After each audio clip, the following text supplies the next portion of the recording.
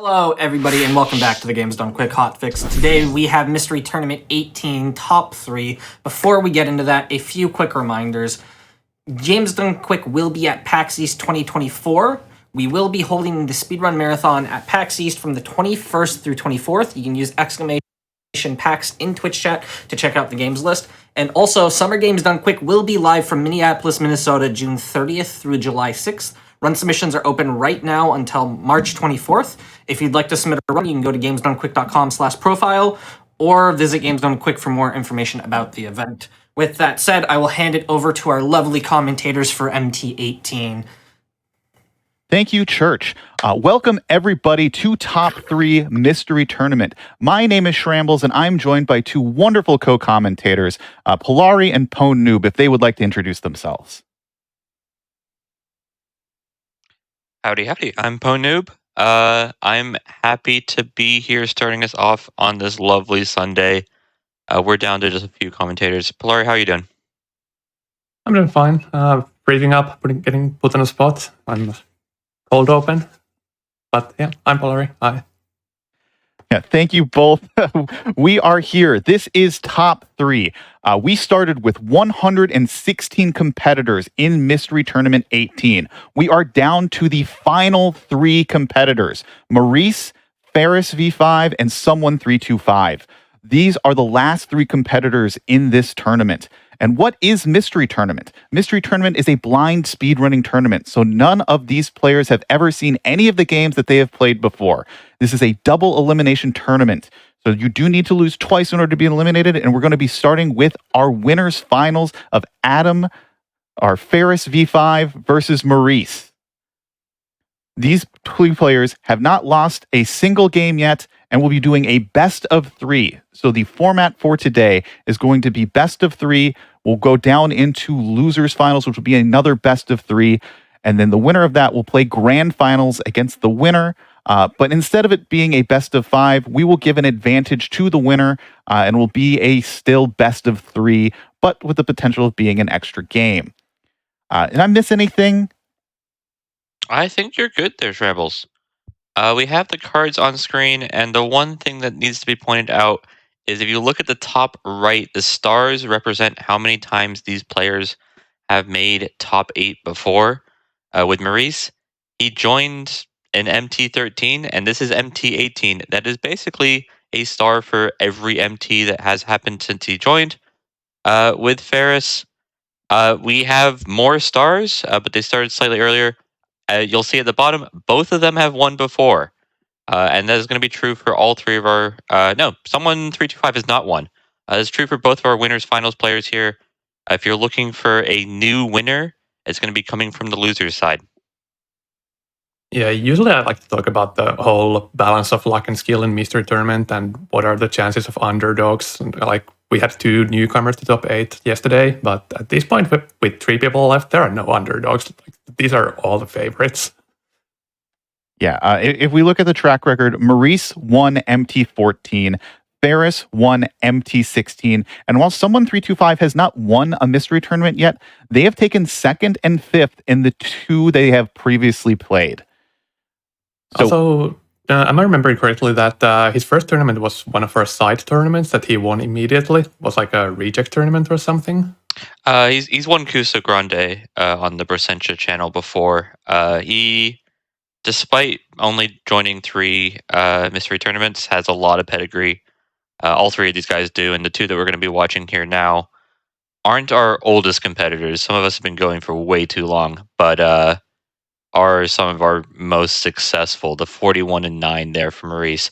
When you see an odd number in the loss channel, that is a concern because it means that they didn't have 2 games in a mystery tournament. For the vast majority of players, everybody but the winner, you're going to lose twice. yeah, and speaking of losing twice, I believe we are set up with our first game of this best of 3 in winners finals. So a little bit of information about this game. 2 mystery tournaments ago, we had a game called The Art of Balance, which was a Wii game where you had to balance shapes and had to wait 3 seconds in order for all the shapes to be made together. We have found another game like that. but the exact opposite. So instead of worrying about making things balance, we're talking about destruction. We are taking those structures that we made in Art of Balance and we are throwing balls at them to make them collapse. That is our game, and that game is... I had it and then I lost it. Rubik's It is World. Rubik's World for the Nintendo Wii. I'm going to ask this Shambles, though we'll see it in a moment. How similar is this to Angry Birds? It's not that similar. I mean, it is kind of like destruction with like you don't have a slingshot. You don't really have to worry too much about the angle because they will be using their cursor to throw things, but it is a 3D setting. So you have full movement of a camera and a lot of the blocks have points.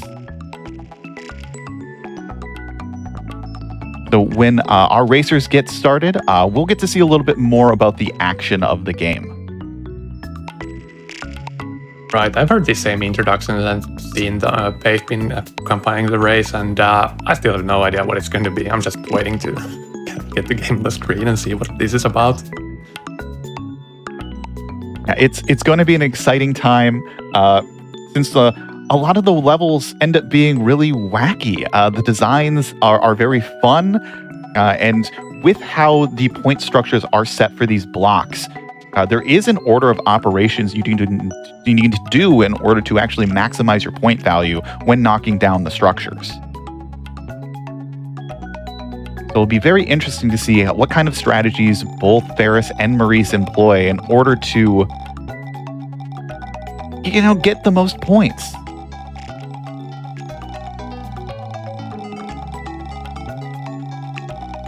Just a note, Maurice did actually have in the build-up to the finals a stacking game similar to the previously mentioned Art of Balance. But we're starting in 3, 2, 1, and our racers have started. We are into the game.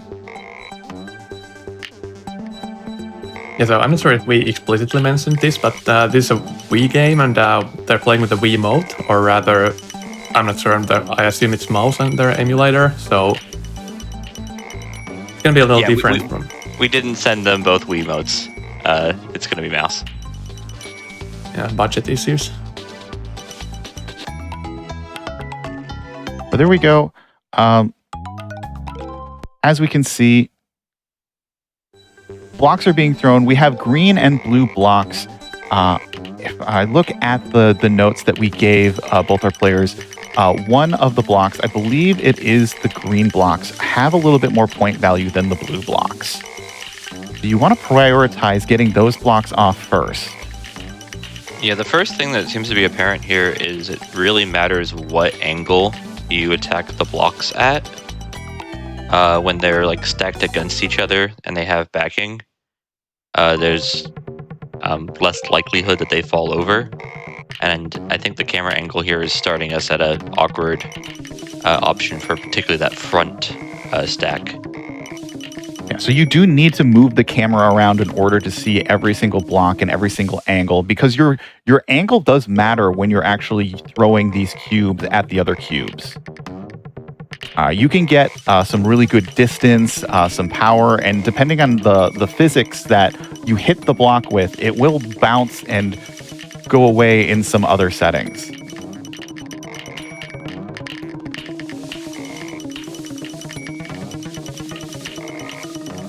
So what's the point that you're needing here to... So on the top right, when they start, there's a target score. And as you can see, as Ferris just finishing level 2, there was I believe I saw 50,000. Or yeah, it's 50,000. So the target right now, it's 17,500. And most of the time, especially in these beginning levels, you don't need to hit every block off to get that score. But when we get to some of the later levels, it's going to be very specific on how much you need to actually knock off. Because this isn't going to be the only color blocks we see in this game. Green and blue are going to be your points, but we're also going to see yellow blocks, red blocks, I think orange blocks. So there's a variety of colors that we will see. Art of Balance was mentioned earlier, and that was the mystery tournament that Ferris did win. I'm under the impression they were the winner of that particular game too, right? I believe that is I the think case, so. yes.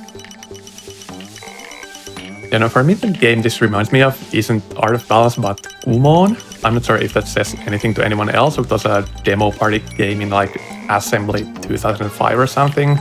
And it was a regular round game in Mystery Tournament many years ago. I think it's been played twice, maybe. But yeah, in that one, you know what I'm talking about? We're playing billiards. I'm not. It's one of those games where I think I know what you're which game you're referring to, but I don't have a clear vision of it in my head. Yeah, it's really a game where you're playing as a cheek, like a. Oh yes, baby yes, chicken. no, yeah, that game is so fun and silly, and so yeah, there's a lot of similarities with that game. Yeah, and something that I think chat pointed out, Maurice isn't really moving the camera at all. Maurice is kind of just locking himself into one view, which is really hurting him in terms of just getting as many points down as possible. You can't get the angles you have if you're just locked onto that original camera. We mentioned it yesterday, and I'll mention it again. We do provide the players with a little bit of information, in particular about the controls and any other like crucial information, just so we have a fair race. If Maurice didn't prioritize like figuring out how the camera works and then really internalize that, that's gonna be a big difference in this race. Because I think he's already behind 3-4 levels. Yeah, no, this is the second level I think Maurice is on, and Ferris is already Ferris is playing the it's the mystery box game. But it actually does tell you, if you actually move the camera around, you can see which boxes actually have the bad cubes in them.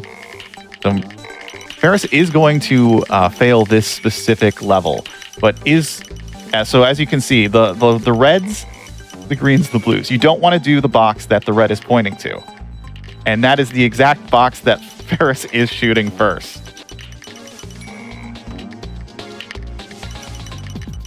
No, that's a lot of minus points. And okay, good heads up play there, resetting immediately. Yeah, I think Ferris now is probably clued in. Don't hit the box that has the red cube. And it's really clever. It's like, it's telling you exactly what you need to know. Yeah, some yellow blocks are going to come out of these boxes, but it's not going to be the same. Then the physics. The physics is so fun. Skins. Yeah, so to recap the colors, blue blocks are worth points, green are triple, yellow are minus points, orange are double minus, and red are triple minus. Mm-hmm. Yeah, and all of that information is in the information that we gave our players. So they will know exactly what they need to do. So, and it's odd that Ferris is having such a troubled time with this level. Okay, knocking the red block off the middle. I think they might have saved it. They knocked it onto the... It landed on the other spot. Brilliant.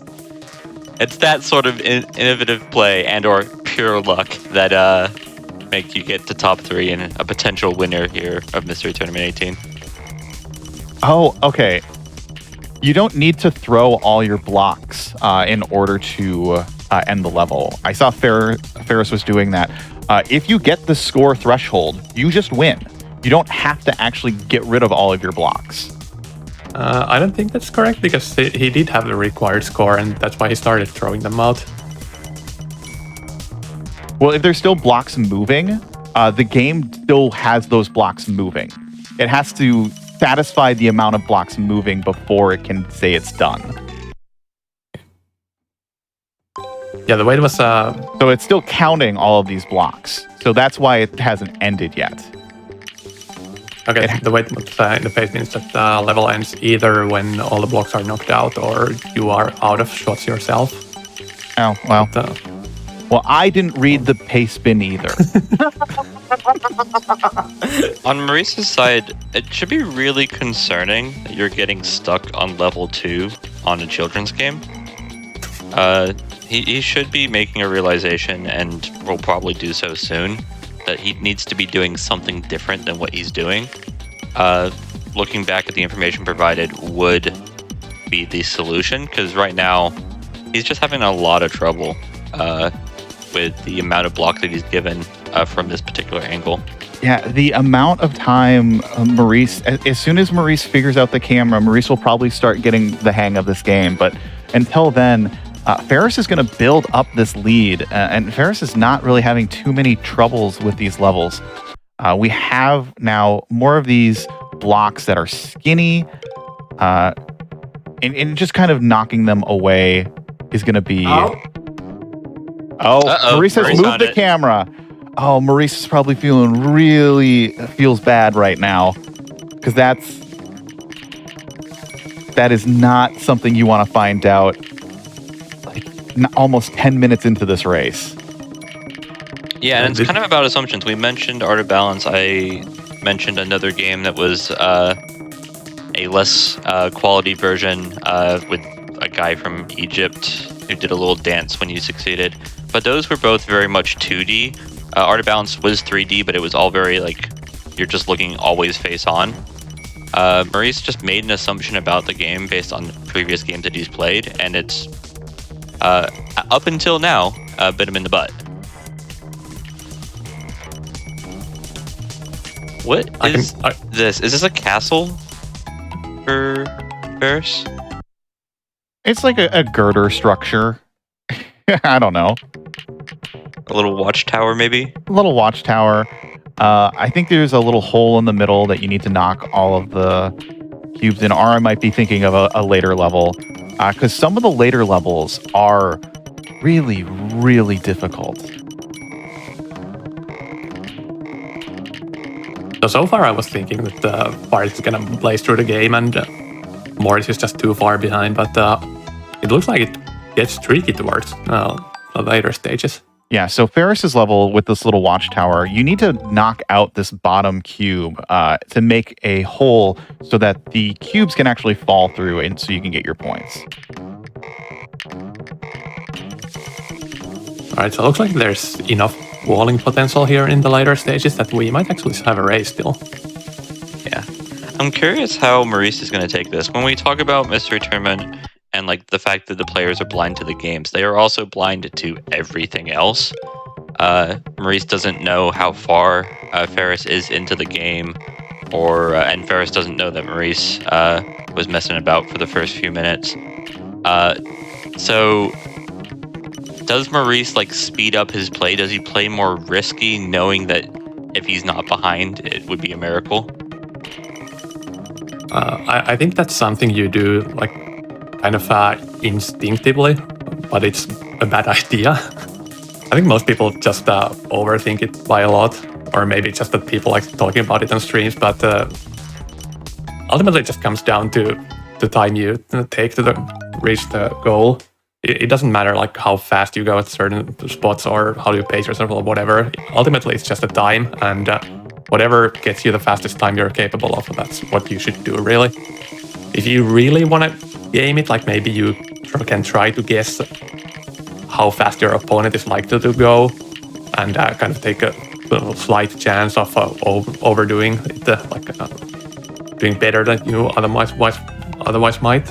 But in most cases, you just whatever gets you the best time, like play as safely as you can, or again, I'm not phrasing this correctly, but like don't take unnecessary risks because you think that the opponent might be faster, because then you're just gonna end up slower yourself.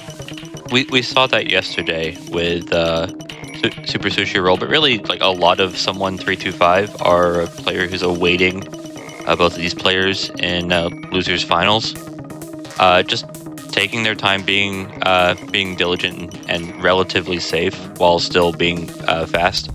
When we talk about the rabbit and hare, and you got the slow and steady versus quick but inconsistent, it turns out fast and steady, fantastic, should do that. Yeah, I definitely know the feeling where you're like the games have been easy for most of it, and then later on you get stuck somewhere and you just know that the other guy is just about to overtake you.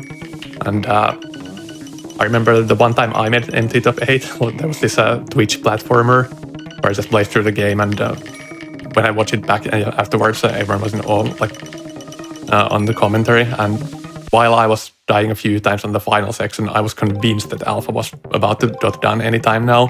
While in reality, he was far behind, and it's you just, whatever the other guy's doing, you just can't affect it. You gotta focus on your own game the best you can and post the best time you can. Yeah, and so the goal of this game is the first 30 destruction levels, and we're only about halfway through that at this point. Ferris, I believe, is on 15 or 16. Maurice still has a lot of ways to catch up, but is on the level that did kind of hold up Ferris for a little bit. Has to retry it again because didn't get all of the points that he needed. Ferris is on this kind of... a lot of these levels do have this kind of chain reaction where you need to knock off certain blocks in order to get other blocks free. Right, but Morris was super close to clearing this level on his last attempt, and it was definitely faster than how long Ferris took there. Yep. And meanwhile, Ferris is taking losses. I was going to say deaths, but this game doesn't feel like death is the right word. There is definitely potential here. Just Maurice needs to be clean and making correct decisions, which this doesn't look like it. Whatever you're doing there, Maurice. Okay, just kidding. Fantastic. Yeah, it's domino effect. Is it going to be enough, though? Well, Maurice didn't let the points play out completely, so we'll never know. I don't think he was getting there. And another thing to note about some history between these two players, both Maurice and Adam have made it to winners finals before where they both lost.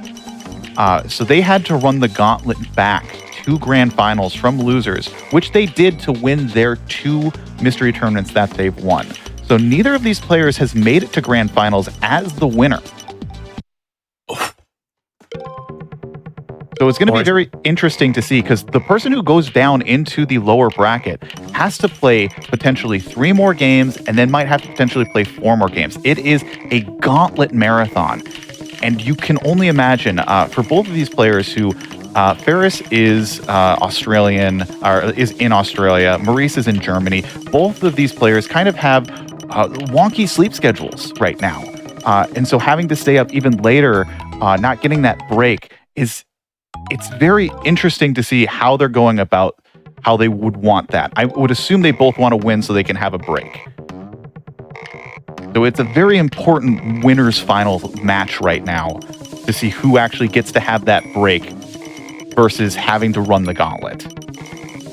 Yeah, and to note, someone 325 sitting in losers is not anybody that you're excited to play if you're trying to win a tournament.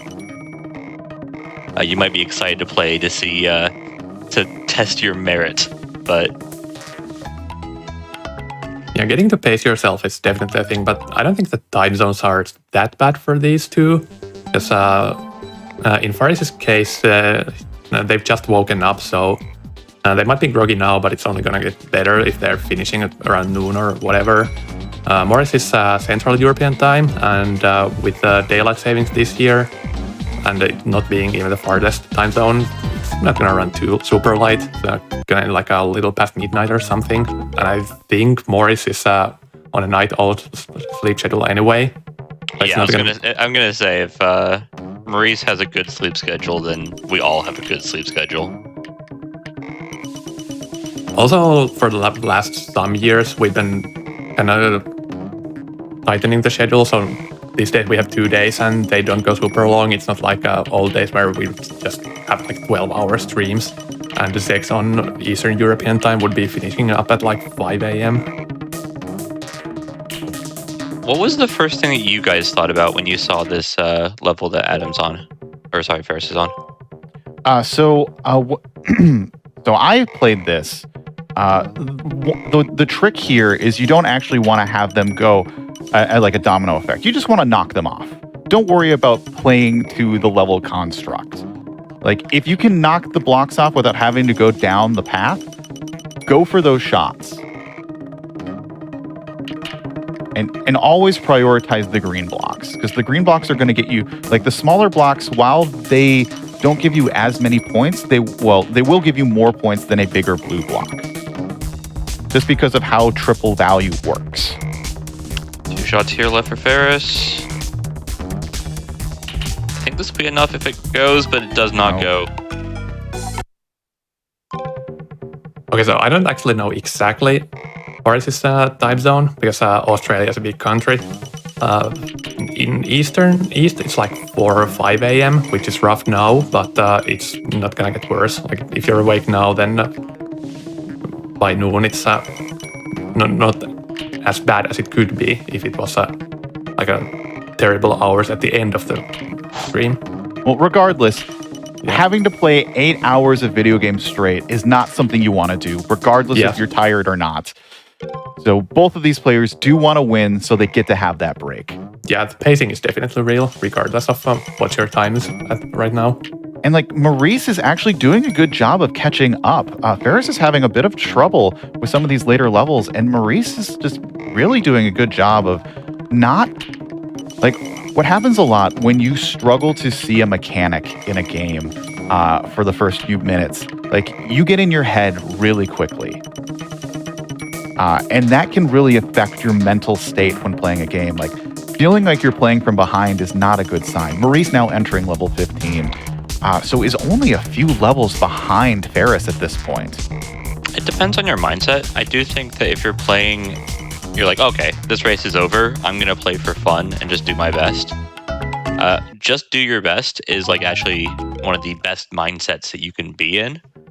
And there's no like stimulus that Maurice is going to have that's going to tell him that he's caught up and he's going to it's time to get nervous now or anything like that. He's just going to have the game as long as it continues trucking along, which it very much is for him. That score is too low. Yeah, what's that? Maurice was also shocked. Maurice is a very emotive player, and you can see him sitting at the retry screen going, what? I was watching the exact same thing. He was dumping his shots while the score was still counting up, and I was about to commend him on his heads-up play, like, read it perfectly, but yeah, turns out he didn't. Yeah, getting those negative blocks really can, so like Maurice just knocked an orange block off, it can really affect your score. Okay, this one should be it. Ferris moving on to the final level in this block. So only going to have 10 more levels after this. But this one is kind of tricky. You have this really big blue block, which you do need. It is very important.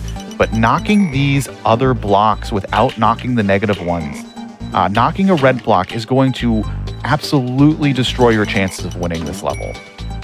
So you need to have these low shots, accidentally knocking this orange one. If you knock too many of them down, you're not going to have enough points to get through. Ferris knocking another one down. And there's the red one. And the blue block is stuck in the corner. This is a lost cause. Ferris will need to reset.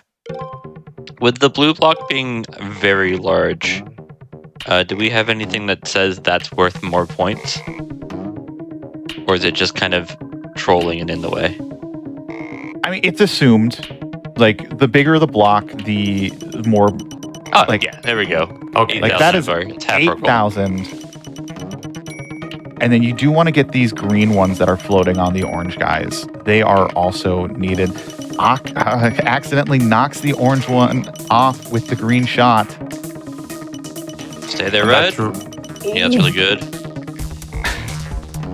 Oh, there's a red that went down in the back, though. So this is where the art of balance comparison comes in.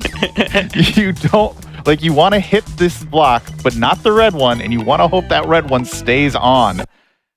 Yeah, because this one is so tight with its score. Like, you can barely knock any of those red or orange ones off. But yeah, Maurice is very close behind. Yeah, this, like, I'm going to call it the wine rack level, because that's what it reminds me of, is, like, a level or two behind. And Maurice is such a sniper with these shots. Ferris was having a hard time getting these angles and blocks off, but... Oh, but you don't need all of the blocks, I don't think, in this level. So I think that was a premature retry. As they're playing it now, this is basically a mouse game, and that's kind of the one thing that you don't want to face Maurice in. Yeah, exactly. We talk about like how these players, they're returning champions, and the idea of like handing them a game and going, hey, this might not be your favorite type of game. We do know for a fact that Maurice is fantastic when it comes to any sort of mouse game, and particularly when like he's great at FPSs, but like when it's a mouse game of something that you also need to do a little bit of thinking, this kind of is made for him, and it was only hidden for a bit by the unforced errors that he had at the very beginning of this race. Maurice has 3 shots to get these last few blocks. Is not prioritized. Oh, there it is. That is the clear. And Ferris still stuck on this big blue block level. I don't recall this little snake on Ferris's side, which I'm under the impression means they beat it first try. Yeah, some of like the level scaling is very odd. Like some of these levels go really quickly, while other ones, like the one that Ferris is on, seem to take forever. And Ferris has just cleared it, so Ferris will be moving on to level 20. Well, Maurice is entering that level. Maurice is only a level behind after almost giving Ferris an 8 to 10 minute head start by not knowing the camera. Maurice has basically erased that gap. This is, I'm gonna say, while we have like a nominal lead for Ferris, they're up a level. This feels like a lead for Maurice. Just we know the pace that he's coming. You're just looking in the rearview mirror, and a blessing for Ferris is they don't know. They don't know that Maurice is coming, because if you like were in an actual race and you just look behind you and you just see someone just racing behind you at full steam, I would be so nervous. Maurice might actually get this in one try. Well, it's like a 3rd or 4th technically, since he took quick resets after getting a ton of negative score. But yeah, I was gasping here the whole time. No one talking. Like, is it gonna fall? Is it not? It's.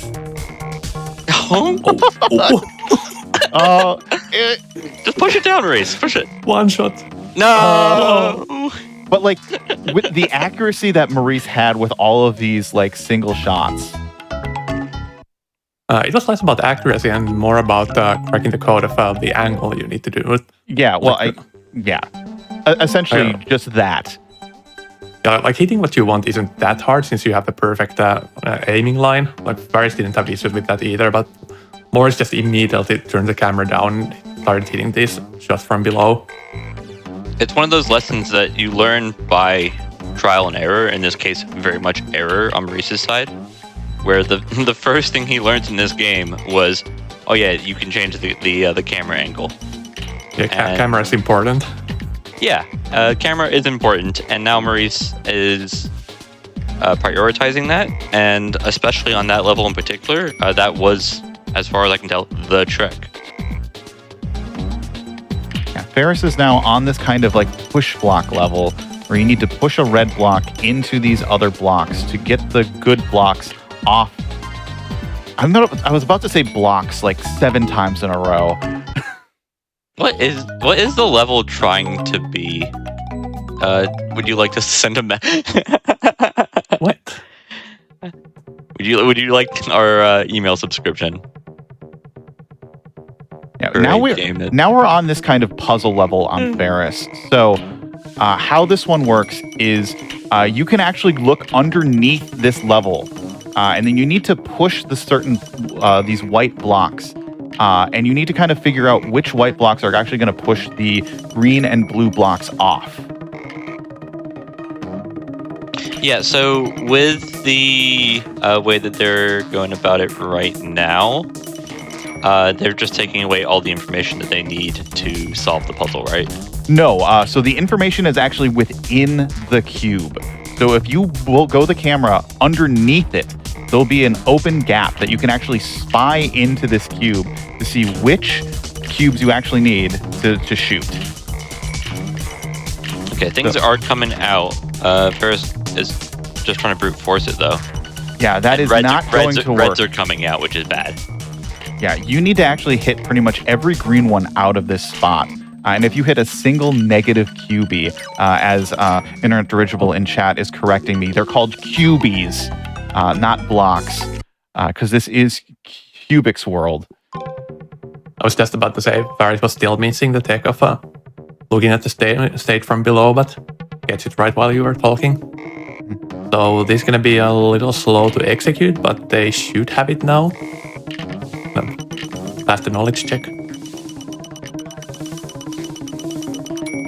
Oh, but are the blocks going to be getting stuck in the center? They shouldn't, because it is angled, and Maurice is on the same level. Yeah, when we talk about dramatic races, we're often talking about lead changes. There might just be one lead change if we're not careful. Maurice catching up here is insane. Yeah, Maurice immediately looking at the bottom. I was also just thinking that Faris was picking up the pace and might actually retain it, but it's looking grim. Yeah, the fluid movements on Maurice to move the camera to get everything that we need. It's gonna need like Ferris is gonna. Oh, so Ferris has just cleared it. So still maintaining their lead. So now we have the domino stage. You can't knock off 2 of these red cubes. You need to actually figure out a way to make it so you knock off only the blue and greens. Maurice is just going to snipe off a few of these markers and be good to go. We're back on the same level. Please be as pleasing as you look like you should be. No. Yeah, so Ferris is not going to get the clear here because you do need pretty much every one of these blue and green cubes. If there was a lesson to be learned, though, the second shot was much better than the first, and if they can figure out what they did to replicate, then they'll be good to go. Yeah, you have 4 shots, so the trick here would be to shoot the top and then shoot the bottom, so they're dominoing at the same time.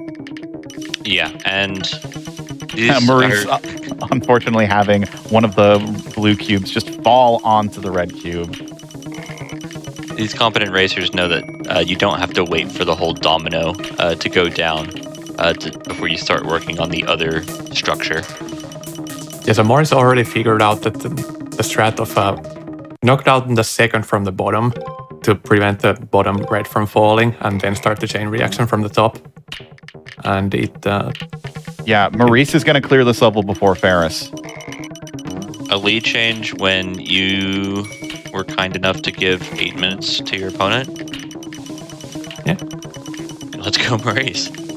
Yeah, Maurice has, I believe, 6 or 7 levels left for the goal. 7. And this one looks straightforward. Look, I'm always going to give a range with numbers because I'm never confident. We don't do math on stream. That's we talked about all the rules yesterday of Mystery Tournament. It's mainly reading based jokes. The rules of commentary. Don't do math. Math is a trap. Yeah, Maurice instantly getting the angle for these blocks is going to get the clear here, having the chain reaction. While Ferris is still stuck on domino level, may have it here. Oh no! Ooh, is that enough? That last minute shot, is it going to be enough? It is not.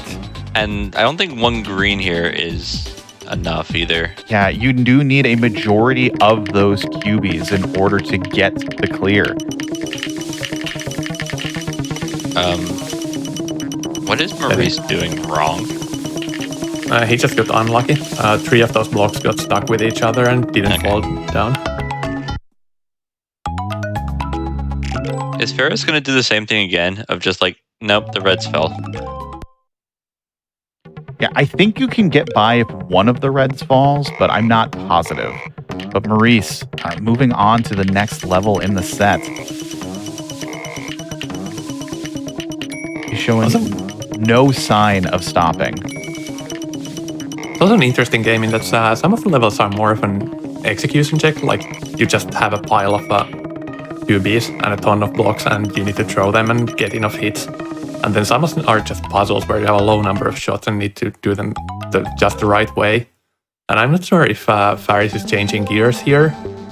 Like Morris definitely, he's going fast when it's you just need to spam. And then on the puzzle levels, he takes a moment to think and then does exactly the right thing without just trying out everything else first. Yeah, because this level that Maurice is on is a bit of a puzzle level, but has kind of figured it out. Just knock down the big one at the bottom. It's gonna, physics is gonna help you. You have so many shots. Yeah, he needs... I mean, actually, this might be slightly more than I think it is, but he only needs like 5,000 more points. But it's only because the 2 large blocks are like 20k.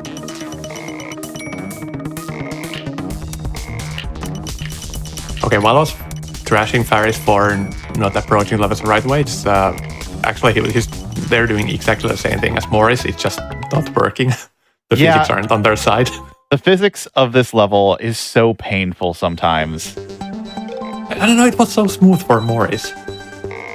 Yeah, well, picking out the red, like the domino that's going to hit the red one at the bottom, and not trying to snipe it at the end is... So Maurice is throwing QBs at rush hour traffic. If you are late to work, this is the reason why. Maurice is causing a traffic jam onto the Golden Gate Bridge, but this is the white arched bridge. Are there any gates on the Golden Gate Bridge? I guess it's the gate to San Francisco. Yeah. We should name things after what they are. Well, also, why did this game not have level names? I want to find out what they were trying to make with the thing that I identified as a scorpion, but definitely wasn't a scorpion. They do have level names. 1, 2, 3, 4. You are technically correct.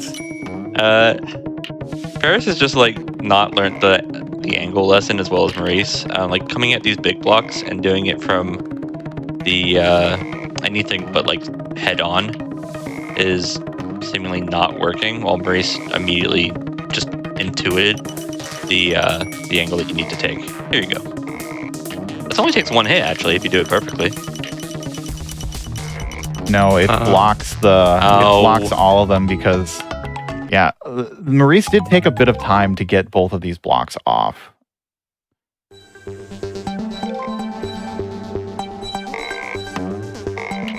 Okay, we're done with rush hour, and now we're just terrorizing a city.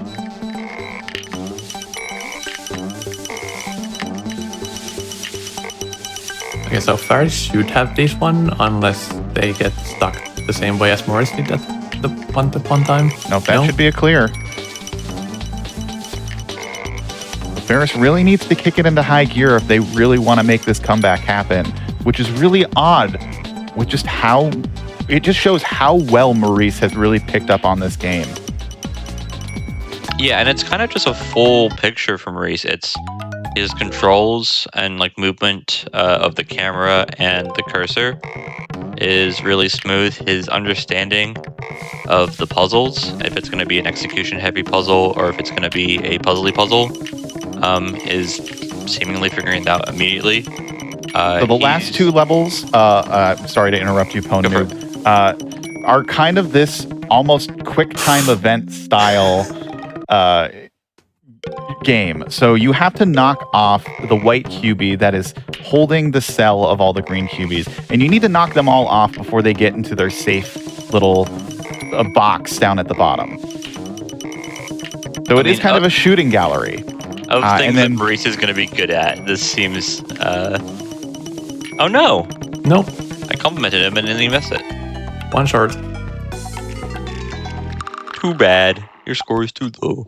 And if you didn't enjoy Shooting Gallery 1, the final level of this goal is the exact same thing, but with 2 of them.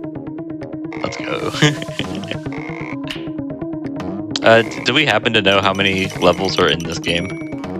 So there are 30 levels of each pack of this level. So there's 60 levels, I think. No, not 60. 40 levels for destruction. And there's other game modes in Rubik's World that have their own unique style of level.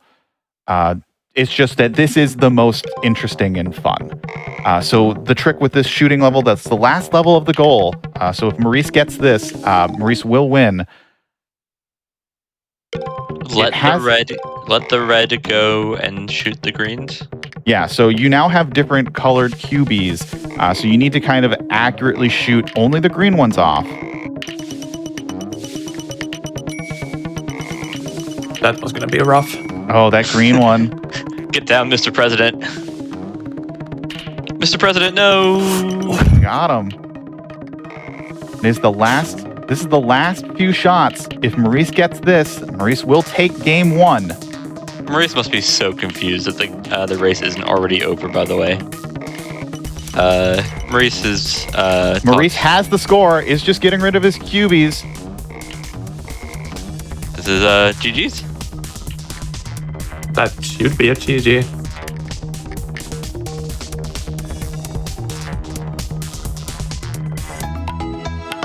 That is a dot done from Maurice. So Maurice has taken the first game of this best of 3. What must Maurice be thinking? Just coming out of okay. I now know what Maurice is thinking, and it's very funny. He's still grumpy about the beginning of the race. But like you were down what 8-10 minutes. You just gifted to your opponent, and then he'll find out that Ferris is probably about 3 or 4 minutes away from finishing. Yeah, and it's not like Ferris was doing poorly. Ferris was doing really, really well. You just gotta be that good. It's so simple. The Andy School of Mystery Tournament. Yeah, just to explain the legend of Maurice when it comes to Mystery Tournament. When they first joined, we do our races in an IRC, so it's public for other people to join races, especially early in the bracket. And Maurice just joined basically every race in his first MT, and racers would get panicked because they would see that Maurice had already finished well before they were anywhere near the final boss. Maurice is just that good, and it's this sort of showing where if Maurice had played the game without the one big issue at the start, he would have beaten a very strong opponent playing very well by a full 10 minutes. Yeah, let me just hit some history facts for you with Maurice. Maurice joined in MT13, took second place in that mystery tournament. Did MT14, won MT14. MT15, took second. MT16, took fourth. MT17, took third. Maurice has never been not in the top 4 since MT13. Maurice is a scary opponent. We have seen Maurice have weaknesses. They went into losers bracket early to a side-scrolling beat 'em up. I think last MT. But even then, they've beat 'em up on the way here. They've beaten a lot of good opponents, including here Ferris once. The good news for Ferris is this is a best of 3, and there will be more opportunity. I'm thinking that they don't want a mouse game. Not necessarily because they're bad at them, but because their opponent is obscenely good with them. Well, we will find out what game 2 is.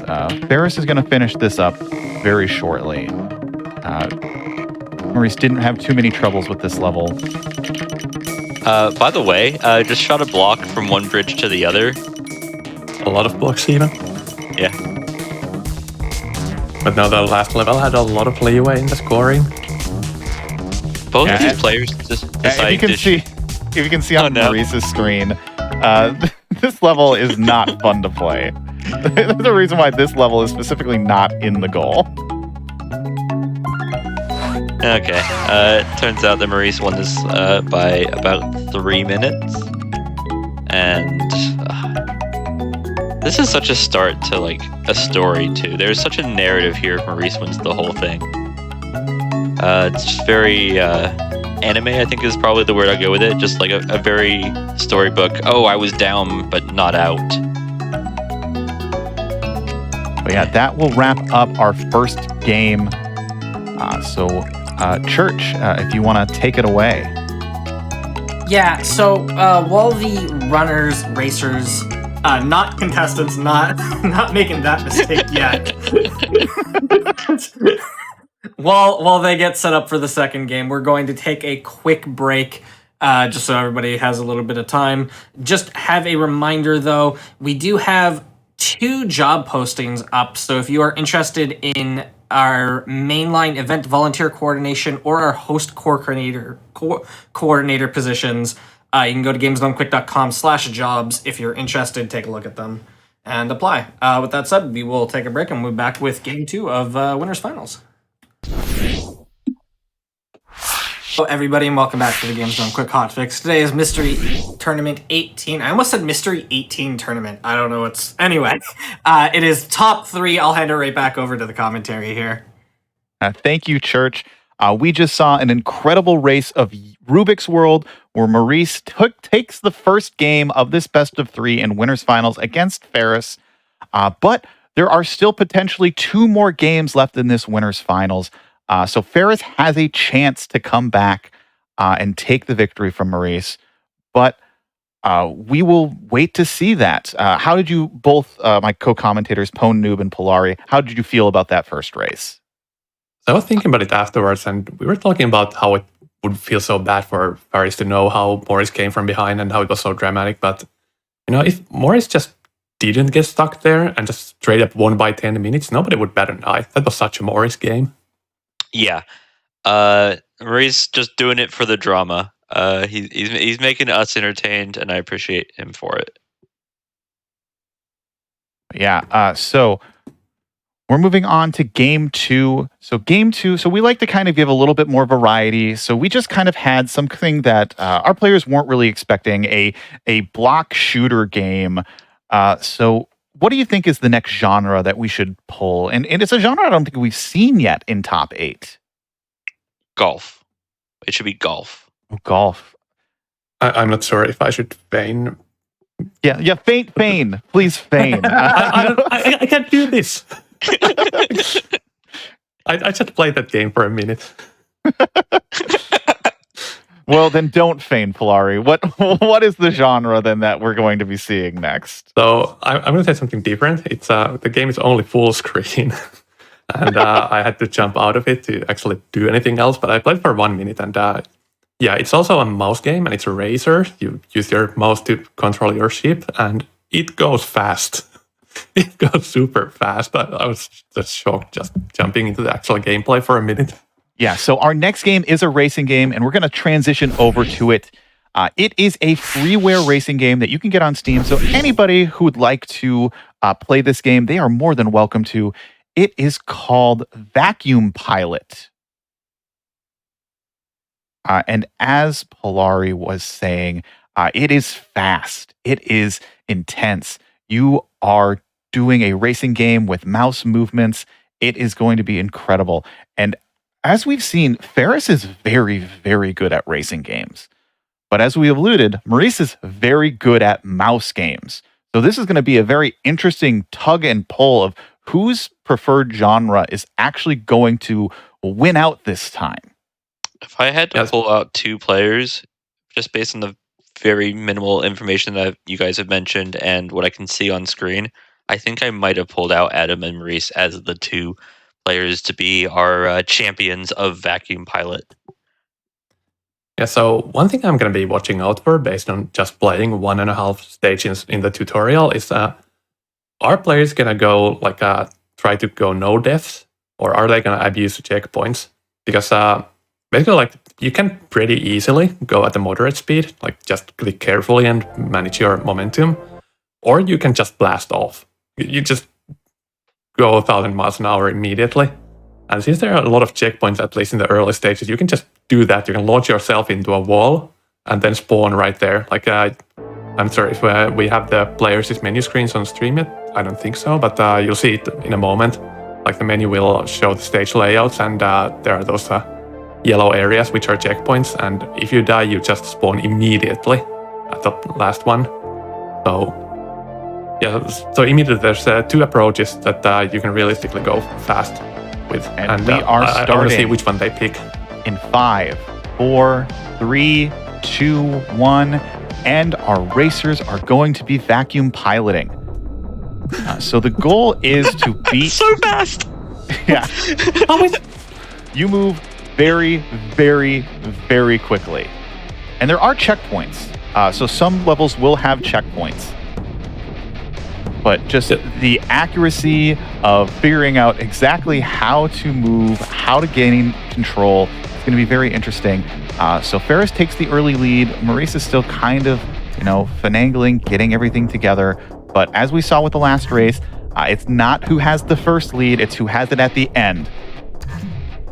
Yeah, looks like they are both tentatively going with like go fast into the wall strat.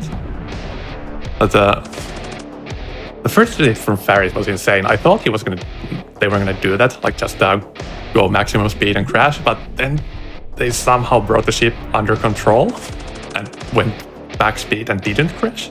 What was that about? Yeah, if we were talking about physics in the last game, the physics in this game is cranked up to 1,000.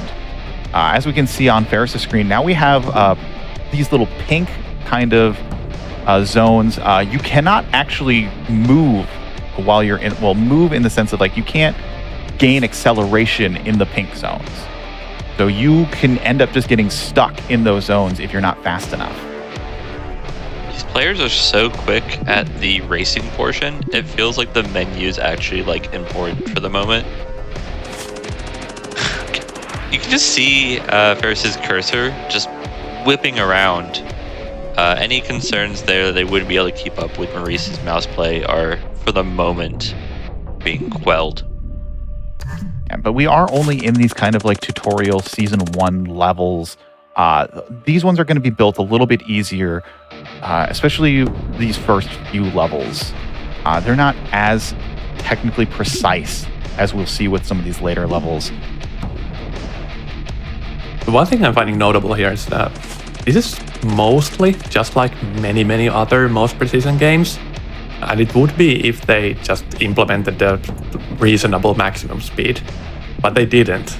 So going as fast as possible in this game is just insane, which both players are showing us right now.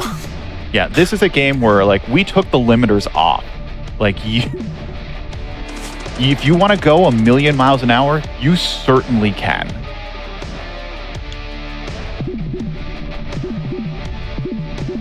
What's the gimmick here?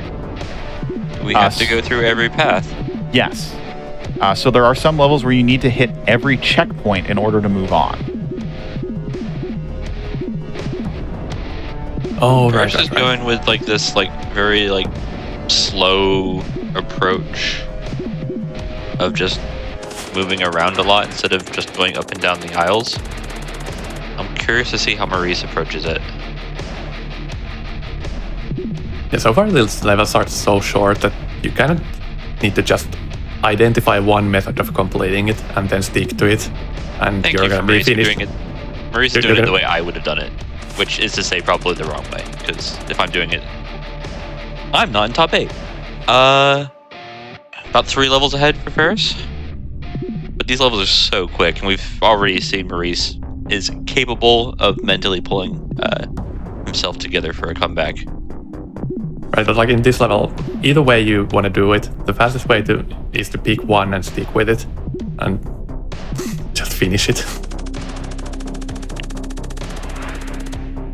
Yeah, it's just the mouse control on both of these players right now is so good. Like they're making this game look like it controls like a normal control scheme. think it was actually Maurice on commentary. We've had a game not too dissimilar from this where you could choose your speed. And the conversation was, and I think we can have it again, do you go between speeds mid-race? Do you go, okay, I was at 4 speed and now I'm going to go at 3 speed because 4 speed was suicidal? Or do you try and like just lock into a particular speed, get used to it, so you just have the feel for the game for the rest of the game? Yeah, that's such a difficult judgment call. Exactly. And obviously things like large pink area are just going to reject you if you don't do Yeah, full so speed. Ferris and so Maurice is through this pink section, so very close behind at this point. As soon as I ask the question, the game's like, nope, you need to go full speed sometimes. Yeah, you need the speed to get through some of those pink zones. So Ferris is now super zoomed out. Is it like a stage-specific thing? Yeah, Or did they choose it somehow? I don't think you control you don't control the view. You only control the pilot. And Maurice is on this kind of like magnetic zone section. Having some trouble getting the finish here.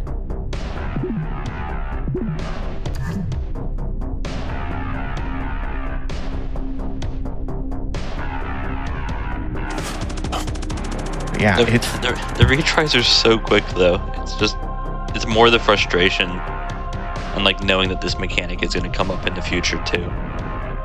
The checkpoints are really nice.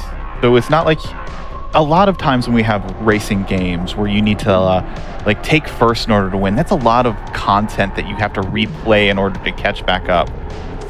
And in a lot of racing games, you see a lot of similar times. Just because there's not really a way you can make a car go faster. In this game, there's definitely going to be some variance between just because of how fast you can go, how difficult these turns are.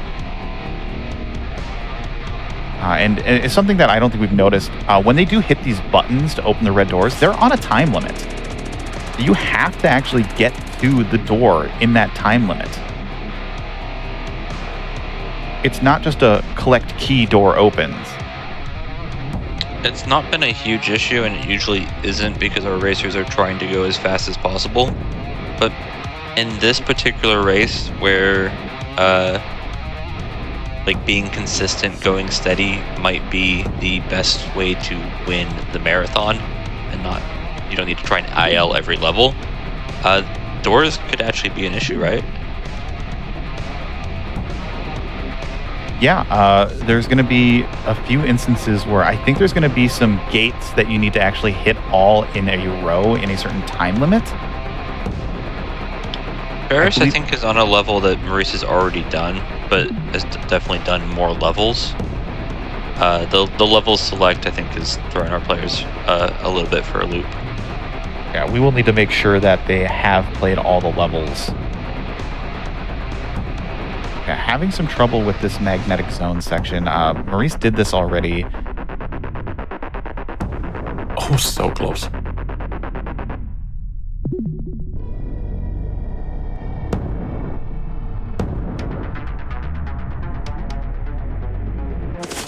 The menu boss is defeating Maurice.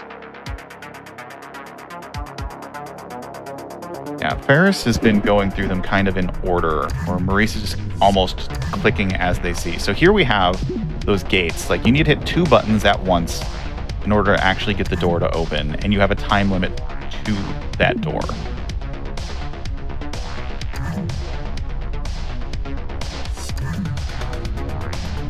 But, Ferris is showing that it's no problem for them getting these checks. Yeah, and the game's giving us like medals, telling us how well we're doing. I think it's a really good sign that Ferris has more silvers than bronze. I've found when we play games that have these sort of like medals, a mystery tournament racer is often going at a silver speed for whatever reason. That would make sense. you need to practice a bunch to get golds, but also you're going to be better than bronze. Ferris having a rude checkpoint where the gate is right next to a pink zone, but tried to move forward, immediately lost all their acceleration. We actually had the same thing already with the really long pink area in one stage, where accelerating from the checkpoint was just too short. I think it was on Maurice's screen where he restarted from the checkpoint and then died, stalled out near the end and had to pull back for a bit and to get enough speed. Yeah, this play of both of our players right now is mesmerizing. I know when I played this, I could not get as consistent as they are with the movement. Yeah, we were talking earlier in regards to like what games are going to show up in like the final 3. What are we going to be playing in winners finals? And sometimes it's like super interesting games, right? We saw Rubik's there was an interesting game. This game is in the finals in part because it is too difficult for us to hand to a random person who's joined the tournament. We needed the best of the best to make sure we could just beat the game. Yeah, I don't know. There isn't a whole lot of like content that is super difficult to complete at all. For most of this, you could just go slow. Outside of like these timed doors, the timed doors were the ones that gave me the most trouble because I was just not good at controlling this character, the pilot. Okay, yeah, I don't have a feel for how tight they are tuned from just playing in the beginning. I thought they were like the magnet sections needed you to get the movement just right, but We have a difference in style, by the way. Ferris's cursor just wildly flies about, just recorrecting their previous things constantly, while Maurice has this more smooth, almost like how you would hold like a analog stick for a racing game sort of feel to it. And I think it's working better for Ferris just based on the number of levels that are completed. Yeah, Ferris is playing like their mystery tournament life is on the line, and in some cases it kind of is. Just that break is going to be such an important thing, and you don't want to have to play more games than you need to in order to win the championship. It's a very important game for Ferris to win, and Ferris is playing like it is on the line. I wouldn't want to be dropped into losers finals against someone 3-2-5. Yeah, I think we mentioned that both these players have made losers runs before.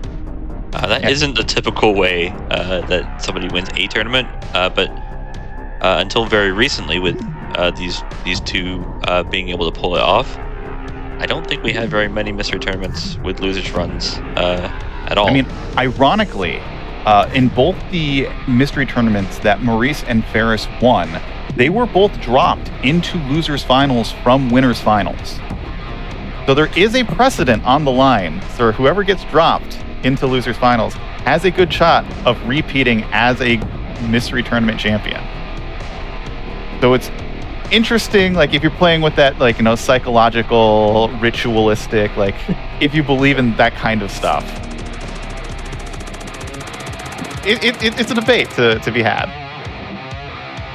I asked the question earlier, like, would these players choose a consistent speed? And it feels like they're being very pragmatic about it. They're choosing whatever speed needs to be done to beat the level, and I think that's kind of just required by the level design.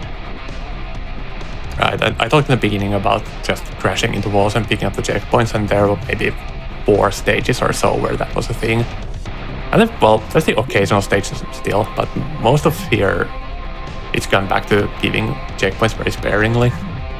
Yeah, and like these pink areas that you need to accelerate through are just making sure that our players aren't playing so conservatively, in addition to like the gates mechanic that we mentioned. Yeah, it's almost like a damage check in like a traditional action game, but it's a speed check. Like making sure that you are playing this game as fast as we want you to play it. Ferris, is that... checking to see how many levels... I think this is the last level of Season 1. Season 2 does not have as many levels as Season 1, if I recall correctly. Is it more difficult? Because when you say season, it implies to me that it's different. It doesn't imply to me that it's necessarily more difficult. It's been a while. I haven't played this since I played it when I submitted it in MT17. So the answer is it's a mystery. It is a mystery. It is a mystery to all of us. So we will find out when Ferris and Maurice get there.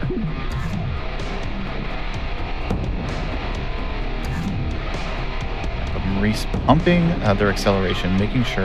and the checkpoints are really generous. So as long as you just barely touch a pixel to it, you will get the checkpoint. And I think I've seen both... Oh, Maurice barely just missing it with that dive. If you barely touch it, which I think I have seen Ferris do a few times, you will get that checkpoint, even if you crash. So, oh, Maurice didn't get it. The one thing I was wondering, looking at Ferris' stage, when you open up the wall, does staying on top of the button refresh the timer? Or does it just count from the moment you first touch it and get locked in? It's when you release the button. So it's not, so it's essentially, it's pressed when you're on it. As soon as you release it, the timer starts going. Okay, yeah, no comment then. Yeah, but if there's two buttons though. Well, yeah. Go ahead. Yeah, I was just wondering about the point that Ferris was doing, and once actually ran into a wall with the timer running out, that they weren't optimizing for getting off of the button as fast as possible, but if it gets held down, then it didn't matter. It's hard to tell some of these details with putting two screens on at once and both being much smaller than you would get at full screen. Yeah, this is action-packed, and with how fast these players are going through these levels, it is kind of hard to sometimes keep track of exactly all these little minutiae details. As we can see, Ferris is in this kind of portal zone, so there's these blue areas that kind of just set you off into another almost secret world. Oh, and Ferris getting that checkpoint. For being what it is, this game has a lot of charm. I like the design choices that they've made, as simplistic as they are. It's well made. Like, I wouldn't say that this game is, like, poorly made. Like, all of these choices, all the physics, it's consistent. There isn't anything, like, you're not going to glitch into the wall. I mean, you might be able to. But it is a well-made racing game. And you can play, I believe, with multiplayer. So you can have multiple people on a track at a time if you wanted to.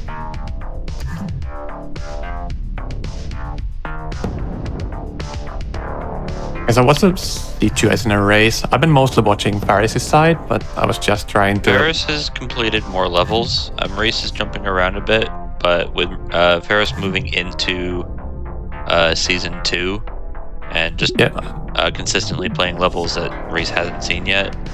I thought Maurice had started going in order. And I think Maurice he's 2 or 3 stages behind now. Yeah, exactly. We're just seeing the first of like the teleporty cave levels. About a minute behind, I'd say, if they haven't missed any levels entirely.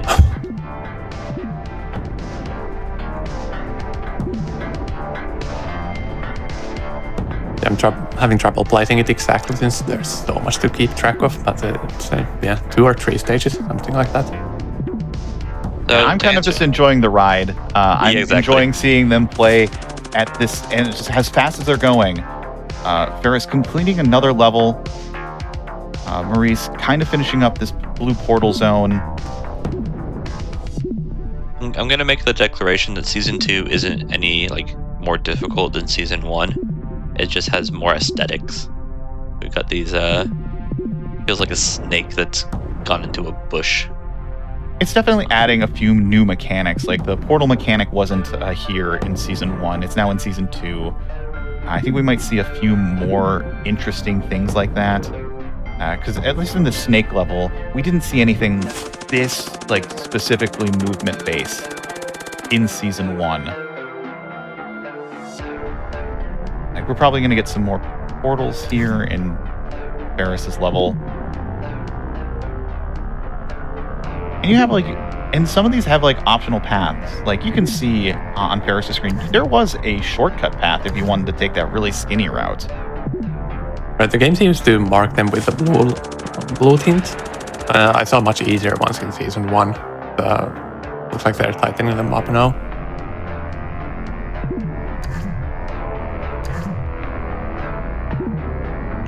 These speed gates are such a joke for our racers who, other than having the issue of touching the button, which is consistently cost them a few seconds once in a while, they're never like running into the gate because they were too slow.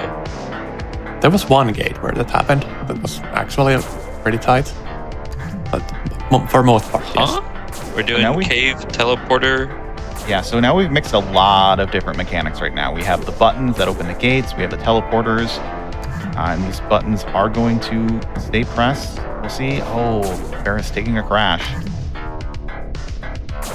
This is such a tempo change from game 1, by the way.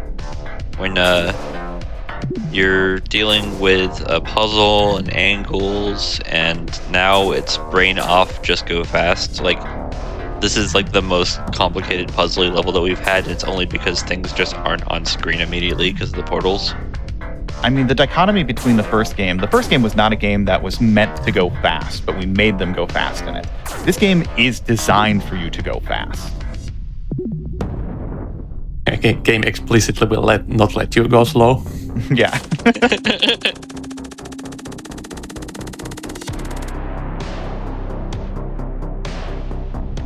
Maurice is actually having trouble with this little entrance here.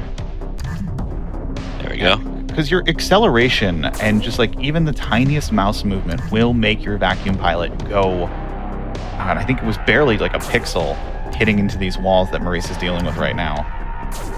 Oh, that's not background. That is actual. Yeah, That's Maurice rude. is hitting these vines or spikes. But the green ones are bad, but the red ones are okay. Okay, game. I see you. But these ones are okay. It's just like the shading on it. Okay. I feel like we're having a consistent lead here for Ferris, just maintaining a few levels lead, and there's no obvious thing that's gonna like hold up. It's gonna have to be a gradual comeback here for Maurice. Yeah, I think I've seen that Ferris been doing is as soon as they see a checkpoint that like has a hard turn, instead of slowing down to make that turn, they're just intentionally getting through that checkpoint as fast as they can and crashing, just because of how generous these checkpoint resets are. Yeah, they're both doing that. Like that is a mystery player like skill. Yeah. We always talk about it, and I've just kind of normalized it, but like the idea of death warping is not actually a very common thing in a speedrun, right? Because if you're doing a professional, I've put my time and effort into this, you're just going to go as quickly as possible. There's no reason to die in some games. But here, like, the quickest way to beat this game your first time through is going to be just fly through it and then work from the checkpoint.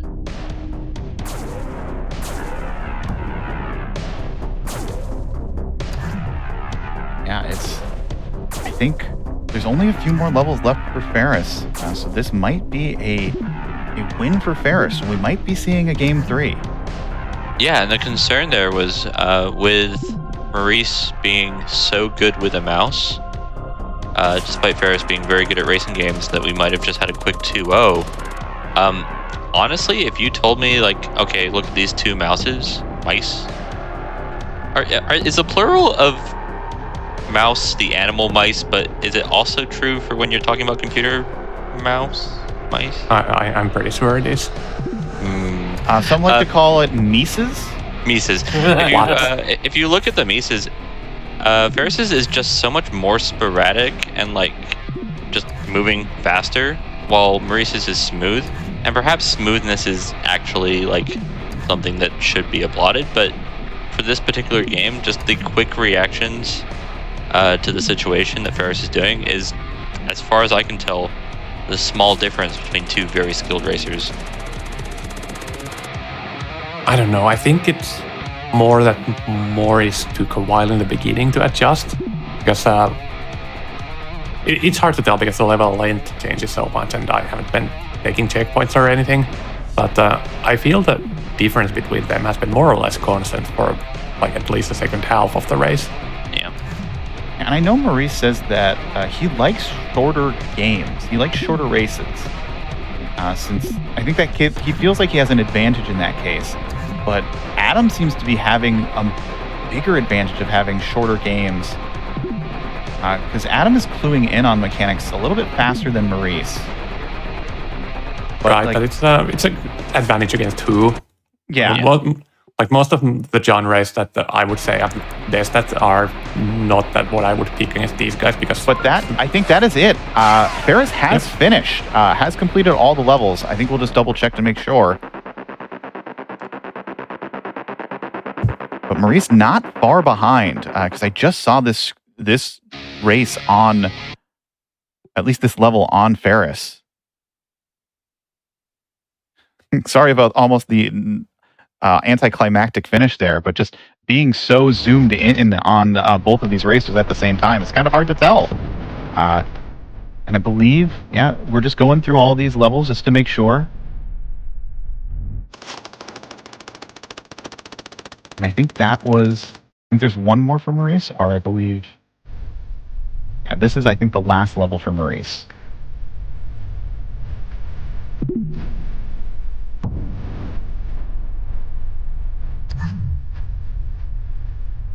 So, the big news is we get to do a game 3. Oh, Maurice not getting there fast enough. Maurice is basically there. We'll let Maurice finish this up.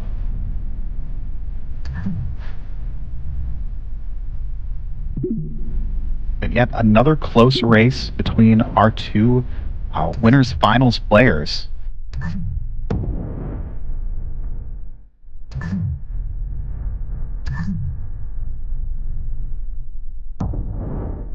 Oh, what a tight corridor. Maurice is just going to forfeit. Yeah.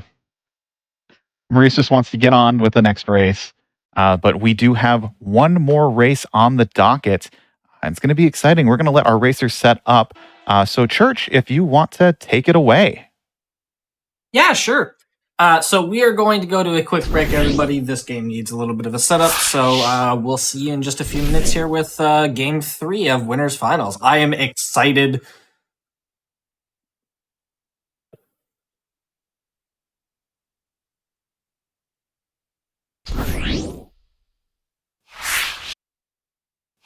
Hello, everybody. Welcome back to the Games Done Quick Hotfix. Today is Mystery Tournament 18 Top 3. We are in the middle of Winners Finals.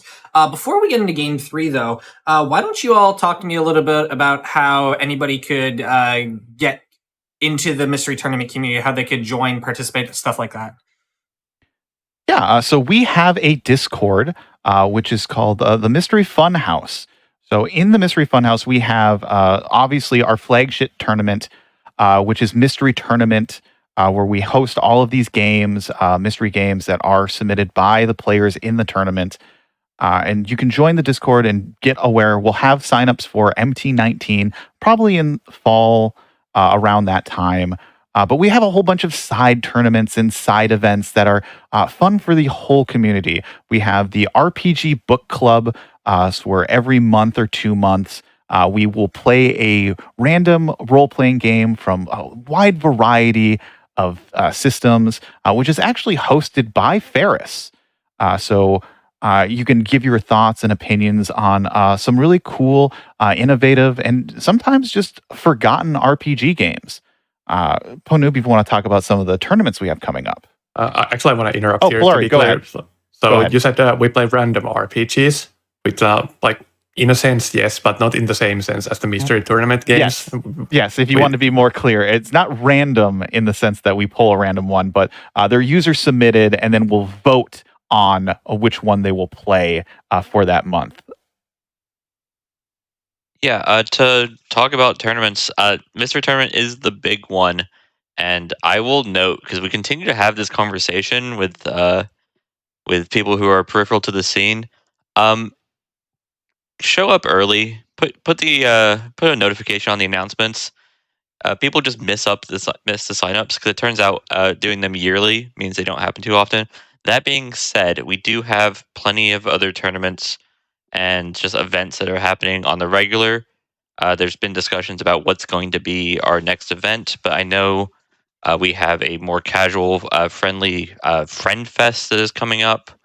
We've got a Trupa of some variation, Trupa being our go-to for like, okay, let's go beat a big game or a random game that people may have actually played before, but just depending on what you happen to be blind to.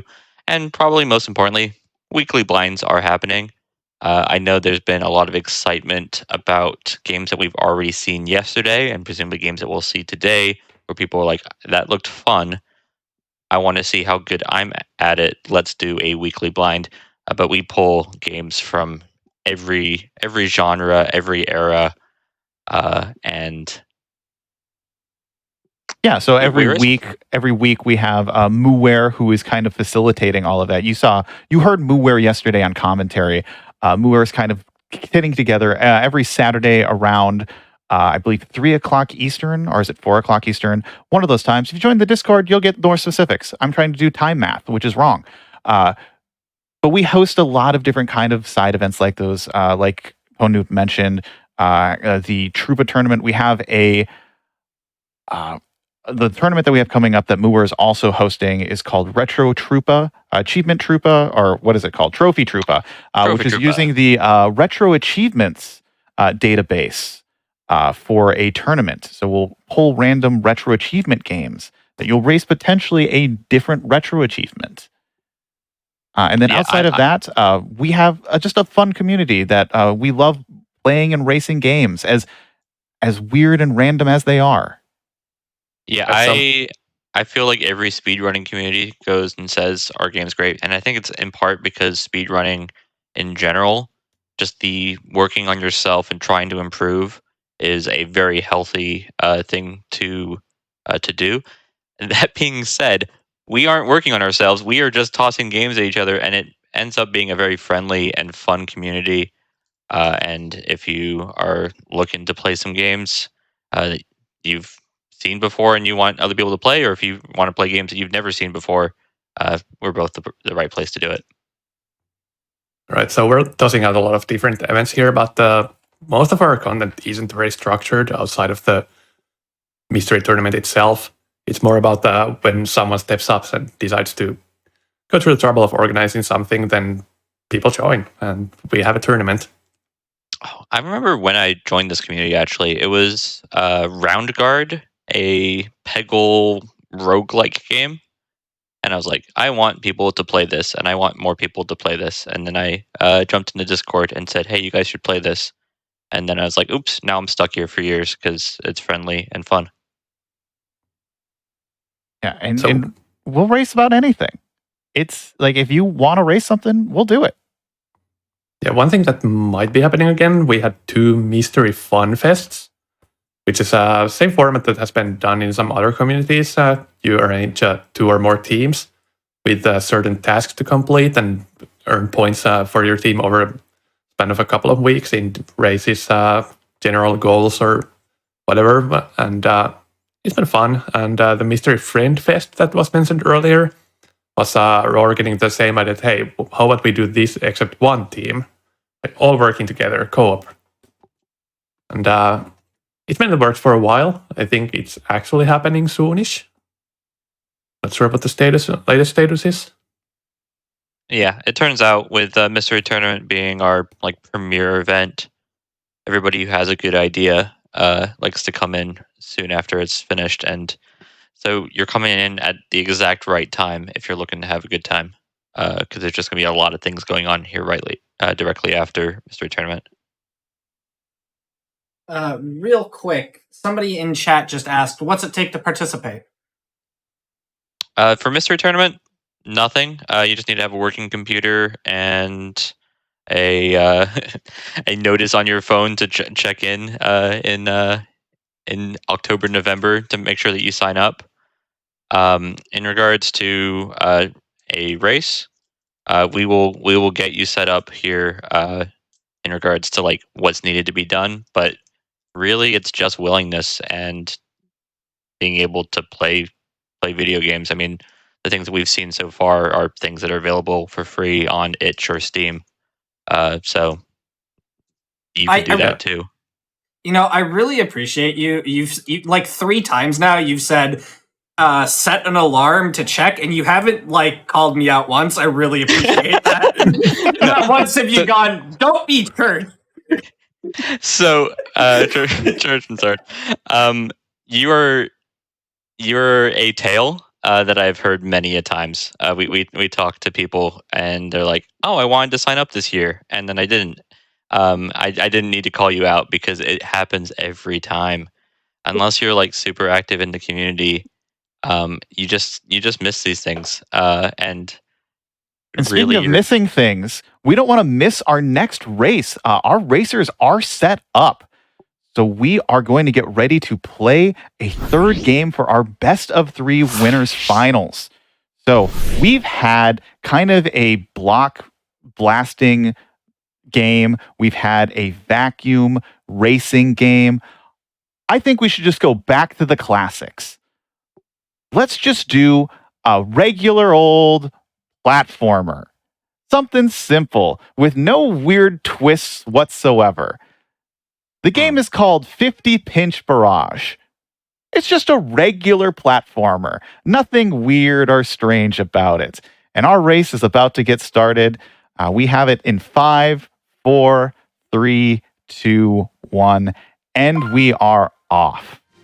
The goal is going to be beat stage 29. That sounds normal. There's probably 29 stages. Yeah, so you are, your plane just crashed. You're landing on this kind of deserted island, and you're just running and jumping. You've got a stamina meter, so you can't run too much or you're going to run out of energy. As we can see, Maurice has run out of energy. Ferris has run out of stamina. It's just a basic platformer game. It's kind of pitfall-y. And Ferris has gotten eaten by the alligator. This is like dying to the first Goomba, by the way. It's we've had one enemy and you died to it. Shame on you. There you go. That's just not slowing down. So I'm curious, and I'm wondering if these players have figured out quickly how we avoid losing stamina. Because, for example, losing it on this uphill when you're going through the Indiana Jones section would be unhealthy. Oh, whoa! Porcupine bear. Yeah, so we have some enemies. You can't really fight enemies.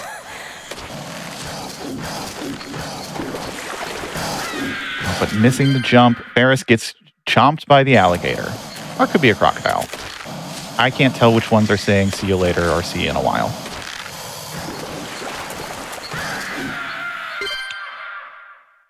The cycles on these vines don't feel correct. They almost feel like they're trolly in a way. Yeah. But that would be weird to have as a regular platformer game. Yeah, why would we make our racers do something that feels trolly? That seems unfair. But yeah, so this game is divided into what they call pinches. Ooh, and Ferris getting run over by the boulder. Okay. I figured out what kind of game this is. So we're gonna duck inside. Ooh, just made it. Yeah, and boulder players seem to be really liking this run and then just running out of stamina. I will say that that's not going to be a very good strategy for some of these later pinches. Okay, Maurice is approaching this hill with trepidation. Yeah. Maurice can spot. Oh, but gets boxed by the boulder. Okay. Oh, and there's a snake. Oh, and Ferris jumps onto the smikes because of a snake. There's smikes because of the snake.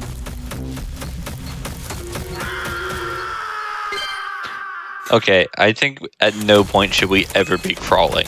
Crawling does not look like the solution to any problem that's gonna be thrown at us.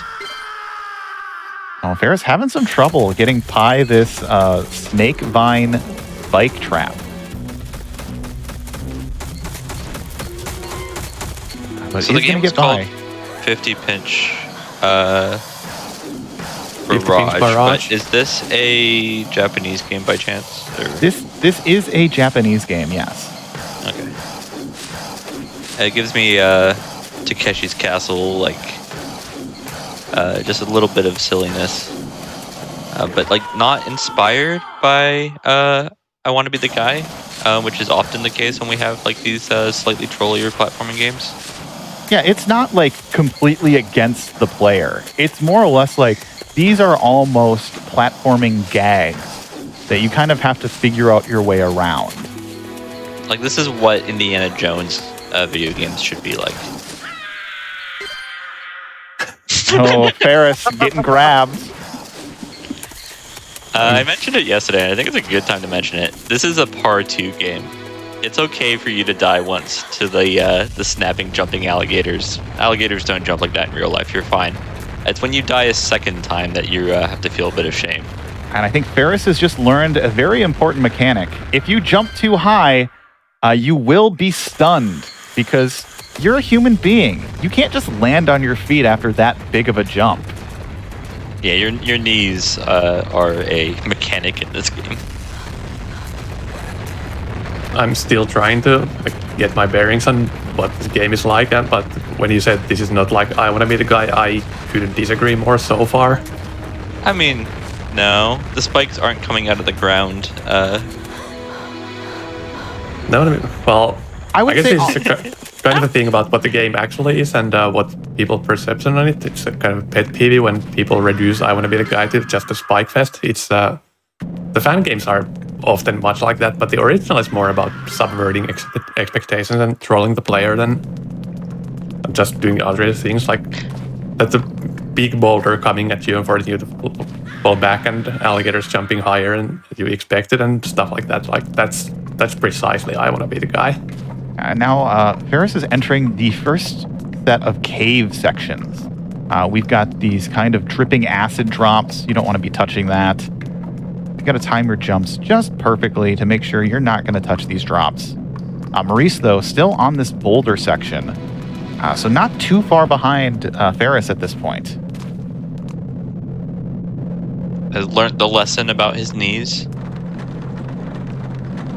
Has avoided the vine that is very much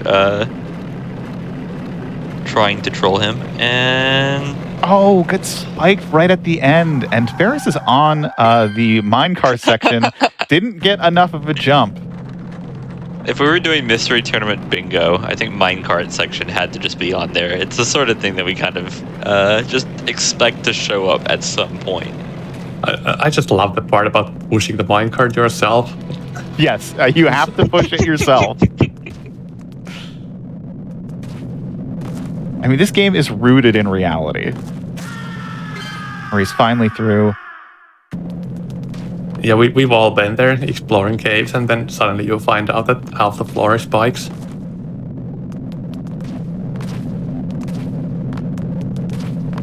Yeah, I'm still trying to get my bearings about what this game actually is and where it's going with this. I think we'll find the answer about a minute before this race ends. Okay, we don't die from jumping from fall damage. We just hurt. Oh, you can. This does feel like a game where you can die of anything. The bear hedgehog is one of my favorite enemies that we've seen this weekend. It is. Huh? That thing is vicious. It will, like, you have to jump over it. You have got to get on this vine, and hopefully Ferris takes a break because you can't climb this vine forever. Yes, fell off the vine because they were climbing just a little too much. Like, this game is all about managing your stamina. Is it? Is it, Trambles? It is, because there's so many parts of this where you can't just be doing everything too much. If you manage your stamina, you're going to be fine. Oh, what a close jump. We do talk about a classic idea of, like, patience being tested in Mystery Tournament. Typically, with most video games, going as quickly as possible is the solution. But when you have to, like, wait 5 seconds in a race format, it is really, like, difficult for some players. You have to be quite pragmatic to avoid falling into a trap if you're in a spot where the solution is just stand still. Now, Ferris has now encountered sharks. These are shark-infested caves. It's making short work of some of these pinches. Yeah, with this race, stage 29 is like checkpoint 29, right? Just keep on. Yes. So they need to, I believe, yes, beat 29. So they'll get to stage 30, or pinch 30. Right, this was another game that started slow, and I was wondering about that when they just flew past the first 5 or so, but it's, yeah, 29 checks out by now. Yeah, Ferris has stayed into the minecart a little too long, ended up into acid pit drop zone, does not want to do that. Is Maurice going to suffer? Maurice has stopped, so Maurice has learned a very important mechanic. If you just don't move on the vine, you do regain your stamina. Yeah, Maurice has had like a few little like execution things, just jumping a little bit too soon or too late. But has really been like strong at like just quickly intuiting, okay, this is trying to troll me. Just looking at like the architecture level going, why is this little pit to hide away from a rock here? And then it's to hide away from a rock. Cool. Ferris on the other side had their minecart go all the way to a mega drop zone, but jumped out but realized they might need this cart. So we're going to see how Ferris handles this section. Yes, they are realizing they need the cart. They can't just abandon it. We got a knowledge lead for Ferris, because Maurice is going to go down this path and learn the hard lesson, while Ferris has already learned at least the majority, if not all, of the things that they need to do. And something to note, you can actually brake in the minecart. That's Maurice. But Maurice is going to learn this lesson. Ferris has dropped into too early of a section with the minecart. Is going to get got by the drops. Maurice is having fun. When Maurice is having fun, we'll have to try and identify, but the crouching in the cart is so cute. And it is an important mechanic. They will need to learn how to do that. And Maurice, unfortunately, entering drop zone, acid drop zone.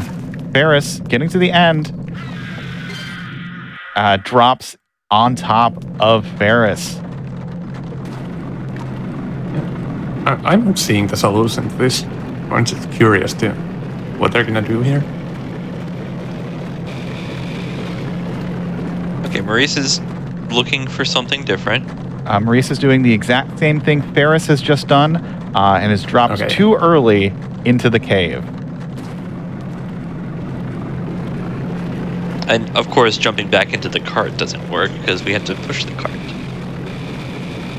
Yeah, so the trick here is you need to... Ferris has found the brake. Ferris has found the brake. Classic, try all the buttons. Mm-hmm. And we're back to outrunning a boulder. But with lava.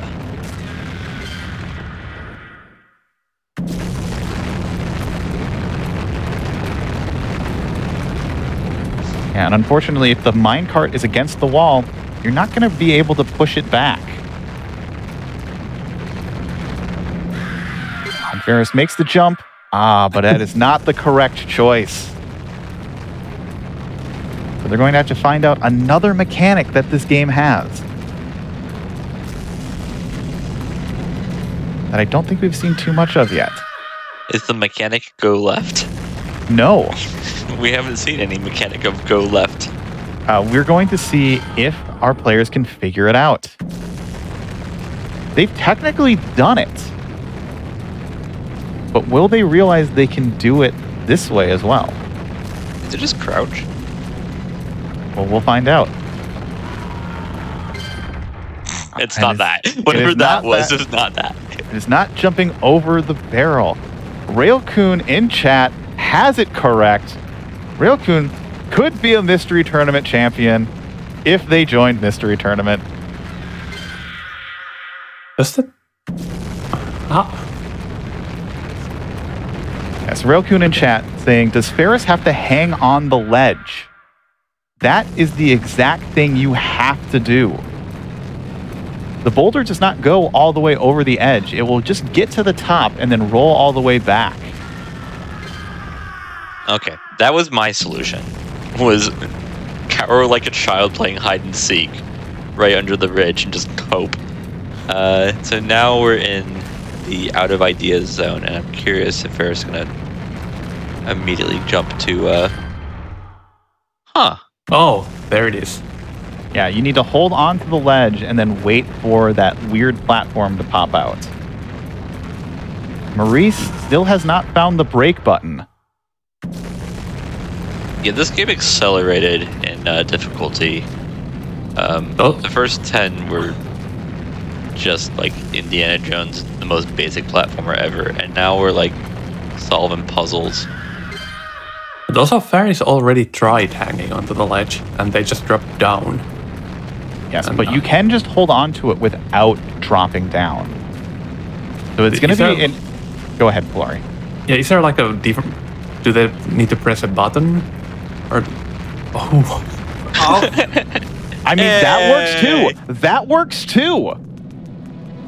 Yeah, as long I'm as still you under can the get a impression that hanging onto the ledge isn't the mechanic. It is, because that's how I did it when I played this. I don't believe you. Rude game.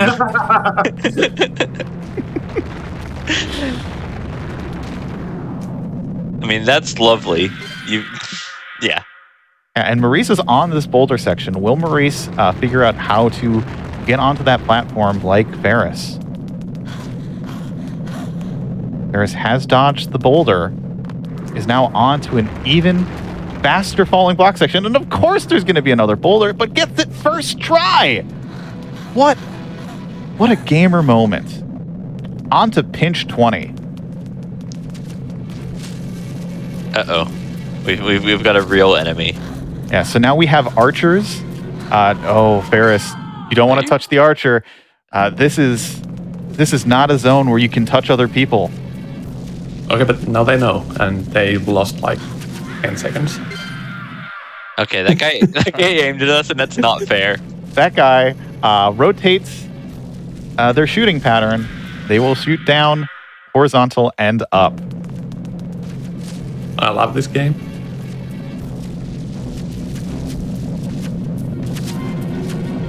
It's going to be interesting to see how our players are reacting to this. Most of our players aren't very chatty in the race rooms when the game is kind of like this. It's all action all the time. But sometimes that guy's gonna run out of arrows, so we're fine. Just wait here. You can't have infinite arrows. That would be unrealistic. Oh, Ferris, I don't think knows that you can actually quickly climb vines by holding the run button. Really? It's something that this game is, for being as unfair and rude as it is, at no point has it really, had a wall where it feels like it's impossible. It's just you just need to figure out if it's an issue of skill. There you go. There it is. Oh, but Ferris, when you climb a vine quickly, you run out of stamina very fast. Okay, so Maurice tried to pull off the Ferris trick of jumping over the boulder from the top ridge. I'm curious if yours is actually the alternative solution there, Shrambles, in regards to hanging onto the ledge. And this is the way that most players would beat it. Yeah, so you can jump, land onto the ledge, and then just drop down.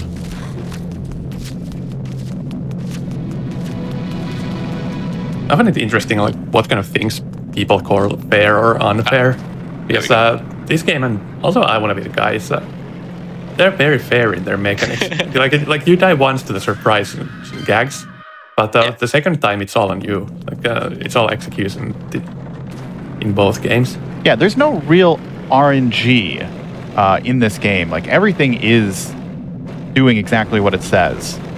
The only part where I think it's RNG is maybe pinch 30, which is a reason why we cut the goal off there.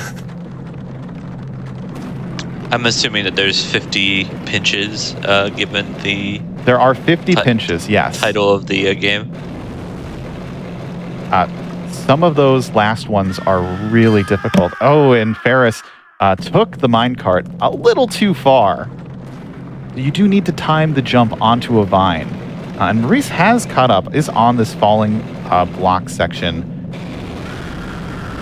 This guy's death animation is so good.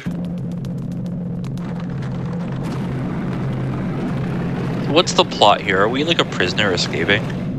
So if you missed the opening cutscene, you were just flying over the island and your plane kind of had some problems. So it crash landed onto this deserted island for the most part. And so you're just trying to get back to a plane so you can fly away.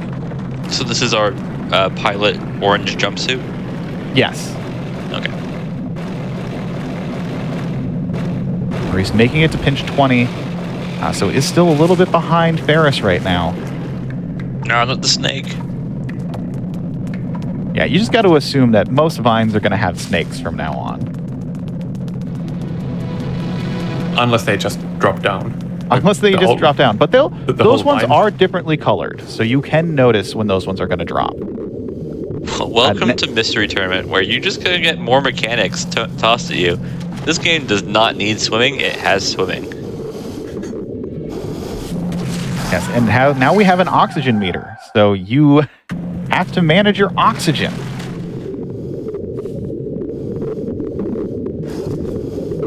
In addition, someone in to your chat. stamina?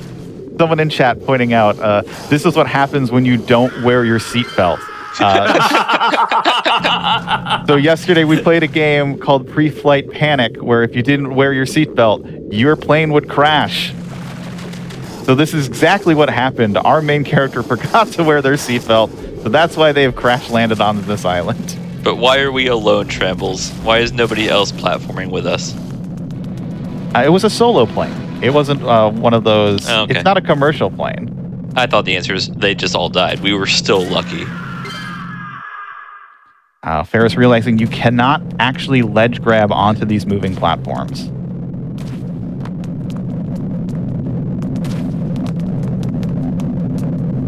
But it is going to be close. Maurice is onto the vine climb with the arrows. It's hard this is to the jump. It's hard to figure out how Maurice is going to get caught up, but it is not hard to imagine that this game will do something silly that will give Ferris trouble. Right now I'm a little disappointed at this basic ass platforming. I'm just waiting to see what the game is gonna do here. It's gonna do something. It has to do something. Got some more falling platforms. There is the clear. We are on to pinch 24. Now we have zombies. Ah, zombies! Slow-moving zombies, to note. Don't worry, there's fast ones. I love commentator timing. We have such a superpower. Just mention something and it will show up. So that is the zombie section. We're at section 25. Now we have some vine swinging mechanics where, yes, they're not synced very well. All right, quick vine climb. The transfer. We've got a platform. Ferris is going to be through. That's going to be inch 26. What is 4 left? Yes, 26, 27. 28 and 29. We often end up in a conversation of like, what game, if you're only going to play one video game and then come into Mystery Tournament, would you want to play? I think the answer might be Mario Maker. Just the falling vines and just felt very like Kaizo reminiscent. And this whole game just has that sort of energy of a 14-year-old trying to get a laugh out of knowing that you're going through a bit of a troll level. Yeah, Maurice has not clicked in onto the you can fast climb the vine with the sprint button. I was having some trouble getting by these archers. Ferris actually having to utilize the crouch. Yeah, no, I disagree again. This isn't 14-year-old trolling. This is exquisite. You think this person's been mastering the art of the troll?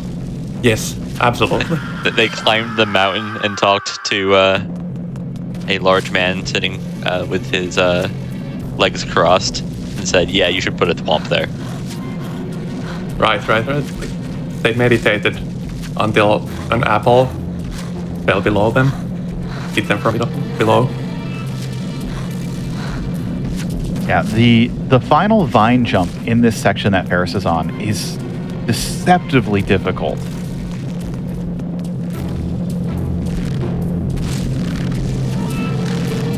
Like, you've got to hit it onto that lower section, I think, and then just time it right. And there it is. Ferris gets it. Yep. Almost fell a little too far. Pinch 27. The zombies are back. Yeah, but they're so harmless. No, these are here just for the false sense of security. Okay, so the zombies are smart enough to not fall down the large fall, but they are not going to give you the pleasure of standing under the slightly smaller ledge. Oh, Maurice. Maurice is going to get got by not... Oh, I think Maurice has found the sprint button. We just have to summon him. It's the... just say the thing he needs to do and he'll... hashtag just listen to the commentary. It's even more powerful than just go fast. It might be too little too late, though. Ferris is quite a few pinches ahead right now. And they're not as tricky as some of these other sections that they've had to deal with. Yeah, if this wasn't top 8, I would be like, okay, Maurice is strong enough, and I mean, we saw it in the first game of this best of 3, is capable of just going at full speed and making a comeback. The issue is this is a game that like Ferris is just very competent at, both in what we see, but like also our expectations. Anybody who's making top 8 is good at platformers, is basically universal, because you just have to be able to handle platformers to have a decent amount of success. Oh, there it is. So fast. I was waiting for that. So do you drop back down there and like hope he goes over your head? Do you try and jump over him? He does not drop down. Yeah, the running zombie is too smart. The running zombie is the red Koopa shell of the Koopa world. This jump looks miserable if you do it the way that the game's implying. You do not want to go into the middle of those 4 zombies. Oh, and what a jump from Ferris. 2 pinches away. Ferris is about to punch their ticket into grand finals. They just got to get above this vine section. Falling rocks. This death animation is too good. I can't get enough. To give Maurice credit, he did immediately figure out that he should jump off the minecart when he sees a vine, instead of letting it go to the end. He just chose the wrong one. He got scared by the snake.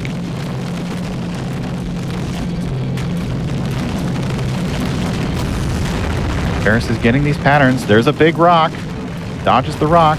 There would be 2 big. There would be 2 big rocks. Oh no, there's going to be 3 big rocks. You know what? Yeah. Also, I want to note that when the small rocks were falling, the correct play was to take the vine further away from the platform.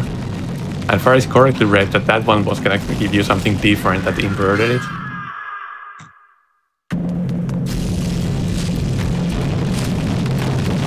Yeah, it's a lot of game for Maurice to try to catch up to right now. And I think Ferris has kind of got the patterns down for the falling rocks here. It's just, can you hold your nerves? Ferris knows that this is a ticket to Grand Finals with only 2 worlds left, and without the context of knowing that Maurice is not in like immediate reaching distance. I just love being in the commentary booth for this. Like, imagine being actually playing this game in a high-stakes race. You know somebody's going to submit this in next MT, and we'll say we're not blind. We'll say that we've seen it before. Get away from it. Right, this is the last section. There's a suspicious pit in the middle of there. And that is... Oh, no, beat stage 29. That is it. Ferris has finished. Ferris has punched their ticket into top 8 grand finals. Maurice, not out of the tournament yet, will be playing Someone 325 in losers finals. So Maurice has a big hill to climb, though, in order to become MT18 champion.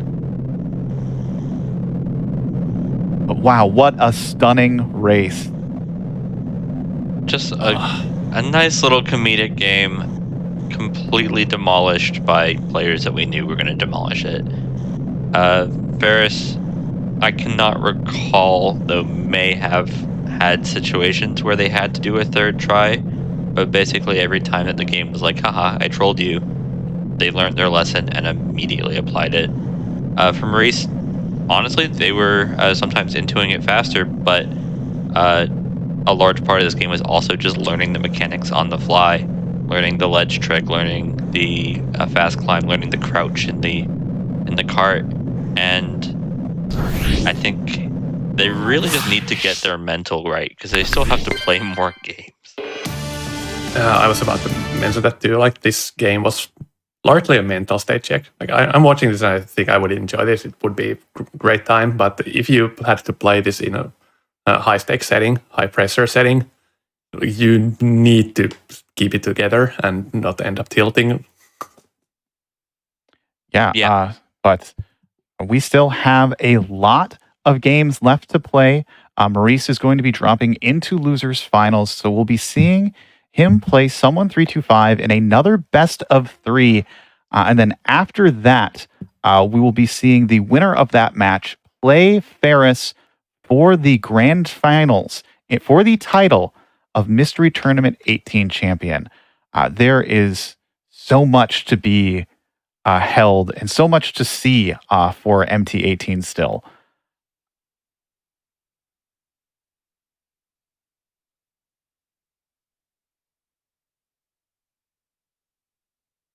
Right, so I'm going to peel back the curtain a bit. We are on a Discord call and Church and Sarge just dropped out of here. So we're not really sure what's going on here, but I believe we should be heading for a break in preparation for the winners final soon. And we'll also switch our commentary teams. So us 3 will be out and will be replaced by, I believe, Roar, Omnigamer, and Virasek. Yes, so we will be seeing them. It has been lovely commentating with both of you. I am excited to see what we have in store for our next few games and our next matches. And I'm not sure if I should be killing more time until Church comes back.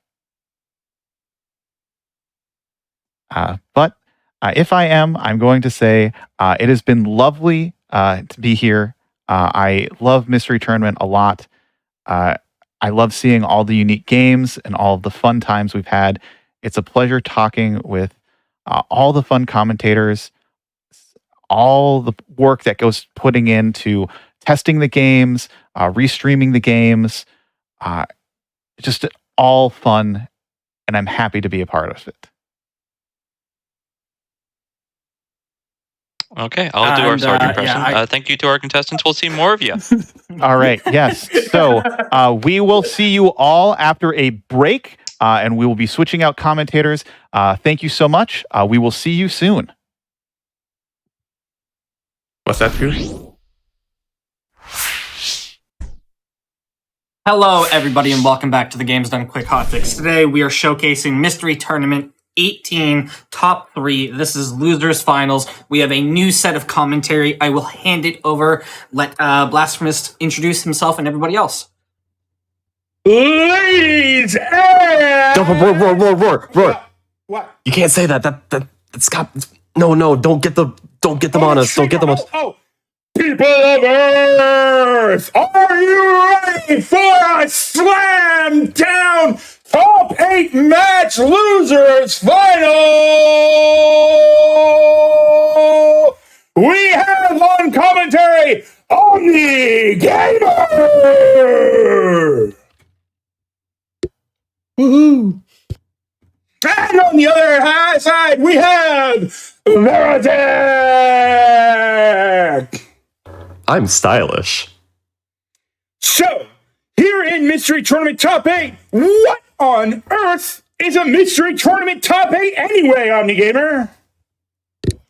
All right. Well, Mystery Tournament is the now annual, I guess, culmination of the Mystery Funhouse and Blinds running community. And what that means is just people get together. Sometimes they want to play something new. Sometimes they want to just challenge themselves with something they're only marginally familiar with. But the point is, you get together, you race, you find a common goal, and there's a variety of games that are all set up for that. The tournament itself is where all of that comes and you put your pedal to the metal. This is obviously the 18th iteration, and what sounds like it's just going to be some sort of chaos, mayhem, whatever happens, it's all luck of the draw. Yeah, that's not exactly how Mystery Tournament goes. We see a lot of common names rise to the top 8. Well, it's not uncommon. We see some new folks come through too, but a lot of it is all about the skills that you build up from playing games in general. All kinds of games, puzzles, you get racing games, you get little click adventure platformers. Anything's possible here, and that's part of the fun. You get to explore your talents across all of those different skill sets and then see who comes out at the end across this grueling gauntlet of mayhem. And Verzak, what kind of things do we see here in Top 8? Well, top 8 is where we save the best of the best and the wackiest of the wackiest. We've seen some real strange games earlier today, and even yesterday when we were going through the rest of the top 8 before we got to the top 3 finals. Things like a memorization game in Larson Laser. Like, we have... when is that ever going to be in MT? That's not something that you see in Mystery Tournament. So, that's something that's so cool about top 8 is that we kind of save a lot of the wackier games to be up here. You still get some pretty strange stuff in the rest of the bracket of MT. A lot of retro stuff, a lot of freeware, puzzle, platformer, all the typical stuff. But it's just anything. You can get some very strange games, and I've really enjoyed all the ones that I've pulled back when I was entering Mystery Tournament, because they've really opened my eyes to like a lot of things I never knew. Like what's a good example? In my first MT, in my losers match, I played a game called Marisa and Alice's Trap Tower, which is a Toho fan game puzzle platformer. And let me tell you, I was so bad at that game when I was playing it, but it was such a fun little puzzle platformer to play, and I really just did love it. And like, this is something that happens with every MT. Like, you find these really cool games that you never heard about otherwise. Well, you know who's not going to be bad at these games? These two players here. It's Maurice and Someone325. We've got Maurice. You just saw him in action here in the last 2 rounds. Absolutely doing a fantastic job, but unfortunately losing against the might of Ferris V5 in the last 2 games, with it showing up the first game with an 8-minute deficit, managed to take the win. The second 2 games managed to only be just a mere minutes behind. Absolutely running it up. And now we have Someone325 against Maurice. And Someone325 has been an absolute contender. Has been with us for only 3 MTs before this one and has made top 8 every single time. Has won Cuso Grande. It's crazy how strong these competitors are. Yeah, Someone325's previous placements were what? 4th, 2nd, 3rd or something. Like, that's completely like ridiculous placings. Like, people don't just casually get that high in Mystery Tournament without being a very, very, very good competitor on the level of people like Maurice and Ferris. Well, we have just checking what's going on. What's going on here? Looks like we're still waiting on some of the competitors to get through. So while we do this, let's take a look at those incredible paths that these players have had to take to get where they are right now. If only somebody can click on that. That's right. That's me. I can click on that. Look at this incredible tournament path. I just have to wait until the stream update. All right. We've got Maurice winning against Exuno and Soulmare, winning against Muer in I Want a Lockpick demo.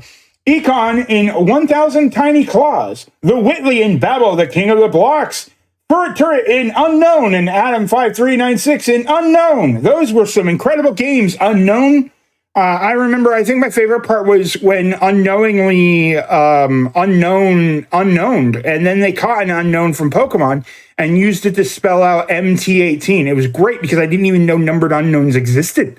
That's how strong these players are. Next up, someone 325 has Bacon Man 12 and Wreck-It Ralph, Ellipsis Breaking Magical Cat, Adventure Full of Losers and Caroline, Ferris V5 and Power Pot Legend, knocking Ferris into the losers bracket in the first place.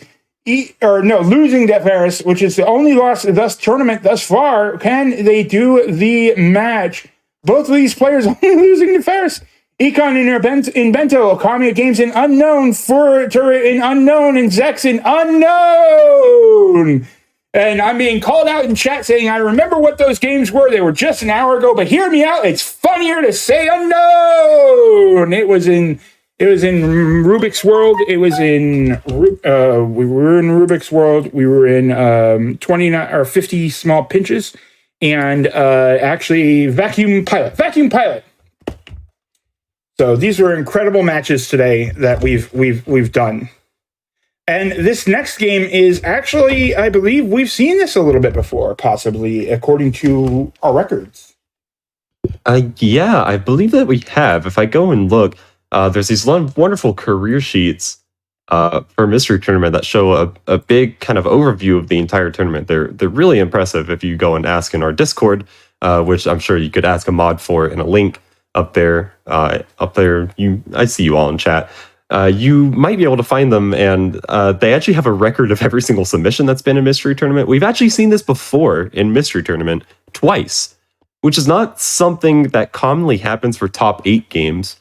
But it's been a while, so we can have them back in because these players are still blind to it, which is something that I also think is sweet, that we have kind of rotating set of people that are coming into Mystery Tournament. They're just new people joining in. And that's something that's a little harder to take into account, too, especially as we have some of these returning veterans who've experienced just about everything under the sun. Finding those games that neither competitor has actually participated in before, either as part of Mystery Tournament or as just casually and doing their mystery blind races, that's becoming a slimmer and slimmer set. But the good news is games just keep coming. And we're going to find many, many more, I'm sure, along the way that'll surprise all of us just the same. Yeah, Mystery Tournament is absolutely an incredible powerhouse of finding games, just a collective cloud submission. Because everybody who joins the tournament submits games to the tournament for us to find. And we use those to test those. We do extensive testing to find out which ones are best for the tournaments. Which ones are, which ones deserve to be in top 8, which ones aren't raceable at all. There's a huge filtering process that gets us to where we are in this tournament. And it's an incredible amount of stuff that we play. So this game, though we've seen it before, it's still neither player has played it, and that's okay because we see a lot of repeats in our stuff, and just the sheer amount of games that we've covered over the years. Oh God, thousands, plural. Literally thousands. I'm sure if I go to the career sheet, the count is ridiculous. We have done so many games. It's just incredible. Oh, looks like we're ready to start. Internet Dirge will jump the gun a little bit, but we are ready to go. Here we go. This is Fly Wrench. This is a game that is all about clicking the button in order to go to flap a bit.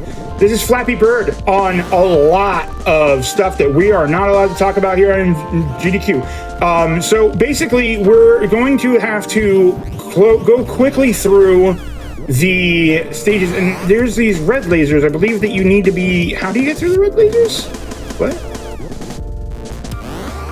What am I missing? Somebody tell me what's going on here.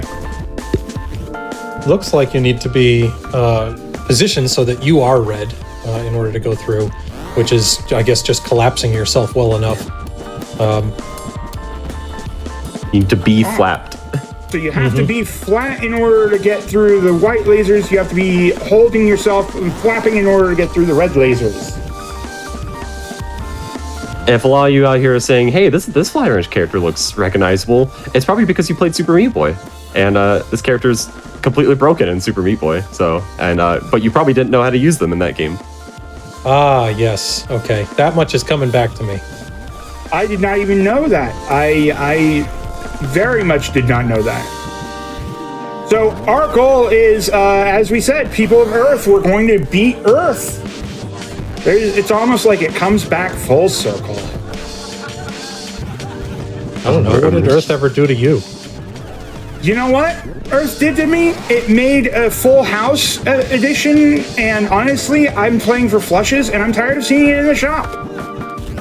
Oh, fair enough. All right. So let's get a quick capture of what's going on with the different stages. It looks like Maurice is ahead a little bit. Someone's picking up maybe 2 or 3 stages behind, but a lot of that, especially as we get into these later stages, is going to come into how quickly they're able to recognize the patterns and adjust. Right now, they're pretty much on autopilot. They figured out the rules, like, okay, yeah, white, red, got it. But it's not going to be so smooth always.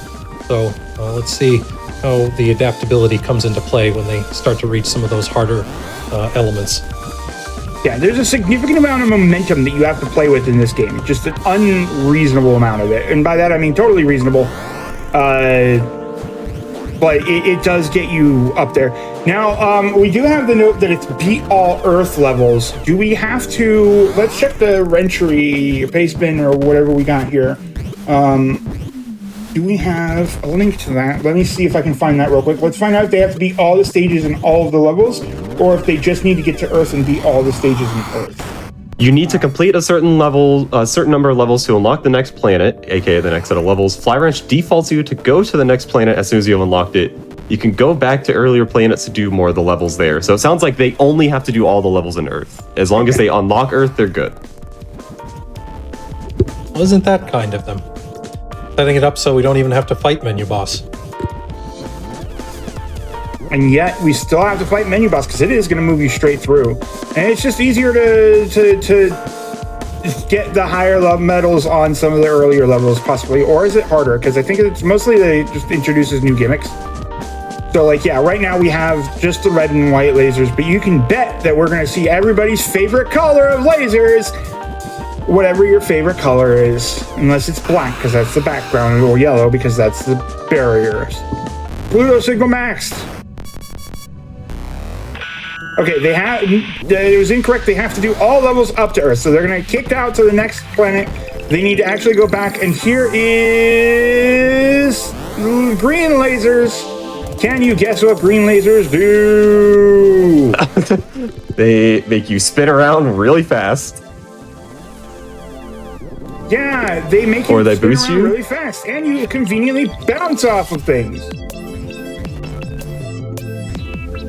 So they can be really helpful. They can be really Oh yeah, no. It's that you no longer have the ability to flat, or you now have the ability to turn green, which is what that does. And I think that's right clicking, or what is that? Or just another button. I don't think this is mouse controlled. Now that I'm thinking about it. This seems like it would be unplayable if it was mouse controlled. Yeah, I don't know why I thought this was mouse controlled.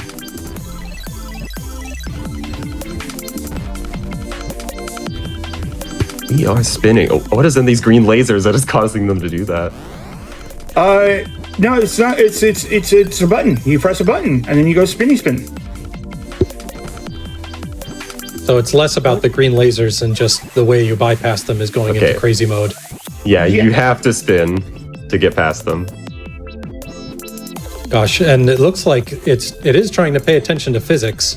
So like when you are spinning like crazy and you bounce off of something, it does take your position in the rotation into account. So it's going to be very unpredictable where you're going to wind up after you collide with the wall.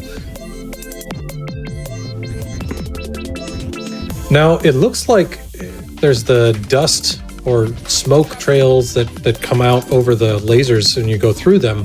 I'm presuming that's just visual effects and that's not something like the laser is not there, or the time that it's the smoke is there. Is that right? That is, and then there are, Omni, some things are just better left unknown. Okay, I will just better left to interpretation. I'll keep my mouth shut from now on. Jeez. Yeah, it's spoiling it for everybody. Yeah, I don't know why you do that. Honestly, we thought you were a little bit more of a consummate professional. I was like, man, I can't wait to work with OmniGamer. He's such a great person and really fun to commentate with. And then you go starting this, and I don't know if Maurice moving quite swiftly through that stage. Just weekend mode. All right. It's a little hard to keep track on where they are without capturing one of those in-between screens. It looks like midway through Neptune? Uranus Neptune 15? Neptune? I think it was Neptune 15, just unlocked Uranus. Okay, and in a moment we'll get a bead on where someone is. Yeah, Maurice is absolutely cruising through this. 6 minutes in through and is already coming close to like finishing up. Yeah, this is it. Like we talk about how players have their preferred genres, and like you expect to have a favorite in a genre like this. This is a hard one. I think in essence, if I were to describe this game, it's kind of like a twitchy platformer. But like we saw before, Someone 325 in Jaded yesterday played incredibly well. So and that was a pretty twitchy platformer. I'd actually, honestly, I would say that this is much more of a momentum platformer than anything else. Because a lot of it is about momentum and using that to your advantage. And Maurice cleverly using bounce across the wall to not die strats. So there's a lot of controlling momentum, making sure that you're the correct color, flying through it. And I think it's Flappy Bird on some things that we're not allowed to talk about on GDQ.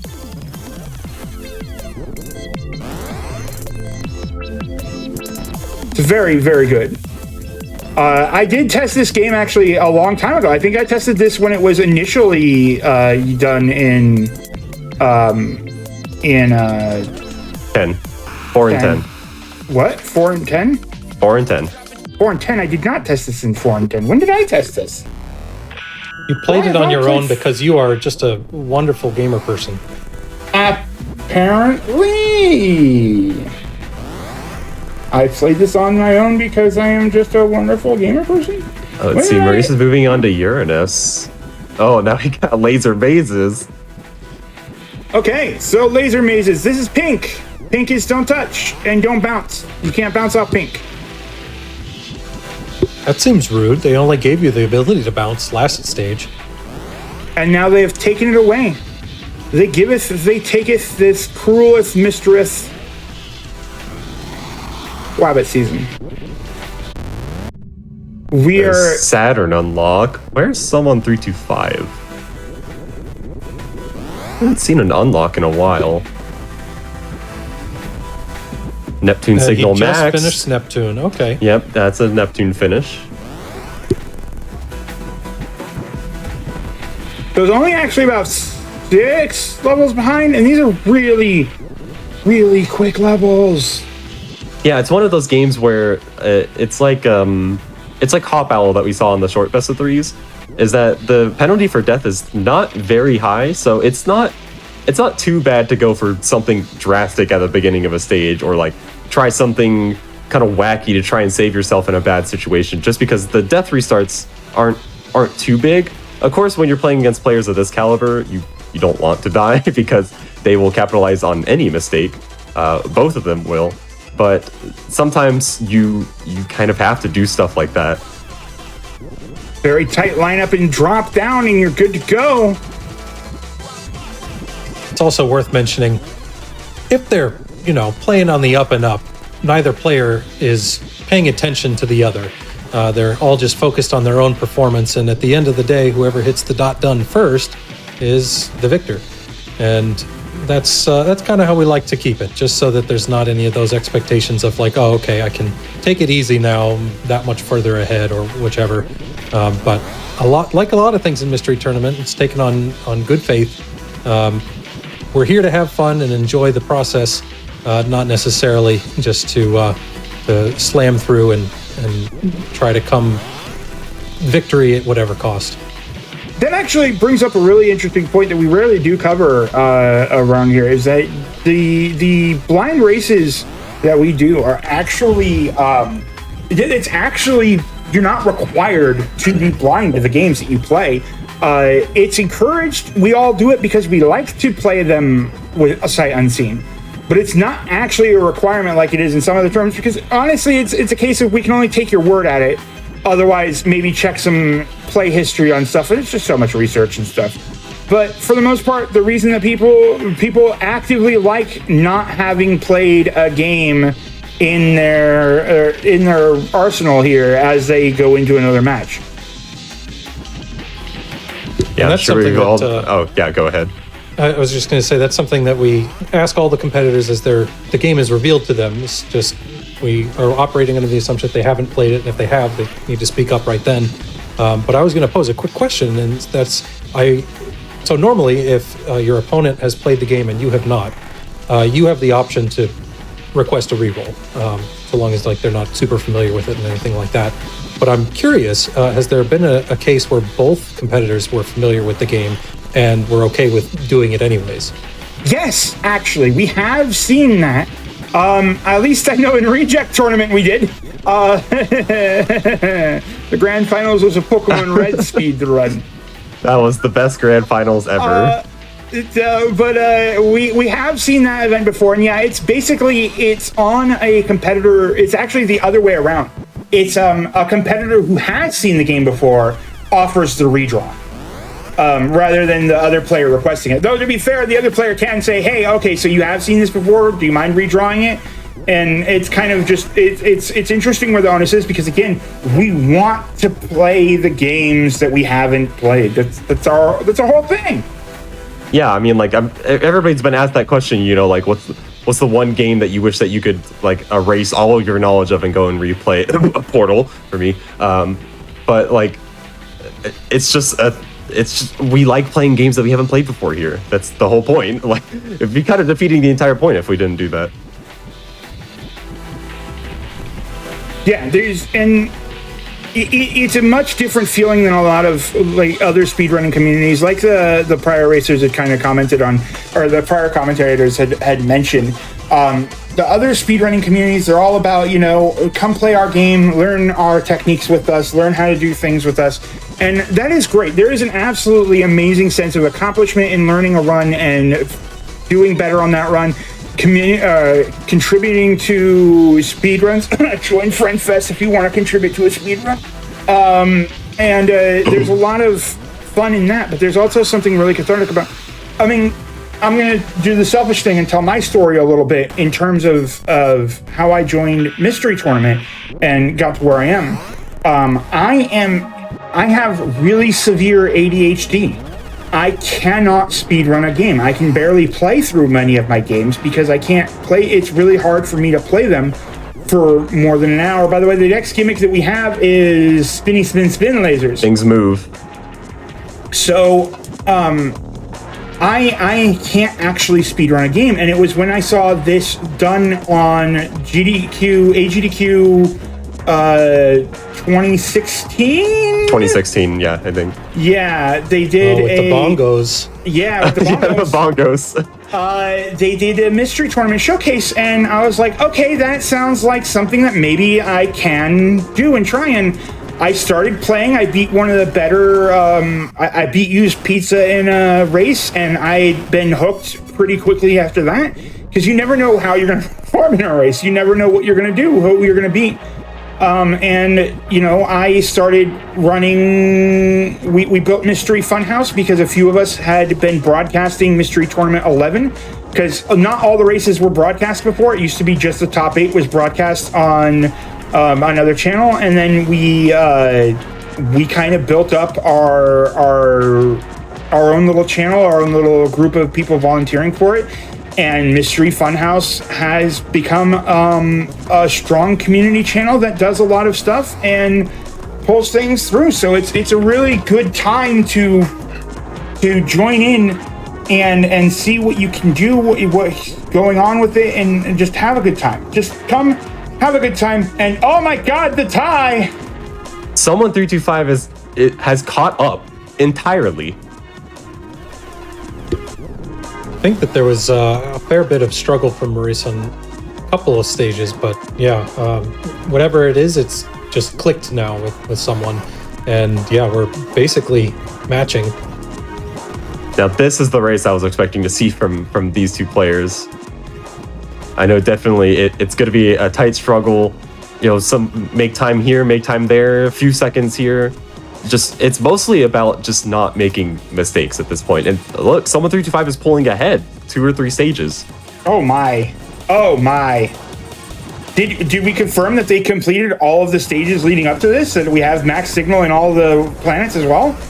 I didn't look, but if I were to guess from the players, probably. Look at this like infinite length spinning from someone 325. the giant fan reaching across the entire level. These levels are absolutely blink and miss it affairs. They absolutely are. Yeah, someone's movement's just so smooth. Like, even little things like that, like, oh, I didn't have enough momentum to make it through the second laser. Well, I could do a mini flap in between, like, extremely tight window there and just make it through anyway. Like, playing so incredibly well. I can't believe Yorkie would pin our dark history on the chat. Anyway, something adventure ball. Oh, this one's vicious. We got 2 crossing lasers going opposite directions. Someone handles it like a champion. Maurice through. This is so close. It really did go from being multiple levels ahead to just neck and neck. This is going to be... well, yeah, let's talk so about what happens with mod calls and retimes. What's up with that, TPC? Surely it should be clear who won. Well, sometimes that's not always the case. Even in top 8, we've seen that before. Just the last year's Saijin tying to within a second, and probably the most infamous case being Rivet King. That sometimes players, especially of this level, are just very good, and they end up really close. We try and call it as best as we can, as accurately as we can, especially for top 8 ones like this, because we need to get moving. You know, we're a guest on somebody else's channel, so we're trying not to be rude and take up all their time, even though we take up a lot of time anyway. And that basically we're gonna try. Yeah, we're gonna try and call it as close as we can. Saturn signal max. We're on the Jupiter. That means that we've only got Jupiter, Mars, and Earth left to go. We are cruising. So now we have Brown. What does Brown do? Looks like boost. They were moving really fast there. I think it's like gravity. It looks like it's kind of forcing it down. That makes sense. So yeah, when you combine it with the sci-fi ones, it would have caused a boost. Yep, so now we've got heavy. We need to make sure that we are keeping our momentum there, because we are not going up nearly as fast as we were before. And immediately Maurice taking the lead back. This is going to be a game of back and forths here. Yowzas. Really is a game of inches. It's really like, yeah, games of this caliber are just like play cleanly. It's not like a speedrun race, as we talked about before. You know, if I was racing LADX No Stew against Alpha 5, it'd be like, okay, I have to hit this trick coming up. It's mostly just clean, consistent play, which, I mean, that is a very big thing in a lot of speedrun races as well. You know, you'd be amazed how much time you can save just through movement alone. But like, it's really just make less mistakes. And but the mistakes aren't like huge like they would be in like speedrun races. And these are the main thing about. Okay, so you mentioned it, like the difference between our practice race and stuff like that. I like to attribute it to music, or equate it to music. Is that speedrunning is a well-refined orchestra. They have played the same song again and again and again and again and again. They know how to play it properly. They know every note by heart. Blind racing is like those people who can sight read. You're absolutely sight reading everything that's going on. You may have the skill to just be able to just play something completely by ear, and that's what Mystery Tournament is comparatively. Yeah, as somebody who has done both extensively throughout their whole life, that's actually a pretty apt description. Oh, we have turrets on Maurice's screen. Turrets, they shoot. At least the bullets they fire at a constant speed. For now. Yeah, they're not Meat Boy turrets.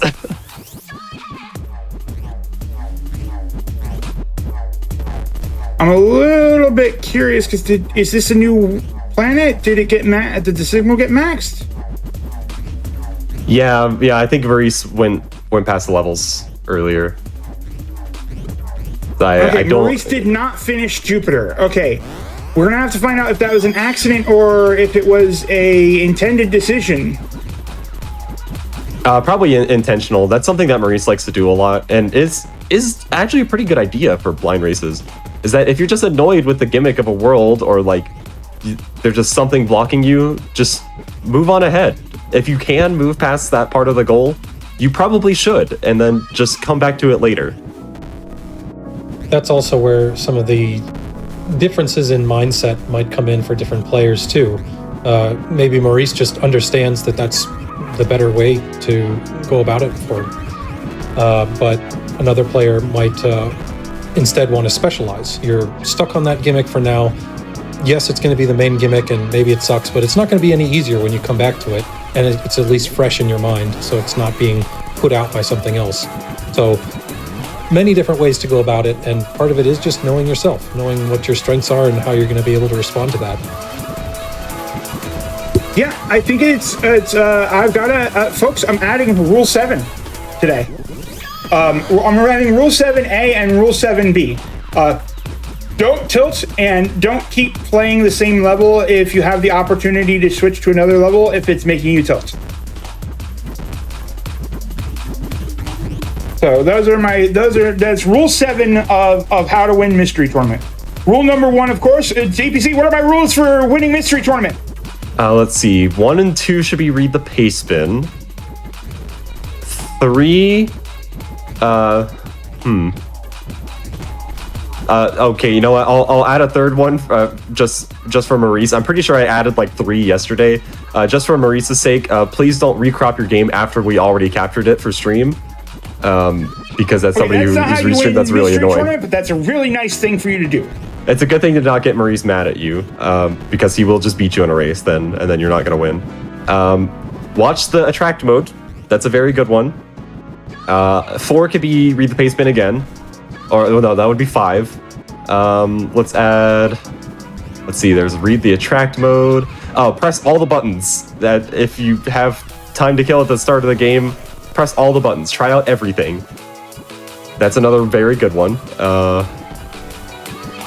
You've got them all except for 1. Read the pace spin. Read the level names. Oh yeah, read the level names. That's another really good one in puzzle games, actually. Any game that has level names, they try to hint stuff. Maurice moving on to Earth. Has still not finished Jupiter, I think. This is actually going to really, really change how this works. So we got blue switches, or blue lasers. They're switches. Yay, switches. Oh, now it's a real video game. Yeah, there's switches. We're going to have keys next. What is a switch if not a key? I'm waiting for portals. I'm waiting for Sokoban. We've had a distinct lack of Sokoban in this top 8. I think that's by design. Yeah, you know, as a tester, I have insights into the process, and it's probably by design. Let's talk a little bit about that testing process. So yeah, but we don't just get these bunch of games out of the void somewhere and put them into a tournament. Mystery tournament submissions are actually given to us by the players. The players will submit games that are like, oh hey, this is cool. I think people should race this in mystery tournament. They provide us with for freeware games, link to the game, short little pastebin giving us the things that a player should know. And then from that, it goes into our big testing process. We have a bunch of testers who did a phenomenal job this year. I was unable to participate a lot because of health issues, and the other testers picked up a lot of slack. Sam and Buffalo, Ineligible, FFAO, Sully, they're all just incredible people. And we go, is this game and this goal acceptable and a fair race for a mystery tournament? And then if it is, we put it in. If not, we reject it. And we put aside some special things for top 8. There are some things we might help out submitters, like maybe changing around pastebins, so there's critical information noted, changing around goals. And it's a really fun time to test things for mystery tournament. If you already have insight into the process, of course, testers were players before, people like FFAO, Sam and Buffalo, Internet Dirigible, Sully. It's really an interesting time to see the insight into what makes a good mystery tournament game. And it's something that also, maybe if you only watch the showcases on GDQ, you might not get entirely, because we kind of save the best of the best for this. So this is not our typical mystery tournament pool games. Yeah, those mystery tournament pools can contain a significant amount of a lot of games. We have a lot of puzzle games, admittedly. A lot of our puzzle games are we have a wide variety of them. You'd be surprised what crazy kind of games you'll get in here. Mystery Tournament 18, or Mystery Tournament 15, 14 was one of the first major public release or views of Baba Is You, for instance, where we played the demo on that one. And so you never know what kind of puzzles you're going to get in the tournament. And admittedly, we get a lot of, Sokoban style games where you're just pushing blocks around is a very common, very, very common game type. We get, we get a lot of retro classics. We absolutely do have our classics and we respect them. We actually let's take a moment to talk about the games we don't race, actually, because we see that mentioned in there is that unfortunately shmups don't get added to mystery tournament a lot because they are auto scrollers. We don't do score attacks. We're all racing here, except that we are going to have an event soon that has score attacks. So if you like those, hey, more reason to join the Discord. Join the Discord. So we have races that are, where was I? I got sidetracked. Other common genres, we have like a lot of freeware platformers. Those are very typically common. A lot of those. Just there's a very wide variety of games. Sometimes you definitely get some more wacky genres. We've had some fun ones submitted. A lot of the wackier ones tend to get rejected, and that's for good reason. There's a reason that we don't see them commonly in mystery tournament, but even those can work if you find the unicorn of a game that it requires. Are Flash games still eligible for submission these days, or no? So Flash games are still ineligible for submission at this time until a more reliable system comes along. So the problem with Flash is that a significant amount of Flash games ran based off of the system clock rather than Delta. So it leads to a lot of issues where one frame can be faster for another player, and system issues absolutely will cause those. Until we get, and I'm going to use the bad word on GDQ, but it's legitimate in this case, until we get a proper emulator that works nicely for emulating a specific system spec for Flash games, we're not going to be able to use those. And I know that there are some systems that are being built for those, that we will start seeing more compatibility. I know that there's one out there that's currently about 70% of the way through ActionScript 2 and like 40 through ActionScript 3. So when we see those kind of things start to get a little bit more reliable and become the norm for making Flash games work. But unfortunately right now, just far too many of them are too system dependent for it to actually work, because there's just going to be so much small minor delays. But you can bet once we get Flash working nicely, oh baby, Flash Tournament 2026. Yeah, we'll see. Maurice is doing the strategy of just kind of skipping around levels, you know, when a level frustrates him. I'm just going to go to a different one, which I do like. I do tend to do that when I do races. So seeing a bit of myself in Maurice makes me happy. But yeah, Maurice did finish Earth, has to go and backtrack, I believe. Makes it a little harder on us commentators, though. It's harder to judge thanks, who might Maurice. actually be in front. Maurice, one of the most commentators of all of us, of the entire Mystery Funhouse scene. You know, thanks for that. But you're understanding what frustrates your job right now for us. Maurice, commentary for me, but not for thee. I see how it is. Shout out to Maurice for Pink Blazers commentating destroying so many matches this mystery tournament. Him and Maurice Mythical has 9. completely redefined how we utilize matches on Mystery Tournament using the similar Node CG dashboard that some other channels that we might be on use to help adjust things. And with that, we've been able to do a significantly more a lot more cool things on our systems, and Maurice has been very proud of that fact and has been broadcasting a lot of matches as a result. Because we've also got Mythical 9. Shout outs to Mythical 9 will be here commentating after us.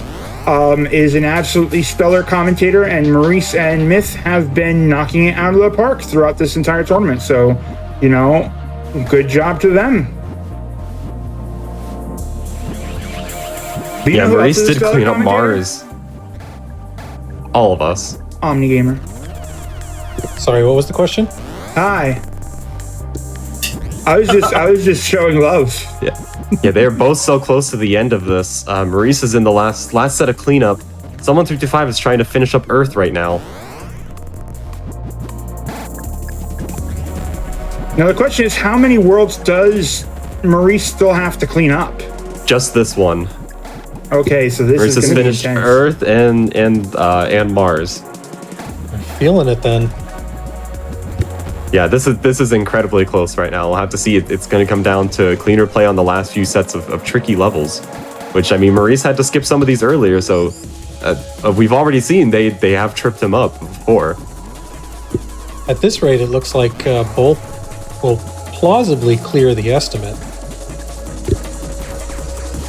Yeah, that 40 minutes is some of our stronger. I think that's based off of the last race where similar racers took around the 40-minute mark. So, you know, we try to set our estimates as best we can, but what we have is our testers to go off of. And like we mentioned before, our testers do have wildly variety of skills. We have one of our testers is arguably the puzzle god. Descended from the Sully puzzle heavens. is the greatest puzzle player of all time. Unbeatable. Yeah. We have some not so great testers. Blasphemous roar. And we have some solid overall testers that work on stuff. So we get a very wide variety of people making things happen. Enter Mercury. No, you got to continue Jupiter. We're so close. Let's see. Don't know where someone 325 is on these levels. It looks like Maurice has 3 more jupes to go. We'll see. I didn't see for someone 325. I think somebody in chat might be right. He hasn't hit the midpoint yet.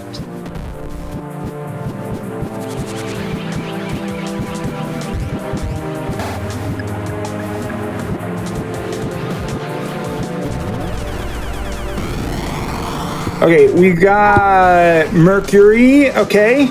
So it looks like there's 3 more stages for someone.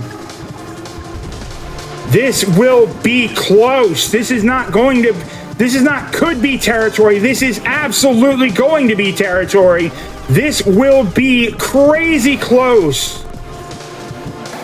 2 more stages, 1 more stage. It's possible for anything to happen at this point.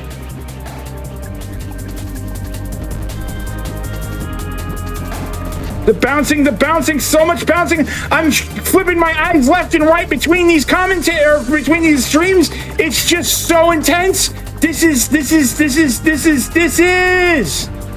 Yeah, we'll see. I think Reese has 1 or 2 levels done. And that is a finish. A victory for Maurice is going to take game 1 in this best of 3 set. Woohoo! That was so incredibly close. It was literally 1 versus 2 levels at the end right there.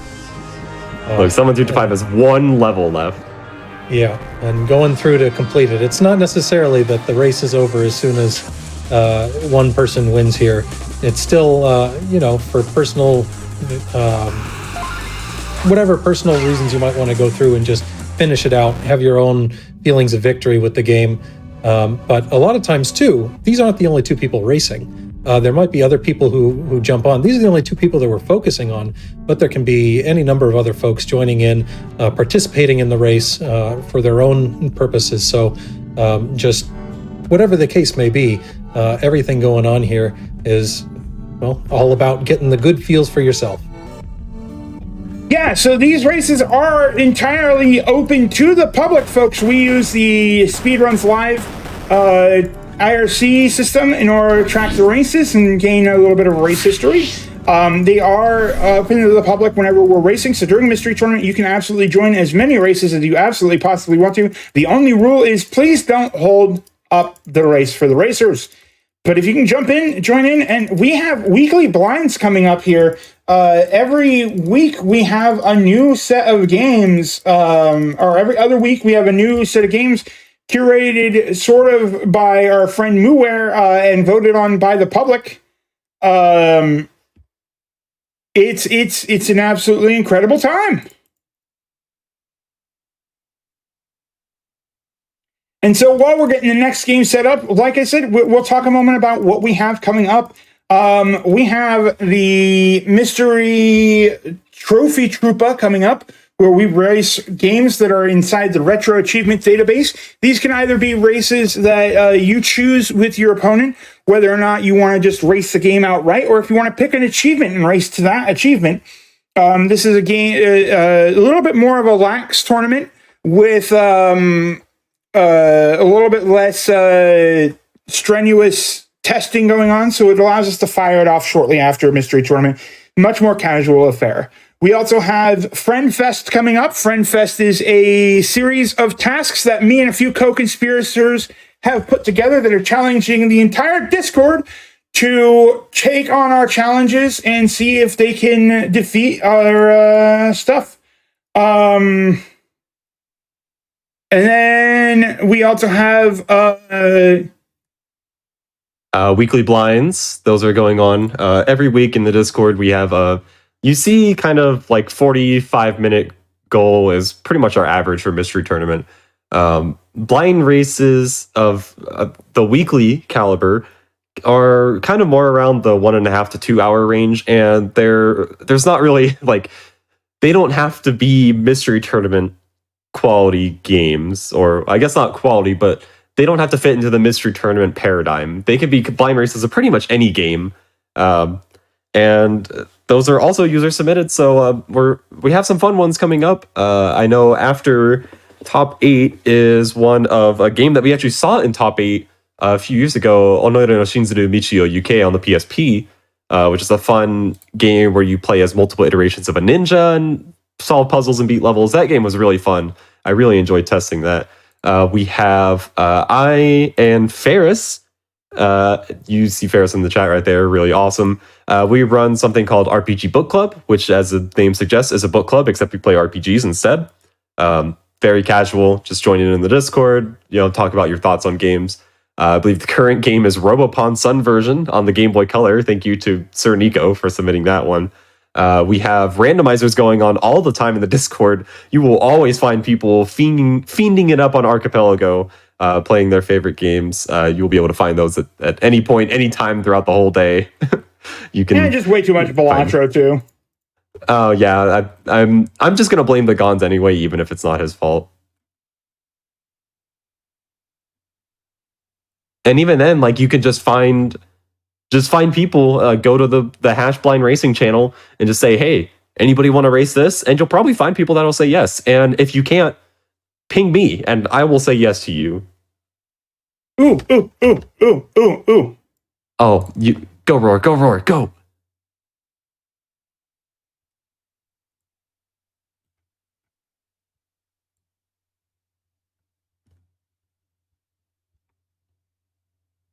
I'm really excited for Trophy Trooper though. Trophy Trooper is looking like so much fun. Ooh, Roar just pinged me in the Hash Blind Racing channel. WTF work time fun 100,000 pen race. You might have to find somebody else for that. Say what? No, I just haven't been saying anything because I was typing that thingy. I was typing out work time fun. WTF work time fun 100,000 pen race. TPC said you ping. And yeah. I did, and I was denied. So I just you might have to find somebody else for that. I said you might have to find somebody else for that. Yeah, I know we're already looking at a bunch of the games in this top 8, and we're looking like, these look like fun races. Let's race them in that channel.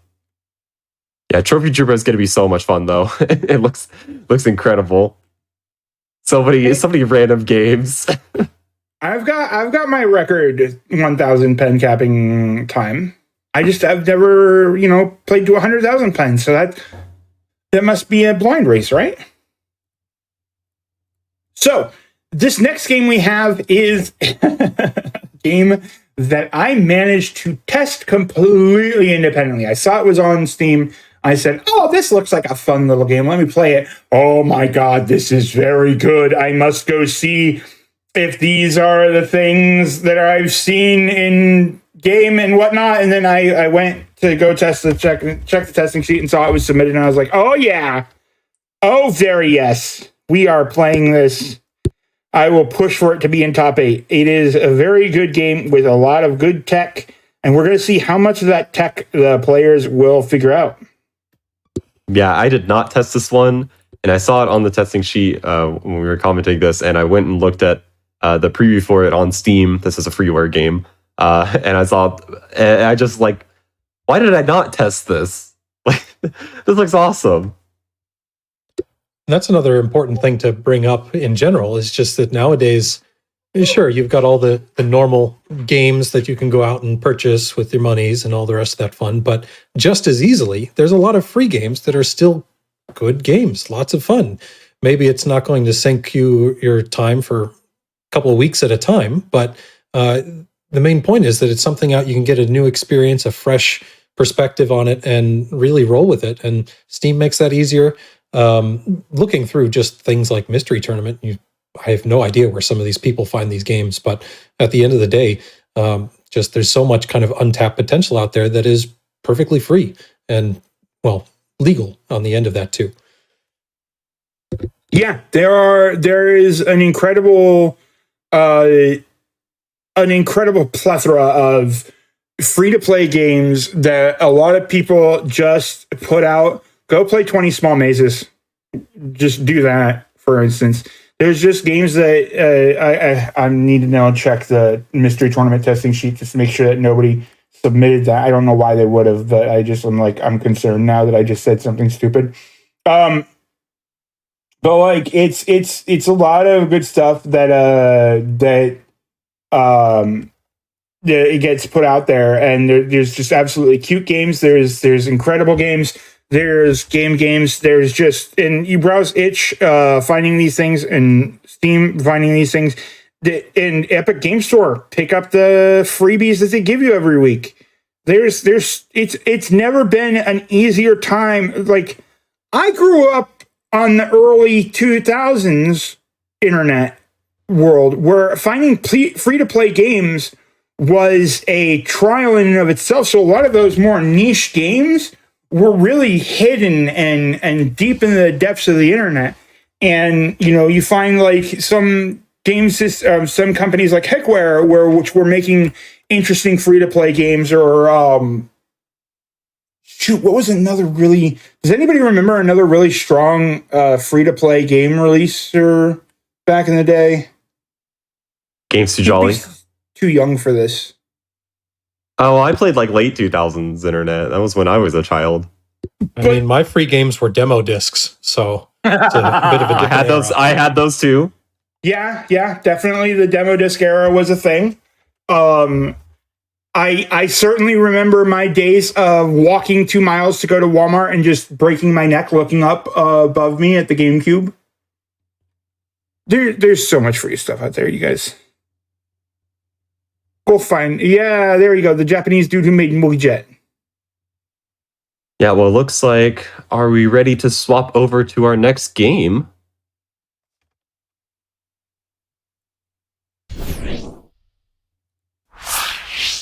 Oh, they moved to another... Okay. Yeah, we're in a different race room on IRC. This is Romino's Adventure. This is a free game. You can find it on Steam by Interdam. Steam says it is similar to Battle Block Beater for me, apparently. No. So, this is Romino's Adventure. This is a game that's all about our favorite 4-piece puzzle pieces. That's right, Tetrominoes. So, our goal is to go get some cake. The prince has invited us to the castle for some cake. And of course, we need to make the long trek out there for cake. I've decided to bake a cake for you for some reason. I'm enjoying that they are both seemingly practicing good top 8 etiquette here and trying all the buttons immediately. They both jump right as soon as dialogue is finished and just continue to do so as they're going through the initial tutorial area. Yeah, so this game is all about picking up blocks, placing them down, rotating them while they're above your head in order to fit through certain crevices, and then dropping them back down. So we've got, basically we're able to jump a 4-tile high gap. So we need to be able to do that, and we also have the ability to do so much things. So if you fall down there, you're stuck. Don't do that. Don't do that. Yeah, that's an extremely important thing to note if you're racing a puzzle platformer. It's probably the first thing that you should note. What is your maximum jump height? And you need to know that at all times. You need to very much internalize it. That is absolutely critical for any puzzle platformer race. So, Omni, let me ask you this. You're carrying a puzzle block over your head, and you jump, and the lip of the block catches the edge of the stage. What do? The lip of the block catches the edge of the stage. I'm not sure I'm quite following what you're putting down here, but for the most part, it's just you're trying to avoid any situation that's going to keep you from being blocked off. Okay, I see Maurice is running straight into what you're talking about. Yeah, you got to plan around that a little bit, and that comes back to this point of knowing exactly how high your jump is to begin with. Oh, and they fall. Oh, they fall. Oh my god. See, someone's going to come up against what's going on here is that, you jump and then your block hits the ledge. What do now? The answer is, of course, jump again. And someone has found one of the most important bits of tech. This can actually swing a lot. I was told by the other testers, no, Roar, you're wrong. But no, they're wrong. Yep, wall climbing. Okay, yeah, it's a very important thing to note. Very important thing to note when you're caught on the ledge like that. Does the game let you jump again? And it looks like it does for this game. Yeah, so what you need to do is you can jump. You can jump when your block is hanging off the ledge. And someone is actually unlearning that lesson right now. Oh, now here we go. Is now learning that lesson. So that was the answer that I was looking for. Is that if your block is hanging off the edge, sorta, what do? You jump.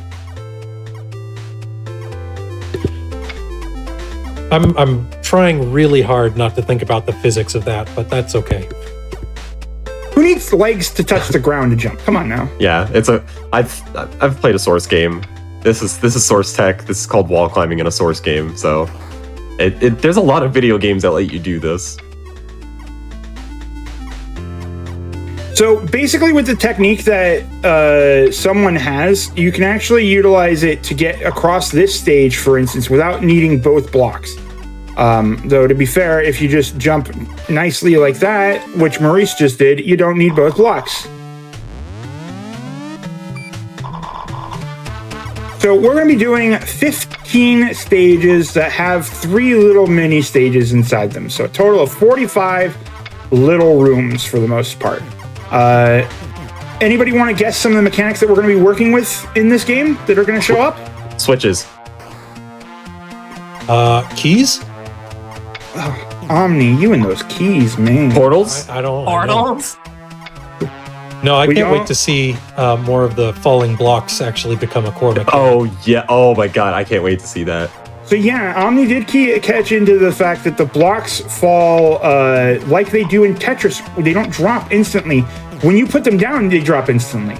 But when you pick up the block underneath them, they will start falling slowly like they're in Tetris. And yes, that is a very real, important mechanic to note. The I'm answer also to wondering if there's going to be any sort of actual Tetris kind of mechanic in this room. That Oh, someone's in line right clear. now. Obviously, it isn't. Yeah. But maybe that becomes a different issue later on. there is no Tetris mechanic, unfortunately. But there Dang. is. We will see switches. We won't see portals during this goal. Actually, I don't know if there are portals in the full game. I beat the full game. I can't remember if there were portals. We will see enemies. We will see, mostly what we'll see though, is that everything that you needed to solve the levels, every level was right there from the start. So this ability to grab a block as you're jumping off of the block is actually useful later on. And it's interesting that the game is set up to where you don't gain any new abilities, any new anything. You're just gaining knowledge. And someone is cruising through this part here. Maurice having to dig. Unfortunately, Maurice, let's go ahead and address the elephant in the room. TPC, we gave Maurice a game with Tetrominoes. Yeah, Maurice and me as well are both longtime Tetris players. Maurice has a max out on Nestris, which is so impressive. Even as a longtime Tetris player, I couldn't dream to do that. That game is way too hard. Of course, it helps that this game is not Tetris. Not the game, not Tetris, but it's way more platformer than any sort of fitting around Tetrominoes to make no space like that. Yeah, Maurice is actually the German number 2 Tetris player. So is a really strong Tetris player. But this is nothing like that. So I wonder actually the buttons to shift the shape. Do they actually follow normal Tetris ordering and direction? they're the L1 and R1 buttons. That would be a lot of mechanics if they did. Like, does this game have wall kicks? Does it have floor kicks? Like, it seems like we do have T-spin minis at least, so the T block does rotate around around the middle block. Yeah, this game is free. They will be playing the first 3 worlds. There are 5, 6. There's a lot. There's a lot of good stuff to this game. Let's see if someone sees it, does not see it. Let's see if Maurice sees it, and then I'll explain what it is. Maurice is gonna make a way through here. So here we kind of learn that we gotta do the same thing. This whole entire stage is all about taking that T block in places where that T block is barely designed to go. That said, it seems like so far the T block is the champion all-purpose. Just tetromino like here. Tetris. It really is Yeah. strong. Okay, Maurice does not see it either. So the first time I came into this stage, I accidentally jumped off that T block, and I noticed it. There is a gap in the ceiling above this T space, or above this T block, that if you place the T block and do a jump off the T block while picking it up, you can jump over the top of the stage and just straight up over the cake. There be shortcuts abound in this game. There are achievos for doing literally, like, ignoring the game mechanic on a lot of the levels. Sounds like they almost intended it to be beaten in unconventional ways. What? It's like they gave you all the mechanics for success and then just said, go for it. That'd be weird. Who'd do that in a video game? Game expects you to use mechanics? Huh? I believe I've got to use my Final Fantasy 14 speak here and just tell everybody that mechanics are for cars. That's so true. I'm always telling 14 players that.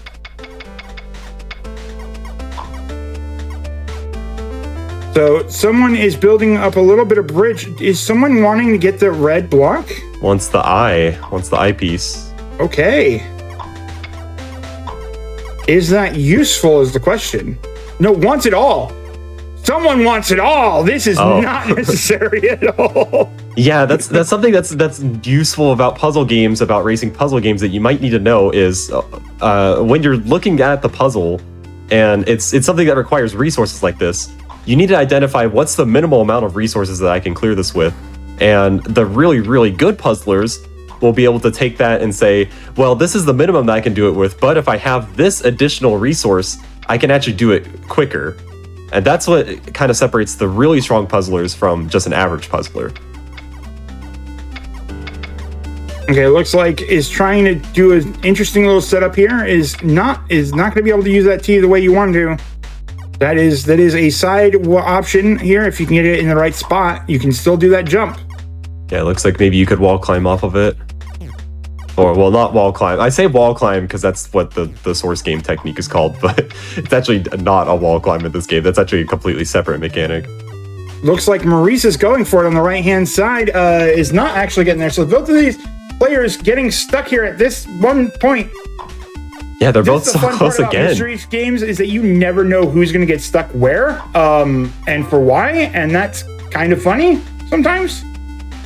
Ah, there we go. Someone gets through, and now we got to make ourselves a little bitty bridge.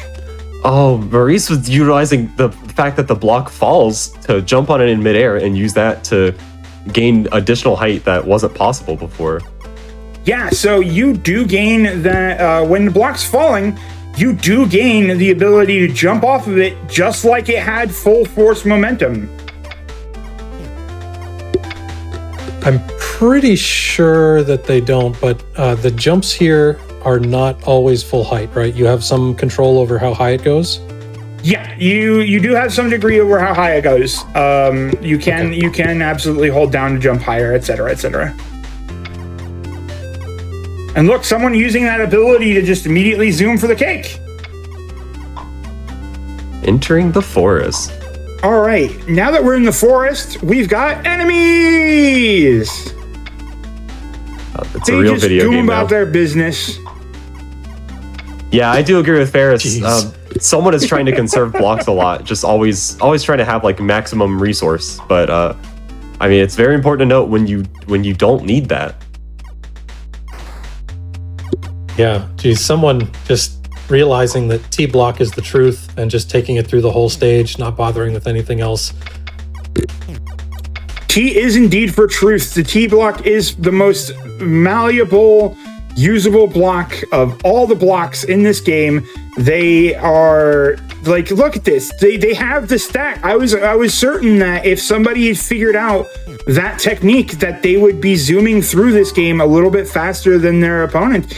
And it is absolutely showing that to be the case. But that's okay because so let's talk a little bit about that. The pace bins are there to make sure that players are on equal footing when it comes to obtuse mechanics or just some core mechanics. But sometimes the pace bin doesn't tell you everything, and that's great because we want them to be able to figure out stuff about how it works. And especially since this is a puzzle later on, we don't want to like spoil the actual solution to the puzzle and how you're supposed to solve it. So there's a lot of that going on in our pace bins where you need to figure out how what information does what for you. And it looks like someone's running into, oh, I guess I need to go back and get one of those other shapes. Oh yeah, I want to see what Sully was talking about.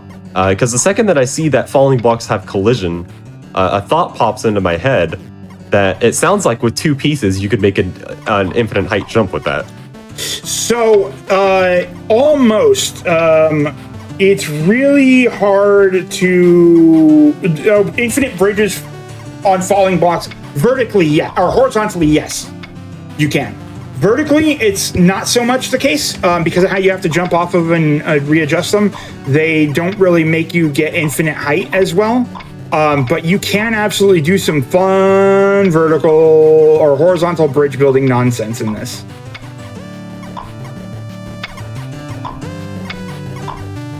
And someone is just cruising here. Just absolutely cruising. Yeah, just consistent. Yeah, consistent quick play. So the fun part is that there's a non-zero chance, though, with the way that someone is working through this, that we might see the crash. And I'm just going to mention this because it requires a very specific sequence of events for the crash. But the game will crash if you manage to jumping grab the block while also drop, and then immediately in the next frame, drop it onto a switch while you're inside the block that the switch turns on. It's a very specific sequence of movements that you do where the game goes, I don't know how to handle what you've just done. And it crashes. But I'm sure they'll be fine. I'm sure nothing like that ever happens in Mystery Tournament. No game has ever crashed in the history of video games. It's true.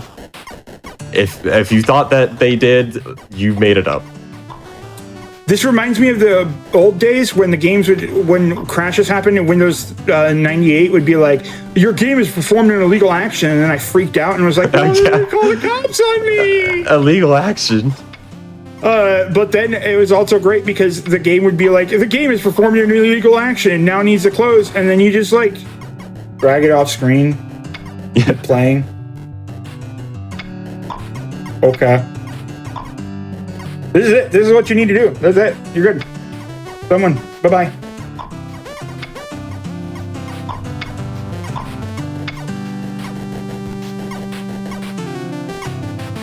You're good. Yes, Maurice is still a few levels behind here. Someone is absolutely rocking that tech. And as these levels become more convoluted, at least from the outset, it becomes less clear what you should be holding on to. But in general, it still seems to be the safe bet is take the T block and you'll be all right. Yeah. This is, there is a, the Tetris tier list.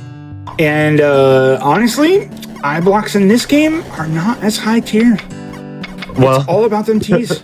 Yeah, that's how you know it's this is Tetris the Grandmaster rules, because anybody who's played that game knows that the I block is actually evil and is the worst block of all. So these enemies do come from enemy spawners, so we're going to be able to use those. Here's the question that would immediately be on my mind is that we've seen switches. Hey, do you think enemies have weight? Oh, yeah, interesting to note. Do they have weight? Can enemies trigger switches?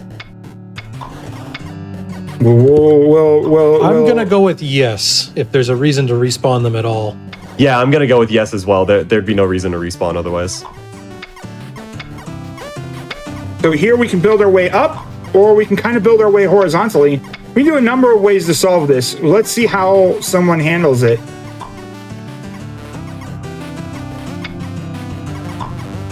Just for a rough progress measure, what world are they in right now?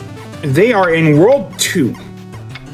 All right, so we are approximately halfway, maybe a little less than halfway. They are just over the halfway point at this point. Someone has just cleared 2-3, which is, well, definitively halfway. Right? Number, yes. Yeah, I don't know how many levels are in World 3, so... 5 each. Each world has 5 levels. So here we're learning about putting T blocks and working with I blocks and just managing the I blocks and ignoring how that rest of that puzzle was supposed to look, because we can just do that. And then Game's teaching you about eye spin. We have to spin the eyes in a very specific way, using them in very specific orientations because they won't go otherwise. Yeah, there's And I feel infamous like that's videos something- of I spin of just you doing the silliest looking spins throughout the entire block, just because the I spin spins very weirdly. I would love to see if Maurice intuits the mechanics of the I spin, because it looks like it rotates on the second block from the spawn position. I was going to ask, actually, it seems like, well, the original position that you pick it up is all dependent on which of the squares you initially interact with. And it does give you a little icon indicator so you know. But I'm wondering how important that is as like a going forward mechanic, that you grab it where the right place the first time, as opposed to just being able to rotate it later to what you want. So it's not so bad. The rotation generator, the rotation in regards to this is actually pretty generous to that degree. So here we need to it's not going to be a problem as much as you might think it will be. This is a problem. Don't do that. Oh yeah, leave the space right there, maybe. So here we got to just shove it down, get it on the other side, and we got to bring it. No, you got to do that. You gotta push it to the other side so you can grab it later. And then we need to rotate this block properly in order to do that. Yep. Yep, there we go. Now we need another one to hit the switch. And you don't bring this one over here. Yeah, you're not bending through by that. bringing it over here, you have soft locked and you have to restart. Yep, that's a soft So remember block. I said it won't be a problem? Something about my foot being eaten. I just noticed something on Maurice's screen that I wasn't aware of before. It looks like if you touch the cake with the tetromino, it also wins for you. That is correct. There's just the slightest bit of speed tech and having it touch with the tetromino rather than you. And someone, you've done this before, man. You got to rotate it through the little spot that is up there to be rotated through. Yeah, it looks like it considers the spawn position of the piece to be where you grab it, actually. Very, very un-Tetris-like. And yeah, Maurice is caught up to the same level now. Yeah, these levels are going to be pretty quick for the most part. So it really absolutely does. If you're starting to flub it a little bit, you're gonna get caught up too. Yeah, And this is starting also the speed. stage where, like, all the players will be familiar with the main gimmicks. And yes, maybe the stages will get harder, a little more convoluted, but the groundwork is there. We fully expect people to be able to accomplish kind of all the basic tasks. So from here on, it's kind of just go mode. They've got all the pieces, and it's just how well they're able to put them together. Learning time is over. Yeah, Yeah, but and Maurice speeding through figures it this. out. That is a lead change over someone. Yeah, understands how to spin the eye just perfectly. Oh, but wait. Yep, there we go. Gotta spin it behind you. It's not over yet. Someone figures it out at the same moment. At the very least, it's anyone's game again. So yeah, this is all about, basically this stage is all about learning how to put the eye blocks in positions where you can grab it later. Just like shift it to the other side, go back around, grab it later.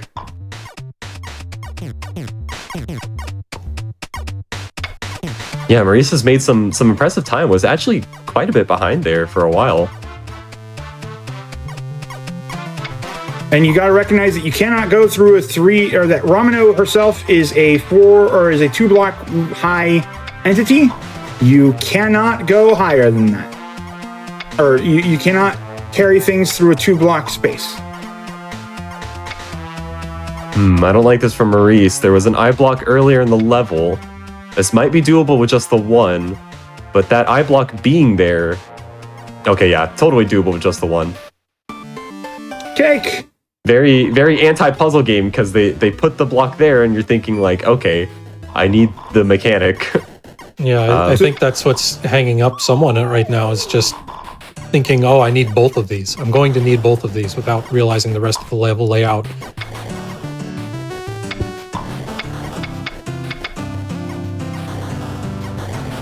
Looks like Maurice just has some faith in the designer of the puzzles.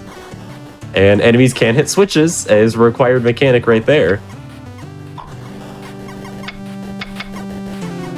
Let's see, it looks like we need to build a T-bridge for this little guy. Yeah, so now we've got a few levels. Well, you mentioned the Tetris mechanic, and this counts, right? Yeah, that's close enough.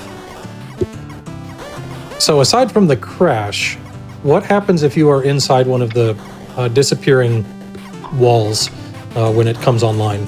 It simply does not turn on if you are in the line when it turns on. Gotcha. If you are in there. If your block is in there, well, something else might happen.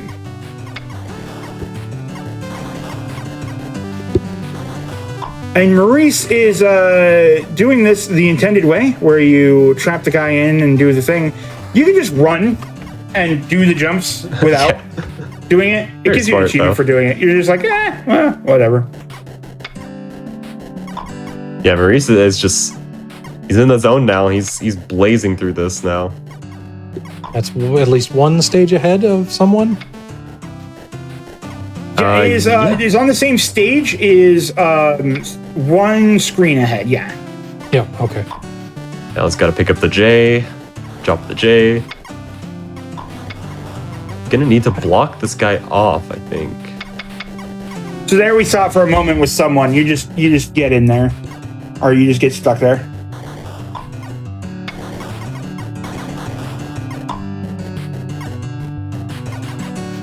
And someone is going for the block them off strategy, or will someone just go, hey, I can just jump over this. And there you go, just jump over it.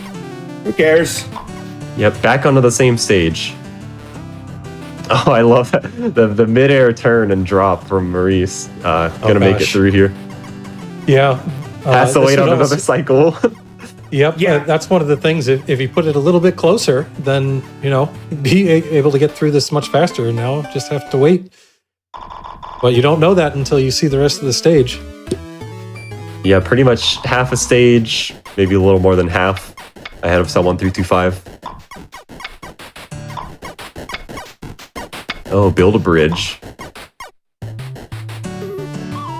Can make that jump right? No. Gravity is very strong in this game. Okay. Okay, someone has figured out the gap there that needs to be fixed by either a block or something else. So hopefully he's realizing what needs to be done here. Yeah, it needs the J to fit in there. So here we have the horizontal bridges. Yay, building sideways. Can make this jump, right? Big jump, big uppies.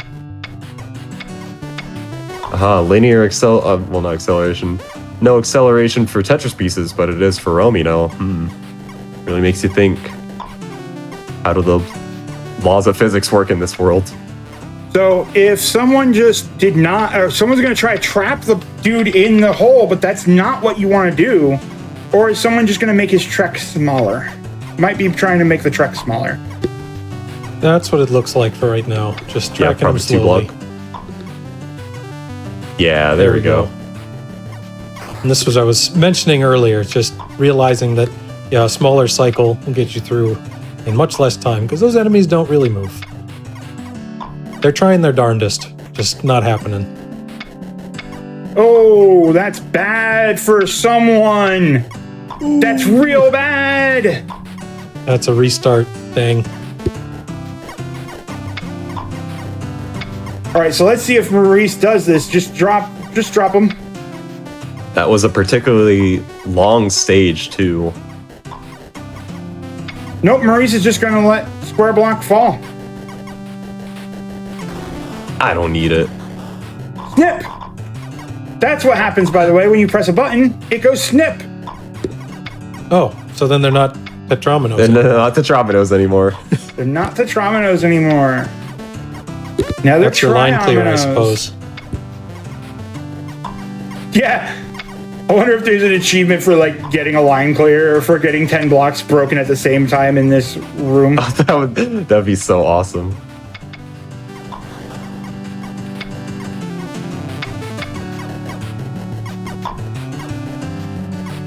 All right, you got this, someone. Yep, just needs the Z block. Maurice is now building the second bridge. The piece colors in this are tripping me up so bad because I'm so used to Tetris the Grandmaster. 4.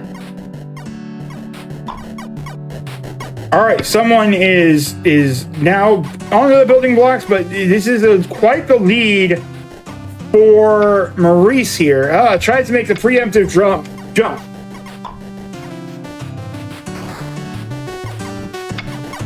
Boom, that's another level cleared. That's like one entire level ahead.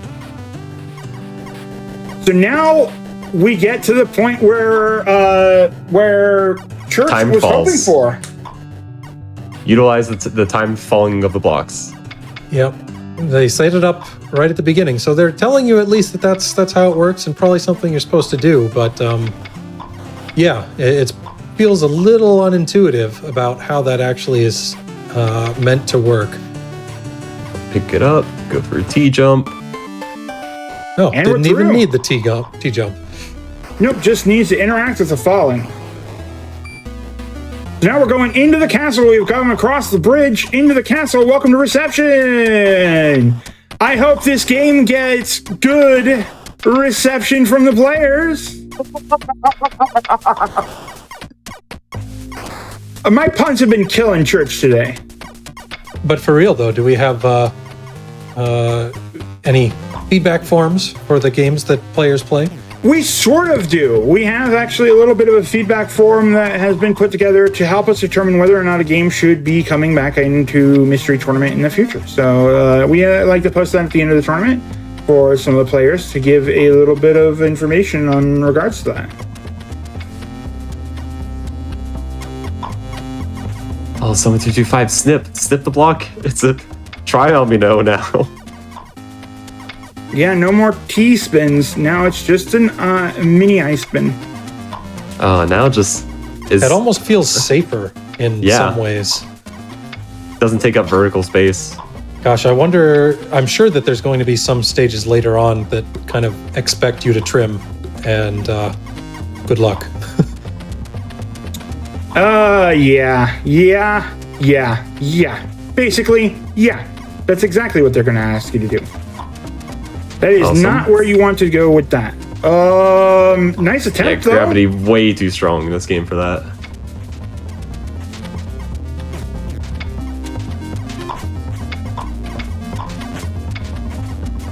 Just someone finding new and interesting ways to die.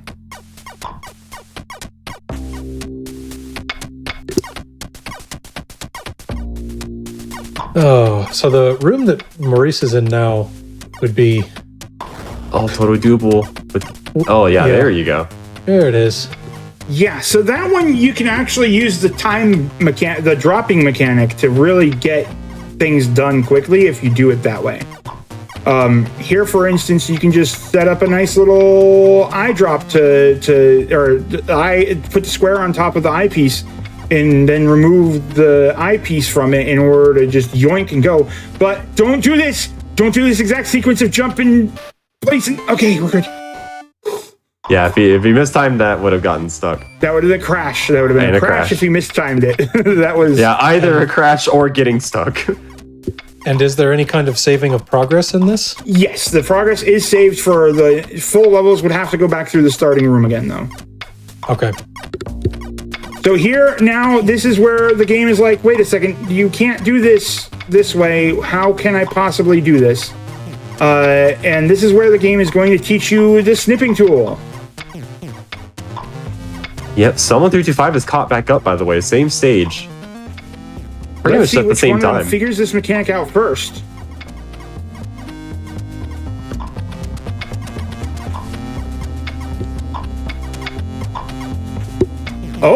Oh, someone's snipping. They're both just kind of trying out a little bit of everything. Not quite keyed in on the fact that those 3 blocks on the side really have no other purpose than to snip. Yep, so there it is. Someone figuring out the snipping and is through. Yeah, it helps. Someone did it on a stage before and knows the mechanic. I mean, Maurice has as well, but didn't use it to solve the puzzle. Oh, I got someone with the 2-1. Oh my god, so smart. Just knew to chop the block in two and just make two different blocks. Gosh. This is, at some times when, especially in these kind of races, you kind of lose sight of yourself. You can get stuck on some idea that you have of how it has to be done, and you only look for that way, and trying to break yourself out of it is, well, can be difficult. So the easiest thing to do is just to not be in that position in the first place.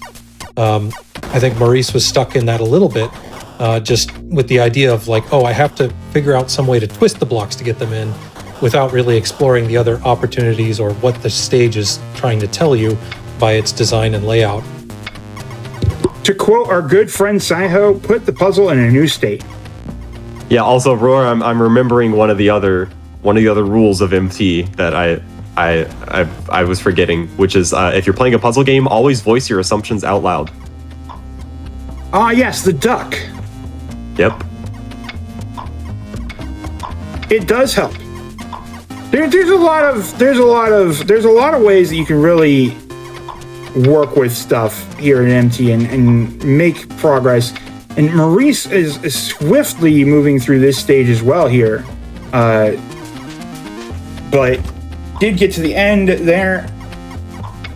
So here we go. We just do a quick block boom, and then we drop it on there, and we're good. You're supposed to put it on the other switch as well, but whatever. Yeah, wow. So quick.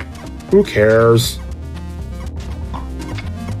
So here we have, it's impossible to carry 3 block across. Well, you can carry this triple block, or this block actually, that's over you by having it move in such a way that it is hanging off of, or like the left-hand side is doing fun things. But we can just do this. We need one more. Something that hasn't come up quite yet. What happens if you are underneath the block that slowly falls on you? You're just underneath the block that slowly falls on you. Okay. And it looks like if you put a like-colored piece that you snipped before back together, does it all act as one piece again? No. They do not reconvene. They do not reconvene. So here someone's going to try to go straight for the square stacking, and that is not how you have to do it. You need to go get those other square blocks. You need to use the squares to get the other squares, and then you use the squares to get the squares. Yeah, anybody who's also played Tetris can tell you that the O piece is evil. One of the most evil. We don't like them, but sometimes we have to work together. I was going to ask, is just how much different is the OG Tetris tier list compared to how useful they are in this game? Seems like it's going to end up being fairly similar. Yeah, the O block is evil. Like, you can't grab onto ledges very easily with it. It's not any more powerful than other ones for that. Yeah, and it's too large, and by that I mean it's like explicitly too large. Yeah. And there's no way to make it less than too large except for snip snip. Unless this game has O spin or something crazy like that. Well, spinning the O does cause it to flip to which side is being held by you, so that's nice.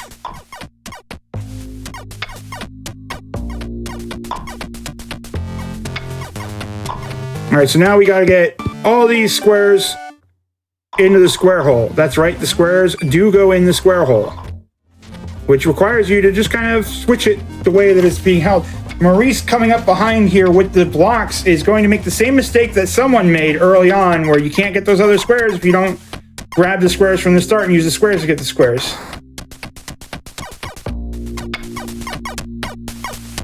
And here we have something similar to what we've seen before. Wait a second. This is just the other stage, but with the same thing going on. No, the game's trying to trick you with that. There's an opportunity to snip a piece. You probably have to. It looks like someone's going to use gravity to do the talking here.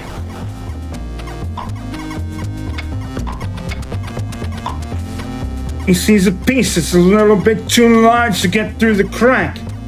Gonna give him the little Yes. snips. What's the use for it here?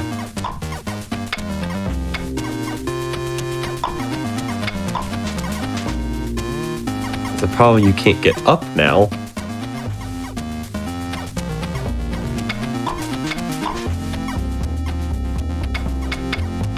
Oh, definitely not fast enough to make it through there. You're gonna have to use this third block somehow. Yeah, so this is the use for it was exactly what someone did. It allows you to make this happen and then get up and through. Someone getting the cake, moving on to 3, 5, 4, 3, 5. 3, 5. This is it. This is the last stage. We got high shelves.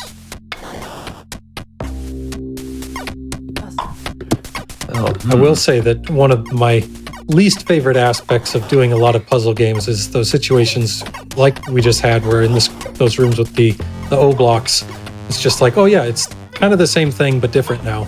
And it's just grinds me a bit.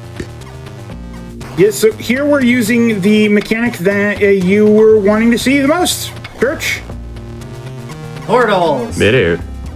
Mid-airs. Or not Church, I meant to say Omni. The dropping saying- slowly mechanic.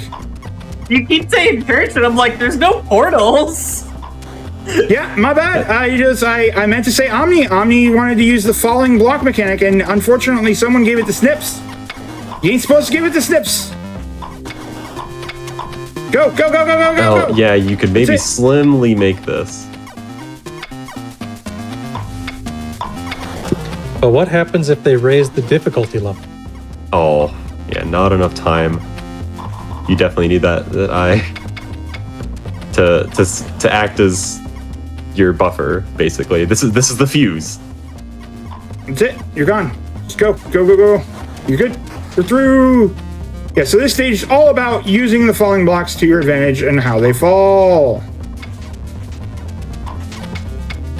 Or we can do that. Yeah, or just that one.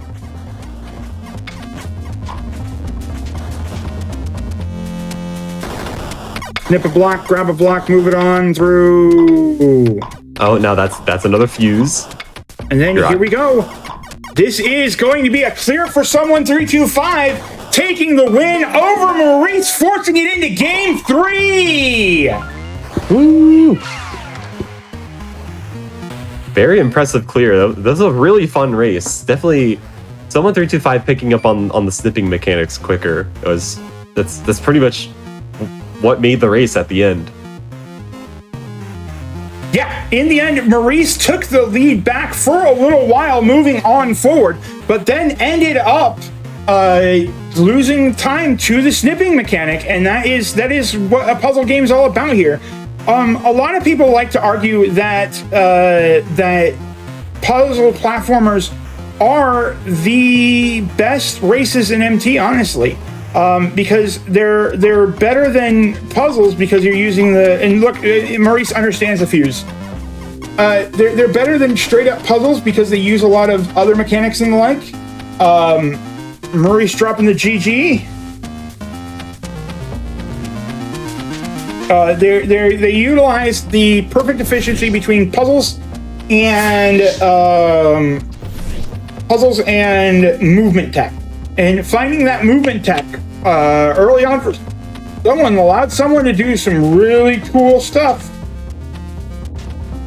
So yeah, folks, it's free on Steam. It's free. It's free. It's free. I'd link it to you, but I can't because I don't have those powers. But it's free, and you should just go search Ramino's Adventure on Steam and try this game out. It's absolutely a blast to play. The achievements are cute and clever, really fun stuff to do. A lot of achievements for just ignoring the game mechanics. So this is one of those weird games where this is a rare case where I say go play the game and try those achievements out. Yeah, this is already looking like a game that we're going to race after top 8. The game looks This really is fun. definitely going to race. It was absolutely my favorite of the bunch. That's for sure. So we are moving on to game 3 here. I'm just trying to figure out what's going on next. We got the GG's dropped. Just trying to figure out So yeah, we are moving on to a third game. So someone versus Maurice is moving into the final stages here. Can Maurice take the win and go back to rematch Adam numbers, or can someone take the win and go back to Ferris v5? Same person. This is like racing. It's just so. It's such extreme, incredible hype. This is. Now, while the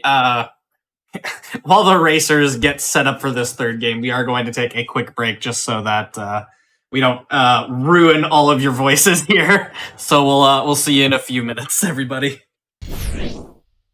This is. Back to the Games Done Quick Hotfix. This is Mystery Tournament 18, top 3. We are in losers finals, game 3. Whoever wins this will move on to the grand finals. I will hand it back over to our wonderful cast of commentators and let them take it over.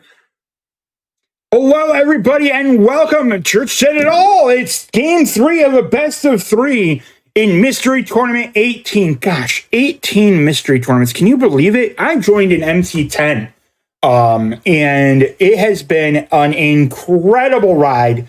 These last mystery tournaments that I have been a part of, it has been fun every minute, every second, everything working with them from going from a participant to a race streamer to eventually the organizer to backing out for the organizer to let Internet Dirigible take over, who has done an absolutely fantastic job backing off of commentary to let Maurice and Mythical 9 take over, and they've done a fantastic job. Everything just says this is a strong community effort. The community comes together to make this happen. And you too can be an incredible part of our community. Join the Discord. We've got lots going on. We've got a lot of fun stuff that we do in the Discord, from just chatting about games to going through various tournaments. We have a very, if you build it, they will come attitude. You can build your own events, do your things that you want to. I mean, I think that both me and Vidrzek here have actually done our own events at various points just by building it. You did the Shmup Grand Prix, right? Yeah, it was definitely a mess, but it was fun to do my own event. Oh, well, I guess RPG Book Club as well. I forgot about that. Yeah, you do RPG Book Club, did the Shmup GP. It's just always really fun to be a part of, whatever goes on in this tournament. And we have a number of events coming up. We have our Trophy Troopa, which is a much more lax version of Mystery Tournament. We have our Friend Fest, which is a series of challenges to mostly just say, hey, Discord, work together to achieve these. So you just play. A lot of it is just excuses to play games. And if you want some incentive for Friend Fest, we've actually gotten a bunch of keys that have been sourced from the community itself for games to incentivize those. So if those squares get clear, more games go up for raffle. I don't know if I'm allowed to say that here. GDQ has nothing to do with that. Those are keys sourced from the community. So you can just join. I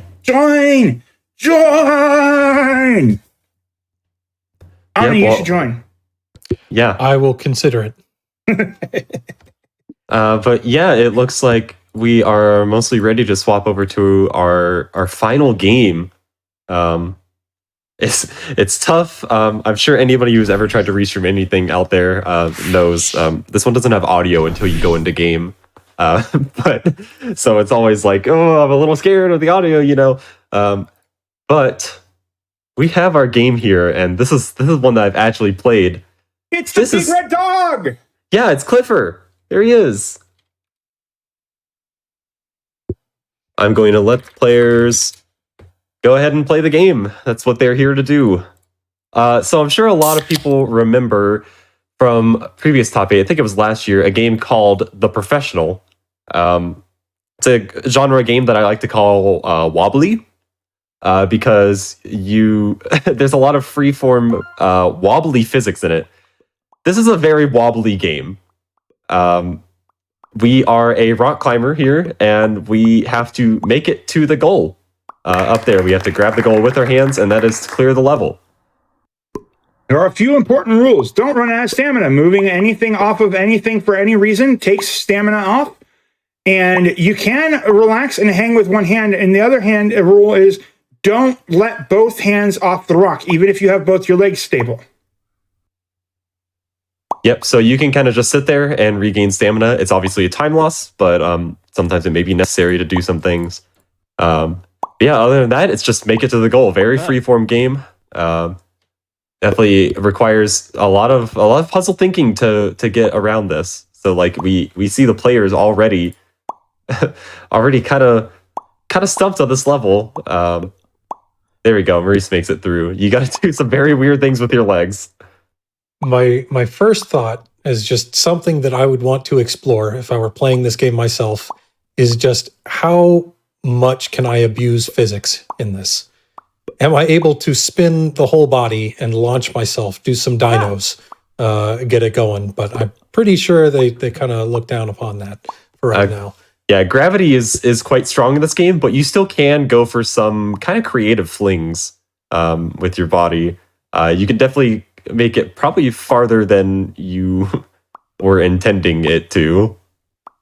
One thing that's really deceptive about this game is that legs are very important. They may not seem as much about how they feel in regards to how important your hands kind of are, because you have to have two anchors. But because your legs do provide rigid bodies that will click kind of in place a bit there, it's absolutely very important to get your legs in the positions, because they will provide you with that extra oomph that you need. And nicely done, Maurice. Yeah, we see a new mechanic. These blocks allowed you to hang more than one limb on them. It can be any combination of limbs. Dots. Gotcha. Yeah, any combination. I don't think we ever see more than two, actually. That is correct. We do not see more than two for any given block. There are, for the most part, this game, once you get a hold of the game, it's not actually all that bad. We're absolutely going to see two levels that really kind of held up a lot of us are probably going to be seen here. But Maurice is just flying through Making this. use of that momentum. Oops. Maurice, when presented with a mouse game, is absolutely good at rapid fire testing of strategies. You see no level of holding back, no level of we're not dangling around with the mouse for too long because we're not letting that stamina bar drain. We're just cruising. Yeah, another thing is like the quick micro adjustments from him is that like where your hand and legs are placed on the holds, like that does matter as well. That is actually pretty important in this game to allow you to get maybe just a little bit of leverage that you need. So this stage is a little bit hard. You kind of have to go upside down, if I remember correctly. As soon as you flump down there, it's really hard to get back up. Yeah, it's really, really difficult. You can do some sort of wacky flings in order to make it see where he's going for it. Now, gets the leg hold. Yeah, oh wow, what a nice recovery, actually. Okay, wait, this is apparently the same developer as the professional? Oh, okay, that's not what I expected. Something that we don't talk about as much here, but just Mystery Tournament is a multinational kind of, contest tournament. We've got people from all over competing, and because of logistics of how that works sometimes, when you get into these late stages of the tournament, or even earlier on trying to schedule, time zones kind of play a significant effect. So I'm not sure where someone is located, but I believe Maurice is somewhere in Europe. So for everybody in the States where it might be afternoon, it's probably getting to be quite late in the evening for him. And that'll play into it. Just how sharp you're able to pull things off, how especially round after round, being able to keep up your own mental stamina This is the second game in just a few hours where he's had to deal with some sort of stamina mechanic and otherwise. And part of that is, well, being a champion in the right ways, being able to deal with those kinds of adversity, but just as well, kind of knowing your own limits and knowing what to expect when going into game day. Yeah, and you mentioned the time zones. We actually, interestingly, all three of our top three competitors are in another spot of the globe. Another one of those dreaded thirds that change up a lot of things. Because we have Ferris V5, for instance, is in Australia. Maurice is in Germany. It's a lot of there's people all over the globe participating. That's why we in Mystery Tournament we utilize an open schedule. So if you think, oh, I would join, but it's hard for me to get a schedule going on. It's actually really easy. And oh my God. I blinked. Someone was on the prior level. We'll see. You do have to hook onto the goal with your hand. Come on, someone. You can fling. No! Yeah, it's a marathon for Ferris every time that they join here in a Mystery Tournament top, so... Heck, our last, Triscorp, our last winner was, I think Finnish, I think. I don't remember. I don't know. I'm usually really good at remembering these, but I don't know. Sometimes even I forget. Yeah, we'll see. I think the key for Maurice here is getting a hand. You kind of don't want the hands on the bottom ones. Maybe one of them. Maybe hook the left hand onto the yellow. The trick is that you do. You want the hands on the bottom ones. You want to be upside down here at this moment. Yeah, and use the legs. Yeah, kind of spider over with the legs because your legs have longer reach than your hands.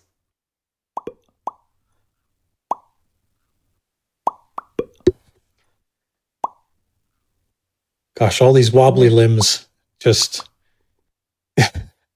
So close. I can't help but laugh. No matter how much or how often I've seen crazy wibbly wobbly game physics. They're always fun. I love them. I love I'm a very strong Mount Your Friends player. I'm very very fun at hand in hand, or no, what was that game where you have like the two dudes with the arms that was made by produced by Devolver. Oh, Maurice. It's really good. And there Heave-ho. Maurice goes. Heave-ho's the game, by the way. Heave-ho. Yeah, Heave-ho. It was in Mr. Tournament Top 8. Really fun one. Yeah. Oh, man. Maurice flying through this stage. The ending is kind of tricky. Tough permutation. Does flip over the hands, which allows you to get more reach. Nicely done. Quick. So quick. There's a par time on the stages. Probably cleared that one there. I tested this, and this is insane. This is insane. I tested this as well. This game is hard. It's not easy. This took me way longer to get to where these two players are. I want to say like probably the 15 to 20 minute mark. Yeah, no kidding. It's that hard. So at this point, Maurice is one stage ahead of someone, but as we've seen all throughout their matches, just the lead can change kind of in the blink of an eye. Just any one thing that they either figure out or happen to be part of their specialty can quickly flip the script. Yeah, no lead is safe in this match. This is crazy how much that's the truth. Yeah, I'm remembering a quote You need to get that leg up there first. From someone 325's first mystery tournament from Maurice, who I believe beat someone 325, and in the interview afterwards he said, yeah, someone 325 is winning MT one of these days. And it's refreshing to see, you know, Maurice recognizing a competitor like, this competitor is clearly at my level or even above, and it's showing in this best of three. I mean, just constantly so close every single match.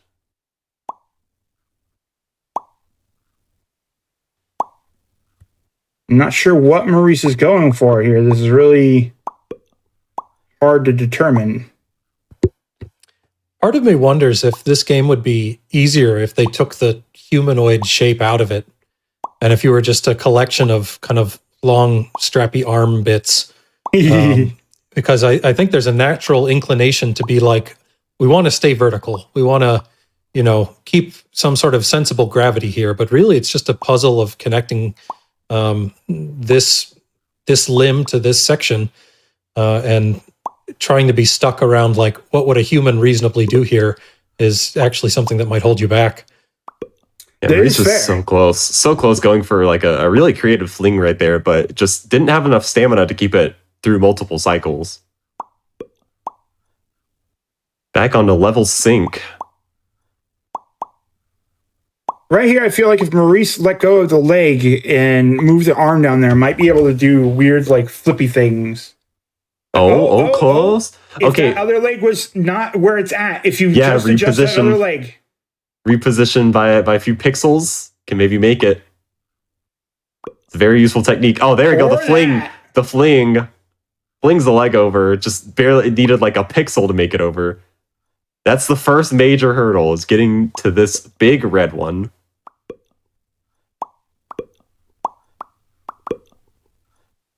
Very nicely done there. Remember that you can anchor 2 pieces onto that one.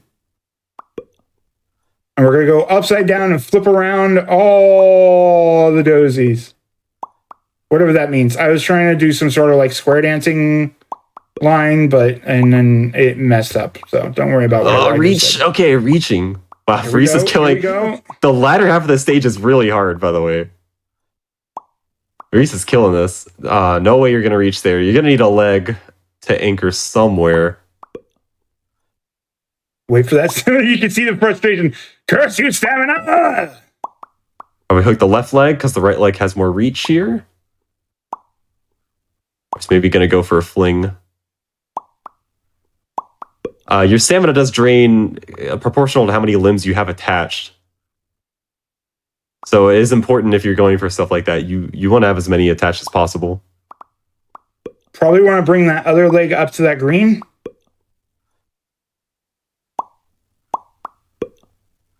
Or do this. Oh, okay. Close. Maybe you can make it with a fling. Oh, no, didn't even need it. Just reach for it. Reach for the skies. Then over halfway. How many levels there are? This is how many levels there are. There is no extra levels after these 15 that we see, or 12. Oh yeah, it's 12. One of those multiples of 3. It's 12, and Maurice is on level 8 right now. Maurice positioning. He can reach. All right, has seen that he can reach it. It's just do it again now. The pose that the guy takes just every time gets me. Oh, the best part is we can't hear it here, but whenever you clear a level, you get like golf claps. It's perfect. Oh yeah. Whenever you run out of stamina, the guy just goes like, "Ooh," like it's so hilarious sounding.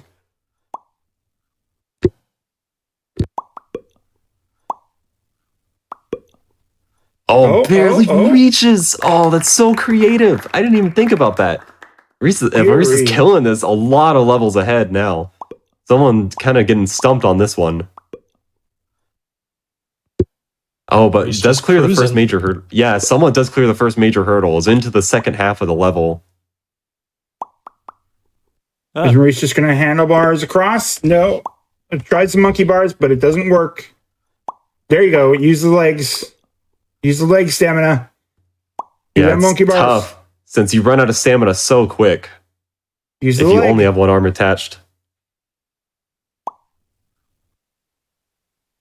You gotta use the leg. You got these 2 other limbs that are just doing things to help you.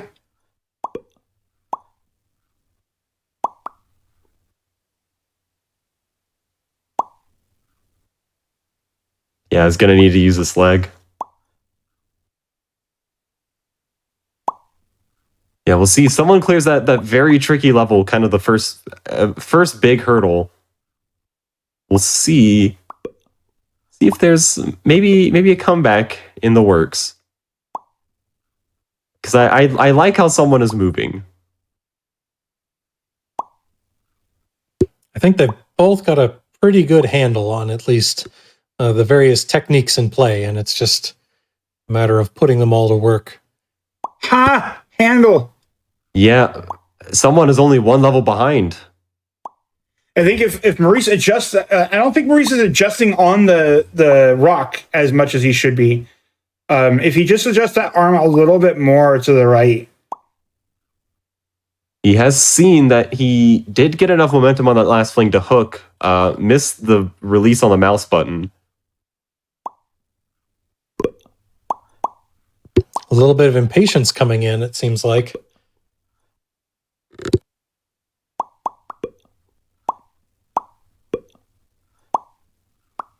That time he used the reposition. It's starting to now reposition. Oh, someone is so close here. Maybe he can attempt a fling, or kind of spider the arms around. Oh yeah, okay, yeah, you've got this. You got this. Reposition the leg. Now you have an anchor point. There we go. Someone 325 is going to be on the same level. They are all caught up. Oh, no lead is safe. Not a 1. Oh, and I like how someone is approaching this. Oh, I've seen that you can get enough momentum on that leg to make that hook. It's going to go for it, yeah.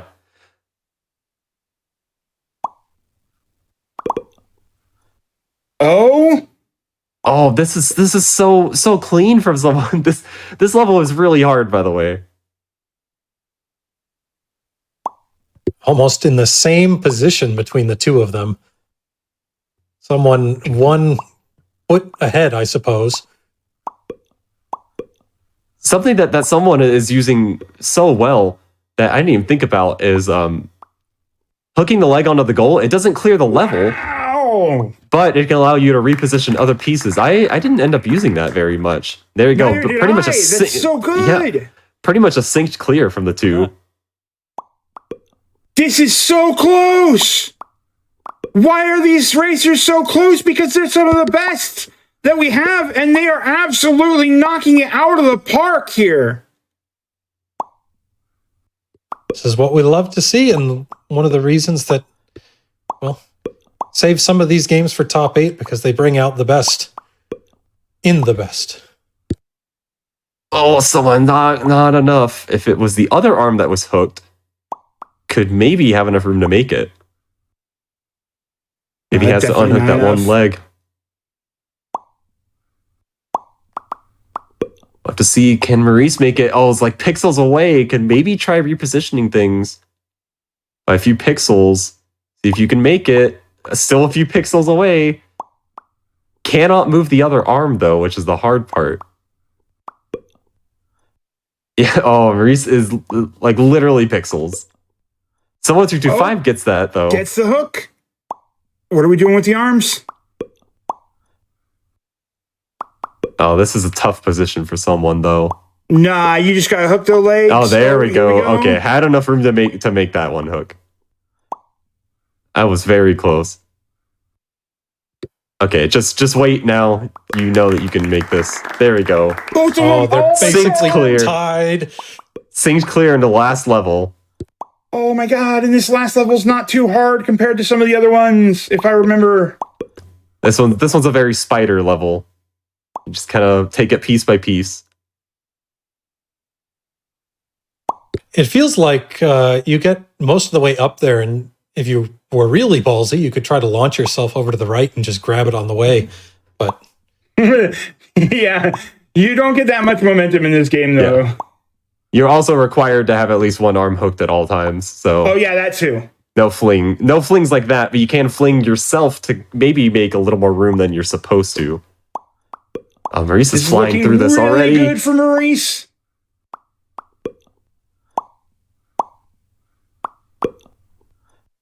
Oh, I'm not going to be able to reach that, though. He's maybe got to try and hook a leg up on the green on top. Not sure if he can make it there. Here's where the true puzzle of the level starts. Oh, gets there. Ooh, gets a hook up. Oh, gets a hook. Just needs to one reach more that hand. Final arm down. And that's it. That's Maurice it. takes the win with an official time of 2014. Whoa, what a rate. Holy, what? Dude, did I just get lucky enough to commentate 3 extremely close races this entire time? Maybe it just worked out that way. That was such an impressive race. I'm so happy that it ended on this one. Mm-hmm. Yeah, these were some incredible races. All 3 games, just absolutely spectacular finishes between the 2 players. Sorry, between the 3 games. Me numbers good, Kay.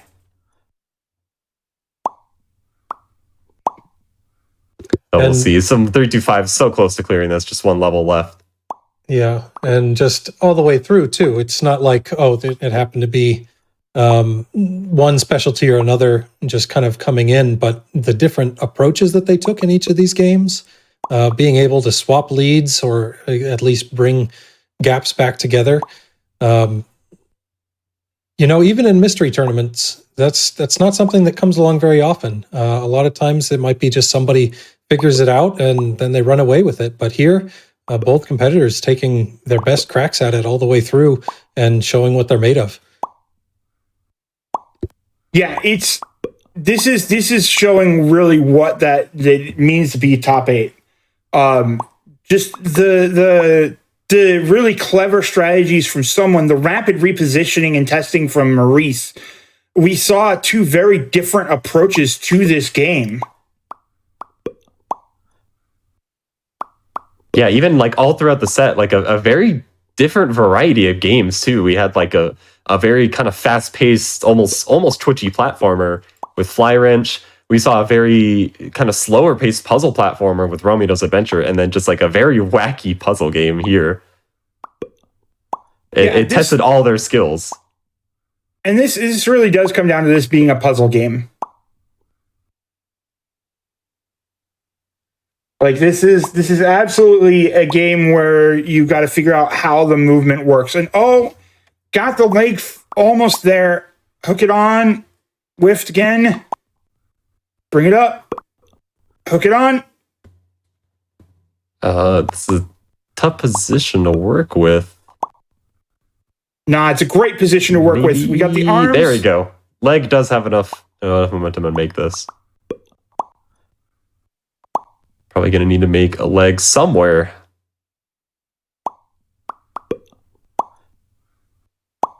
There you go. Switch that leg with the arm. Good to go. Good to go. Wait for your stamina. Swing it down. Grab on. Grab on.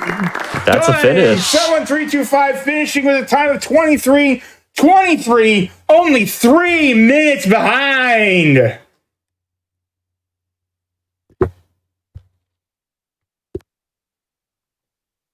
Just wow. Just wow. Just wow. This has been so hard to keep coherent thoughts because of how incredible these players have been. And now we also have Maurice going back up against Ferris. So they get the rematch from winners. And remind me, does that have a bonus towards Ferris, or is it starting from scratch? Correct. This is a best of 5. However, Ferris has a 1-game advantage. We don't do resets over here because that would just take forever. But being on the winner's side, Ferris has a 1-up advantage on games. So Ferris will need to win 2 games while someone will need to win 3. So that has been the incredible losers finals. We're going to be moving into grand finals soon here. It has been an absolute incredible pleasure to be a part of this community as long as I have, to be working with all these people that we've worked with, to see what's going on here and to commentate with you, OmniGamer and Verizak. Absolutely. Thanks for having me back. Yeah, it's I wasn't as active this time for this MT due to health issues, but I mean, I was always there watching it, and maybe just glad to see that. I mean, this community is just so great. It's definitely I've been a part of this for quite a while now, probably like at least a few years, like 7 years or so, and I mean, I'm gonna keep doing this for a long time, so. Well, that is going to be regrettably it for us on commentary. Well, I say regrettably, but you got the incredible Internet Dirigible and Maurice, and Mythical 9. And Andy. And Andy 4H coming in for the final commentary. So, Church, I'd say don't go anywhere, but Church, you want to sign us out? Yeah, first I want to say thank you to all three of you for being here and for commentating this wonderful tournament. Mystery Tournament is great. Everybody should join. Join the Discord, join the mystery races. They're all great. Thank you all so much for commentating. We're going to take a quick break while we get set up for grand finals. We'll see you all in just a few minutes, everyone. Everybody, and welcome back to the Games Done Quick Hotfix. This is Mystery Tournament 18. Top 3. This is grand finals. We have a new set of wonderful commentators. I will hand it over to them, let them introduce themselves, and explain a little bit more about what we're going to be seeing here for the grand finals. Hi, I'm Mythical 9, closing it out on commentary here with multi-MT champion and dear friend, Andy. Hello. Hello. As well as Mystery Tournament commentator, restreamer, moderator, tester, and organizer, Internet Dirigible. Hello, hello. Now, we do something a little bit different, right, for grand finals. In a typical double elimination bracket, if the person coming from the loser side wins in grand finals, it resets the bracket and they play another match for the title. This could potentially add like an hour and a half or 2 hours and like a bunch more games. It doesn't make sense for what we're doing. So we've tweaked it. We're going to play a single best of 5 for all the marbles, and the person coming from winners gets a 1-game advantage. So to become champion, Ferris V5 needs to win twice. Maurice needs to win 3 times.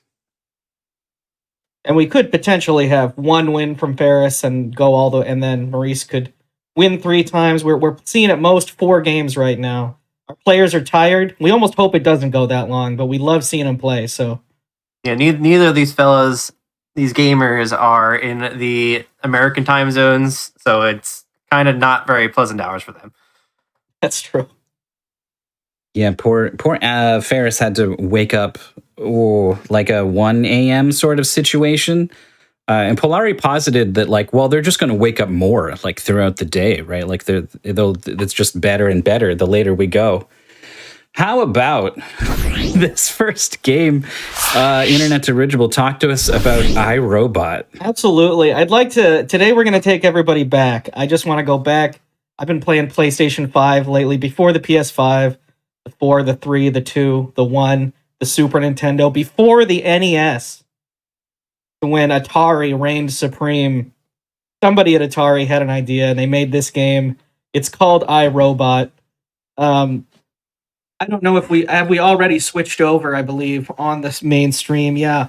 So basically, jumping is illegal according to Large Blue Head. It is illegal to jump, and because of that, the eye, when it's open, sometimes it'll be red and it'll kill you when you try and jump. And there's the game and there's the ungame. You know, it's all it's all a little confusing. I don't think there he is, the law, no jumping. I don't think that it's going to be very easy to convey just how this plays without seeing it. This was the very first time I played this. I turned it off immediately. I said, I can't even stomach whatever is being thrown at me. This is not a video game. And then I played it with some other people, and they were like, this is incredible. But the only reason they were able to say that is because I was the one playing it. It's crazy. This is going to rewire your brain. Yeah, I got tricked into testing this with Mythical 9, and it was it was wild. Wild is like the best way to describe it. This is unique. I have been thinking about this game in my spare time ever since we all played it. This thing is creative and bold and bizarre and compelling and like it kind of like actually visionary, as in the person who made it had a vision. I went and looked it up, by the way. The person who developed it was Dave Thurer, who designed, maybe you've heard of them, Missile Command and Tempest. This was like the next thing that he made. This one was a flop, though, unlike two of the most popular arcade games of all time. But yeah, this is kind of a special game, I think, and I'm absolutely ready. The timer's ticking. If the players it's are. starting in 5 seconds. We're going. Baby. Go. Myth, describe this thing, because I can't. So in a sense, it is lawnmower. You have to mow all of the lawn. The lawn in this case is red squares, and you need to turn them blue. So the shield at the end says how many reds are left, and it's a number there that counts down as you run over the blue tiles. And then once it's down to the last one, you can jump over, hit the last one, blow up the eye representing Big Brother, and fly through space to the next level. Marius is having problems with tech, by the way. Yeah, he's working on his controls. We can retime it. And just keep going. And yes, after you finish a level, you enter a shoot 'em up segment to get to the next one. And there's these things for extra points, and there's these asteroids, and if you've been watching the demo the whole time, it will instruct you to avoid solid objects. And then, land here, and then boom, bonus points for shooting all the Tetris. This game is nuts. Best band score. Oh yeah, flashing lights warning, I suppose, for this. So basically, yeah, this is fully 3D in 1984, so we get some strong stuff. One of my favorite parts of this game is that the rules keep changing themselves. None of these levels are really going to do the same thing. Another one of my favorite parts of this game is that if something happens and you're like, why did that happen? The game immediately tells you with on-screen text why it happened, which is great. Yeah, look. Oh, what? I died to something? Yes, you didn't shoot the bird. There's a lot of other mechanics. You can jump, and while you're in the air, you will get shot if the eye is open, so you can only jump when it's closed. It opens and closes on like regular intervals. Yeah. The game tells you at the start of the level what the interval is. Yeah, well, I mean, there's a lot it tells you all the time, so you do need to be paying attention to what it has to say. We got a couple levels in now, but it's not done at all showing new stuff. There is. There's gonna be a lot. It keeps going. It doesn't stop showing new stuff. Marius has finally started, by the way. Yes, there he goes. So we get to see it, and he's done something we haven't talked about, which is move the camera. So this game was cognizant of the fact that, first of all, you could have a camera and look at 3D objects in different ways. So you have camera control, and they realize, well, it's way better to be zoomed out. So they make you score more points if you give yourself the disadvantage of keeping the camera in close. Which is just like, that's what I mean when I say visionary. Like, they were so far ahead of the times with this game. This was the first game to ever have rasterized polygonal graphics. The first. It's got like the world record in the Guinness Book for it. I mean, it's also just wonderful. Okay. Sometimes the pyramid is red. Okay, I realize why this happened. It's because the pyramid's red. And when that happens, you get to the front and it says, "Let's go in." And then you go in and it says, "Touch the jewels," but you don't have to touch the jewels. You can. That's just points. But you got to go up and kill this eye, and you can get 999 points if you're fast enough. You following? Everyone's keeping up? Yep. It's also notably, your character can jump as far as they can if there's something on the other side. Yep. And once you jump, you leave a path back the way that you came, so you do not have to jump in order to return. Yeah, that includes red and blue, but you can't jump to the final red until the shields are down. Yep. You gotta take out the shields first. Exactly, yeah. And you can see the number on the shield, which is pretty cool. You'll notice that when the pyramid is red, like on Maurice's, there is no final red there, because the final red is actually at the end of this pyramid section. Here we have this guy. Head. So this guy shoots spikes at you, and every single spike will kill you if you don't kill it. But you can shoot him to make him spin around, and then he will. We're working on an emote of that guy. He's not facing you anymore. You can only do it when he's facing you. So you can time your shots like ping, ping, ping to make him rotate left, right, and keep him always facing away from you. But first of all, that rhythm it's so much easier said than done. Because my goodness. Not as responsive as it looks. Yeah, these players are making this look so much easier than it is. I love this game, but it controls so poorly. The frame rate is so bad. So bad. Everything is very weird. So these big balls, we don't have the beach balls yet. I guess you could call these beach balls, but there are some far more dangerous beach balls that will come later. Oh, so true.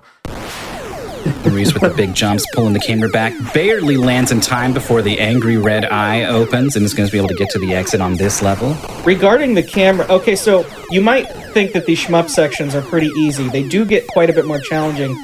And I will say, if you leave, every spike must be shot, Maurice has been told. Shoot head to make it turn and stop spiking. That's right, there it is. I think my most deaths in this game were from the spike head guy. He's just so hard. He's impossible, dude. Yeah, there's one that shows up on like level 15 or 16 or something. That is. He shoots for like 2.5 minutes. It feels like couldn't do it. I couldn't outlast him. He was too strong. Oh, Maurice just barely shooting that spike. I struggled my way to get to it, like, because I wanted to finish the goal, the tester goal, which was beat level 20 instead.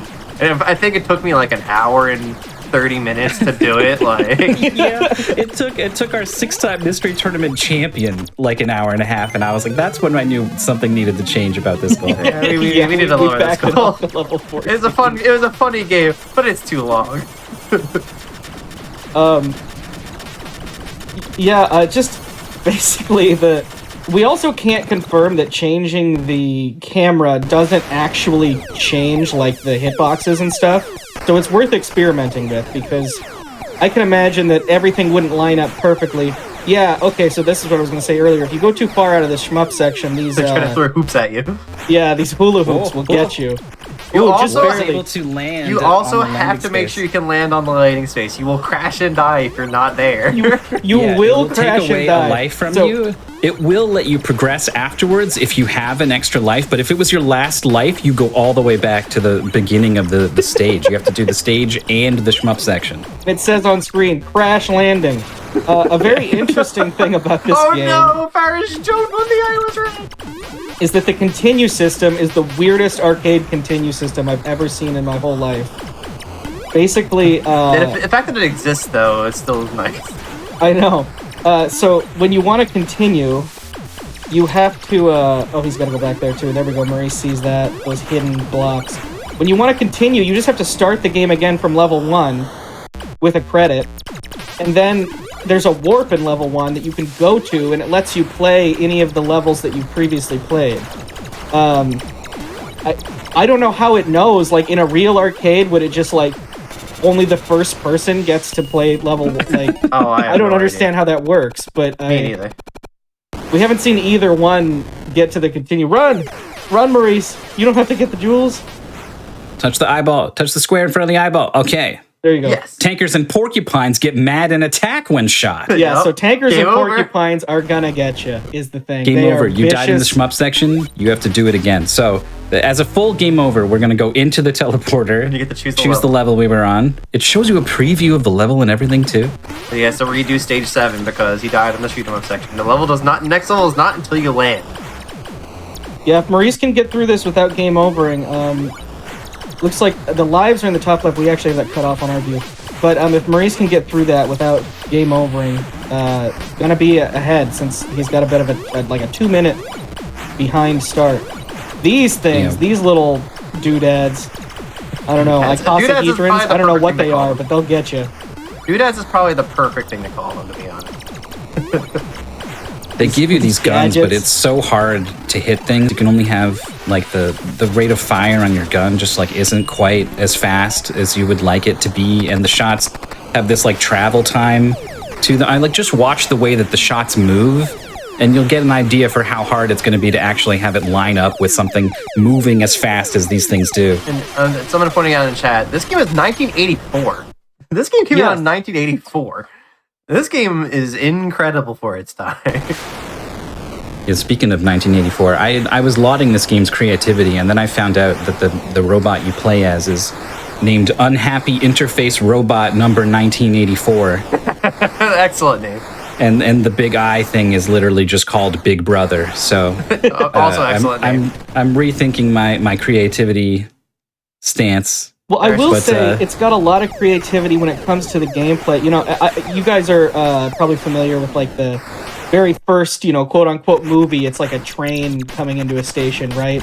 And if you said like, well, what's the story of this? They're like, all right, it's a successful moving image. It's not really like Right, right. That's kind of what we're at here. I like when games just like they didn't have to be about anything, or it didn't really matter like what was happening, or it's really not important. Like you go.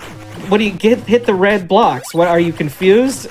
Like, But like at the same time, like it is about something. Like it's working purely on metaphors. Yeah. But it's like kind of knocking it out of the park in that way. Like this game is cyberpunk as hell. I think Dave Absolutely. Thurr should have gone out of game design and into writing cyberpunk novels, because I Spike think guy. the genre missed out. Spikehead. Every spike must be Every shot. spike must be shot. Must be shot. It must be shot. Yeah, I like how it's presented like an authoritarian, like because that is like kind of what the game's trying to get across. Like even the gameplay instructions. Yeah. Maurice has there's not found. Oh, you better not crash land. There we go. Maurice has not found that the whatever the we got- porcupines can be shot and then will attack you, because he was able to actually Porcupine. kill the 2 porcupines that were after him. So we'll have to see how that goes in the later shmup stages. This head is still here. Ferris has been fighting it for so long, diligently trying to do the one-shot taps, but then these Tetras come along and they get in your way, and now there are spikes. You need to hit the spikes. You must shoot all spikes. It's Oh, that's a game full game over. over. Gonna have to Oh, that's redo stage brutal. 8. If you Maurice see can what make I it mean? through this, is in the lead. It goes on for so long. It's brutal. It gets Yeah, longer so and you longer really each do time have to too. time It's your so shots. mean. Unless you hit him really consistently and just kind of keep him backwards by just hitting him over and over when you start. That's yeah, basically like what I this. did. I just spam shoot. Was what I was doing when I was testing this. I was like, I'm just gonna hope everything works out. Yeah, I was let go not- of fire.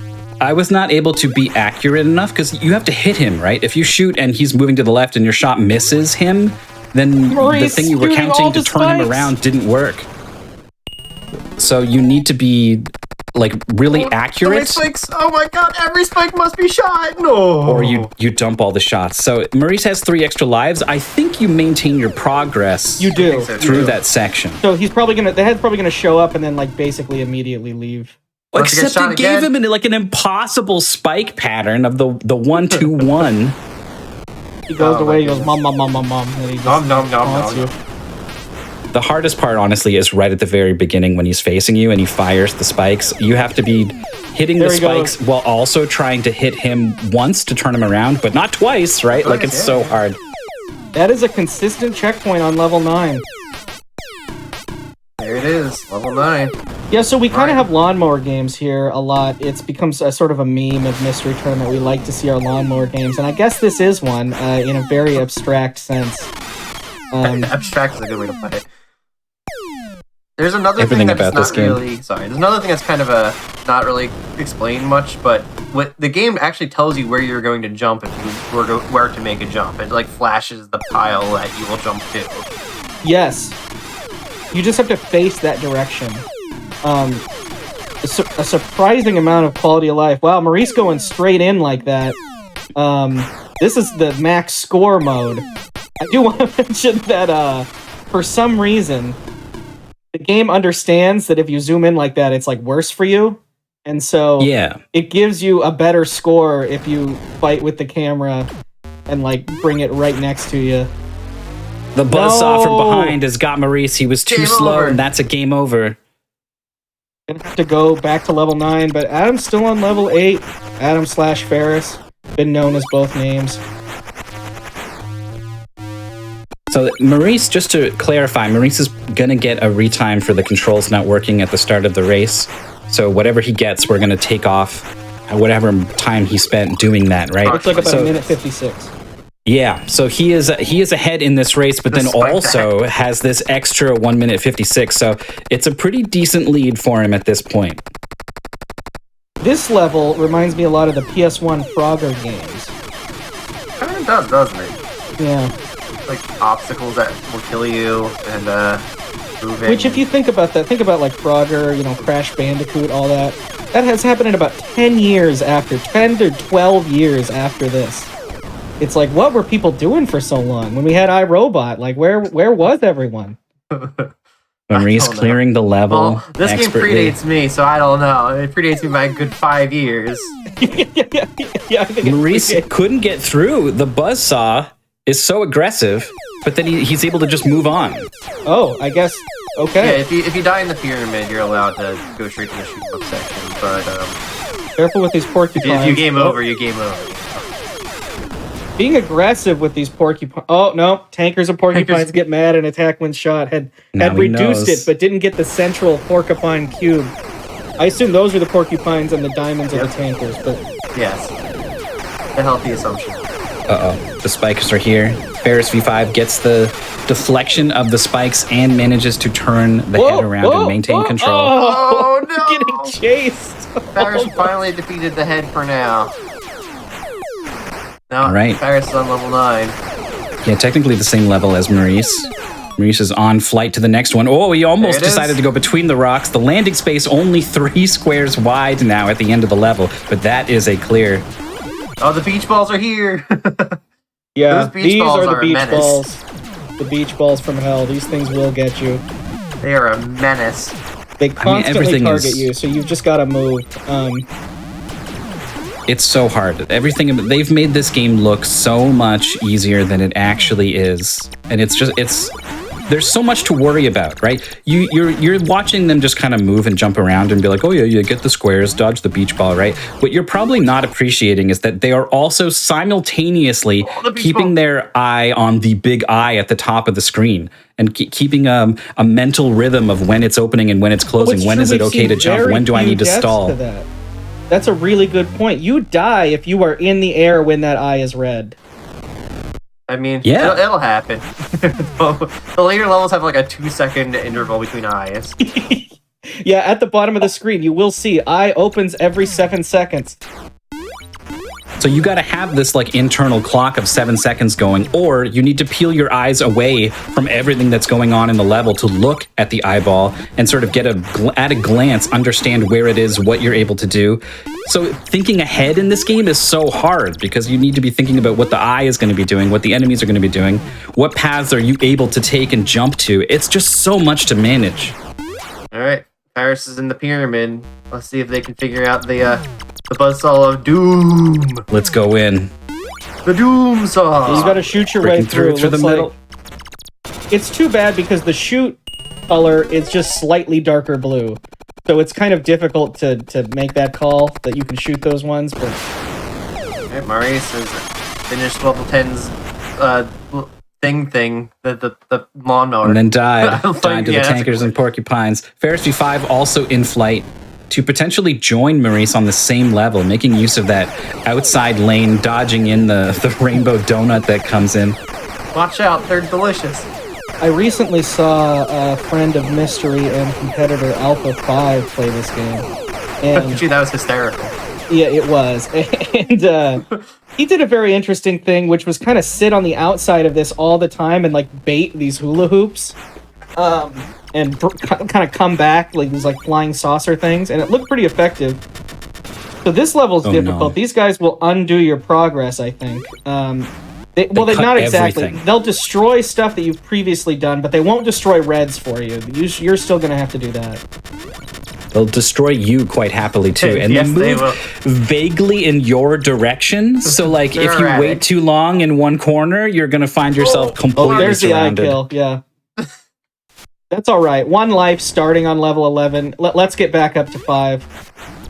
Which we did have Another- them change, by the way. The default is 3. This game is hard. Ferris V5 sniped by a beach ball on the final jump to the boss. Still has an extra life, but remember, there's that flying section afterwards. Needs to be completed with only 1 life. Yeah, I guess we haven't said that directly, but maybe we have. But if you die on the shmup section, that does not count as finishing the level. You need to land, or at least crash land.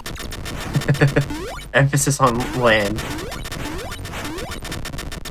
Another thing that they are doing so well that you're not even going to appreciate it if you haven't played the game is that they are never accidentally jumping, because it's just holding the direction towards wherever you want to go. So as you're just like platforming and moving your guy around, if you hold it down a little bit too long, he starts jumping. Now, he will snap back to where he was if you let go of the directional button, but if the eye is red, you're already dead. Level 11, here's where it starts. Tetris kill if not shot. It's like, since when? Scrape What's them off the deal? by flying next to other objects. The rules have changed once again. The War rules has have changed changed. once again. Oh, there was one on the side there. Here it comes. Scrape it off. No chance. It just Maurice down to 1 life. Oh, and Ferris also down to 1 needs the life. final jump, kills the buzzsaws, gets there safely. But no lives. No they lives. They only have 1 shot at this. They're going to have to deal with the scraping Tetris too. Yeah, so you can scrape them off if you get close to a rock. It is possible. Oh, we just have the one tile. Oh! Crash landing. But he's got the life. Oh, he's got 1 life. Okay, so it's okay. There it is. The Tetris coming. Here it Tetris is. kill, It's, not shot. I mean, I didn't want to, take the wind out of Ferris's sails, but like, there was no way with that sudden rule change that Ferris was not going to lose there, 1 Maurice. life on that there section, you go. and they could not afford to. Maurice just started playing level 1, so I love this game. I'll get back to where I was naturally. Also, now would be a good time, Myth. I know you wanted to shout out a mechanic that unfortunately we won't see today. Oh my gosh. Yeah, once you beat all 26 levels, which was the original submitted goal, by the way, and is just preposterously not a thing that we could ever do in a reasonable amount of time, the game loops and it changes the color palette and it gets somehow more difficult, and it will introduce a new enemy called the Viewer Killer. And it's a spiky thing that flies into the camera. And if it hits the camera, you die. You literally have to control the camera to dodge it. You have to control the camera to dodge it. Like, nothing. I've never heard of anything like. How many video games, third-person video games, have you control the camera and never have the camera be like an entity you need to care about in the world? Like it's killing so you. Crazy. It's killing the player of the arcade game. You are the viewer, and now you are dead. The viewer yeah, when like I said, Myth and I tested this, and like after we finished the goal, we just wanted to see like with the demo mode you can skip to further levels, and we ended up skipping to level like 100 something or whatever for fun. And then the viewer killer killed me, and I was like, "What the heck is this?" This game sent us into that like giddy, like 3 a.m. everything makes you laugh sort of state. Really so when the viewer killer came along, like it just knocked us down. We were giggling for like hours afterwards. We would just like whisper the other person to be like, "Viewer killer, lol."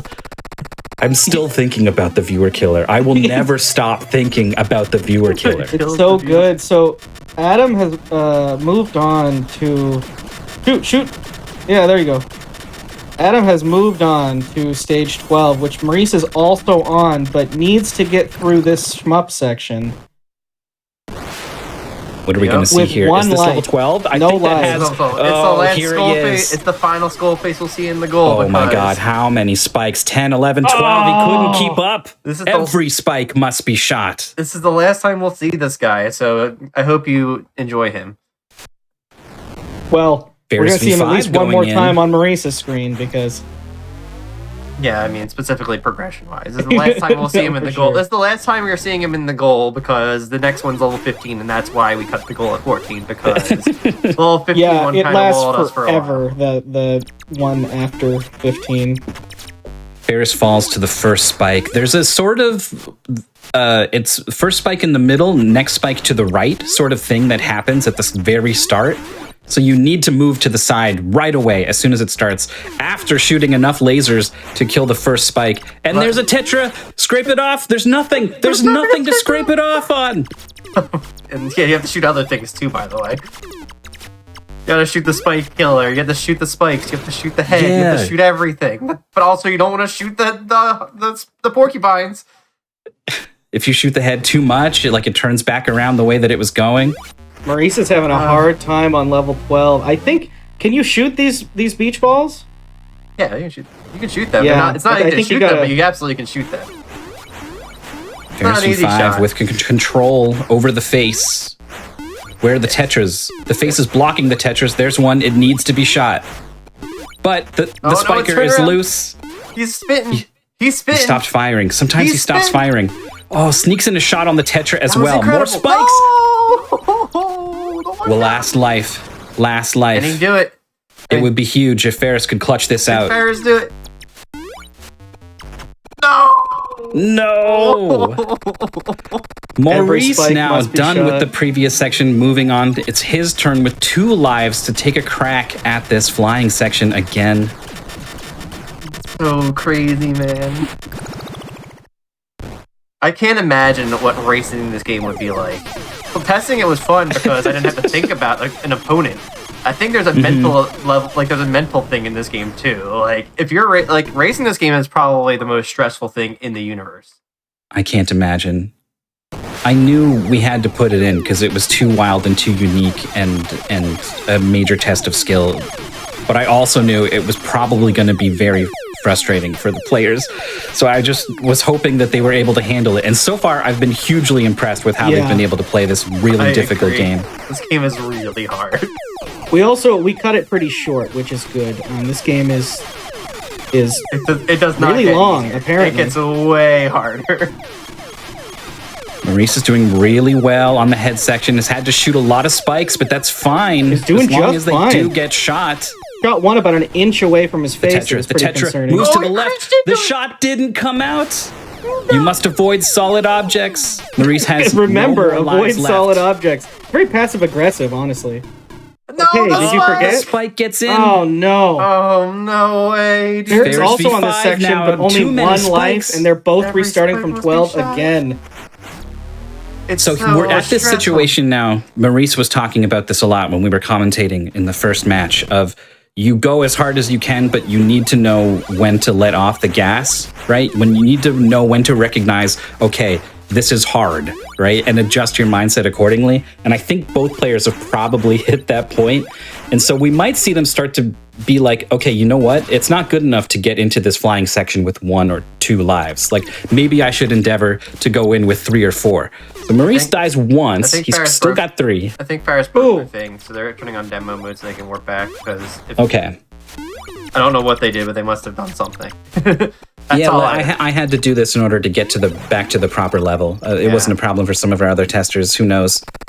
It was a problem for what's it called? It was a problem for some of the testers. It was not a problem for me, but I understand why it could be a problem because if you accidentally put on 2 players, you want to reset the game and then it breaks everything. Or Yeah, something 2 like players start. It's not 2 players simultaneous, like basically also- any arcade game that would come out after this. So it But, costs like- a lot of time because you die. Yeah. that. And the question becomes, how could you possibly start in a 2-player mode? That is the fact of the matter is, the 2-player mode button is one of the camera buttons. Oh, it's a very Yeah. good point. Yes, the camera that is why it change happened. buttons are the ones that start the game for 1 and 2 players respectively. Maurice knows he needs to shoot that Tetra, and he does. That's He's why got control. it happened. Like, Oh, This may be the game that has the most, like, until Dwarf Fortress existed, this wins for most mechanics in a game. Maurice almost had it. He had a last-second spike shot. Ferris He's got V5 1 life also. left, and it does keep your progress. I think this could be the time. hits the 2 things. The Tetra didn't get shot, but there it just did inside the head. Look at This is this so timing. critical. This is maybe the hardest part of the goal. I believe there's also a bullet limit on the screen too. I think it's like 3 bullets on screen at a time. Yeah. Also a thing that should be notable. No! It's super important. That's what got Maurice. He fired 3 shots at the head. They missed left, and so he couldn't fire any more when the spike came out. It's so over. The game also There's gives you V5 dead as secret well. lore, where, I don't know, if you did show up to an arcade and you were the first person to ever play this, I still don't really understand how it works. But you can hold like 3 buttons down when you very first enter the transporter, and it gives you like a level select to levels that you shouldn't be able to select yet. So, a secret arcade code. First life gone for both players. They're down to 3 now. That's 1 less life for the marathon that is the flying section, and that's another death for both players. Or what's the robot's name again? You said the robot's Sorry? name. You said the robot's name. What was The player. unhappy interface robot number 1984. Yes, please. poor unhappy robot interface 1984. Suffering against the Big Brother menace. Maurice with only 1 life, Ferris with 2. 2, I think you can be like, yeah, I'll give it a shot. 1, you got to be thinking like, oh man, this is not good. No. Well, this is zero not looking zero good. up there counts, so it's... The Tetra. Oh my God. Oh, masterful. How did Ferris have so many shots? They were just perfectly hitting every spiker, every Tetra. Oh my gosh. Yeah, that was a little bit less than perfect, but good enough. They're still alive. Incredible. Keep going. Keep going. You can do it. Oh my gosh. Do not miss. Do not miss. You cannot afford to miss your shots and have those things on screen. Whoa! A spike way out to the right, able to handle it. Maurice with a game over again on 12 from a Tetra. Oh, Ferris So it's has over 2 for deaths Maurice, and but has been in that Ferris has section gotten- a long time. I think this is going to happen. Yeah. yes. There's also a drawing mini game that you could play instead of playing the game. I forgot about Yeah, that. the games literally says, tired of video games? Burned out on mass destruction? Relax in Doodle City. It's literally And then, called like, Doodle City. on the menu to choose whether you want to play the video game iRobot or this other thing they made, Doodle City, they refer to this as the game, and they refer to Doodle City as the ungame. Oh my Ferris god, is through. Ferris, V5. Ferris land. Do not miss this crash landing. You have no lives left. Yes! There it is. 2,500 points bonus for best space score. Yes. Best space score. Is this the correct level? This looks Yes, familiar. it's 13. Okay. There's No, there's a couple that are like this, yeah. There's dividers Okay. now, so you can't just do left and right. You have to actually like go in and then out. And that means you need to respect that the sharks are going to have this pattern. You used to move with the pattern all the way down, and they weren't a pattern. It's not even a very normal pattern. Well, they just sweep like it's like a Space Invaders. Yeah, it It's a seems very like nor- it, it's a but then normal you look a pattern, little but you can't closer do- and you get a little confused. They just jump in the middle now over the Oh, yeah, block maybe that they that's never all it used to is. have to deal with. That's right.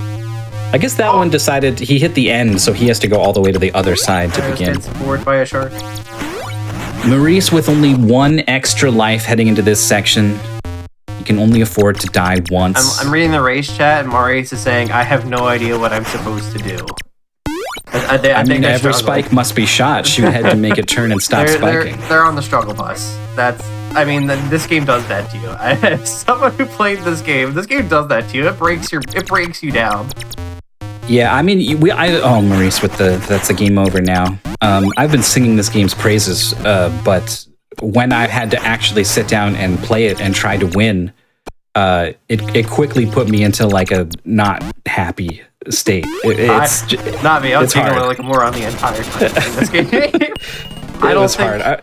I think if I was by myself testing it, I would probably hate myself. But the fact I was doing it with like you, Myth, you're Myth. That's hi, me. Myth. You, Jorf, and Crankhead just all messing around with this game. It made it a lot more tolerable and palatable because we were struggling together. There's V5 has got all of these Tetris shot. Had to work really hard to make that happen. Oh, there it is, level 14. Best The space goal. score. It's the goal. This is the final level, but remember, Maurice has this extra 2 minutes, but I mean, this level 12 is monstrous. Like, he might need 20 minutes in order to deal with this, right? Like, this is tough. Definitely tough. Very tough. I mean, this level is probably not easy either. Let's be honest. No, nothing is easy. Nothing is free in this game.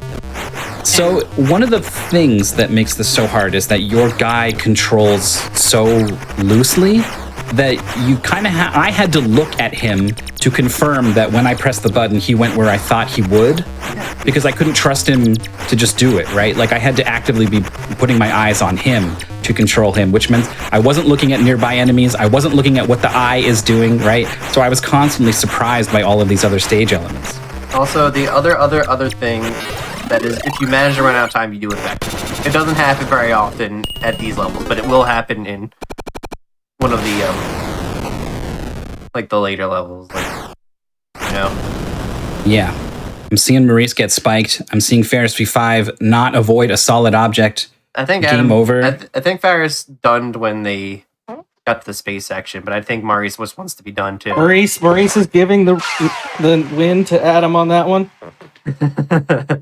I think he only forfeit because Adam done. Is Adam actually done? Technically, no. Well, then we have a problem, right? Oh, is Adam not done? No one has finished this race. Maurice only quit because he thought that Ferris finished.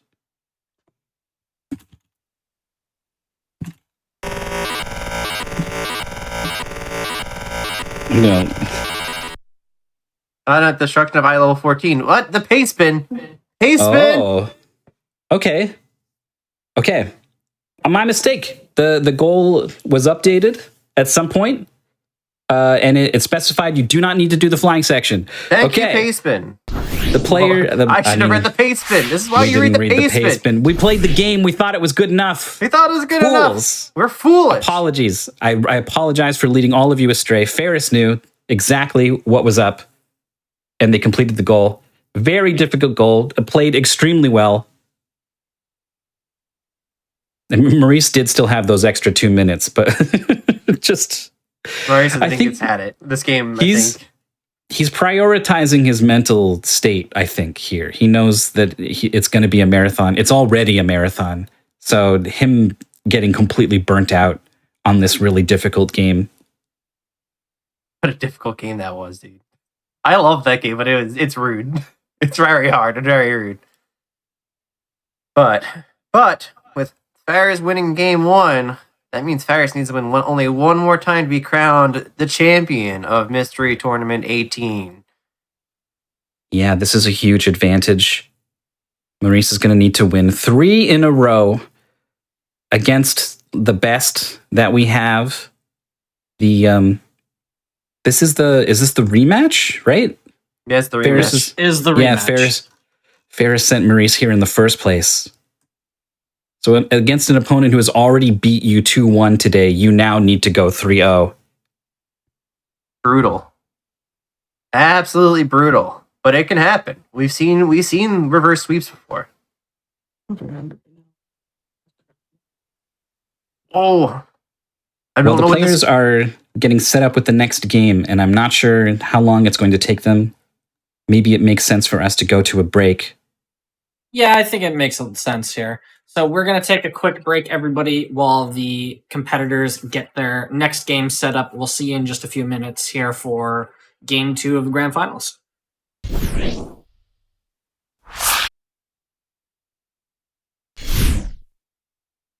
Hello, everybody, and welcome back to the Games on Quick Hotfix. Today, Mystery Tournament 18. This is the Grand Finals. This is going to be Match 2. I'll hand it over to the commentary here. Let them start explaining what we're going to expect to see here.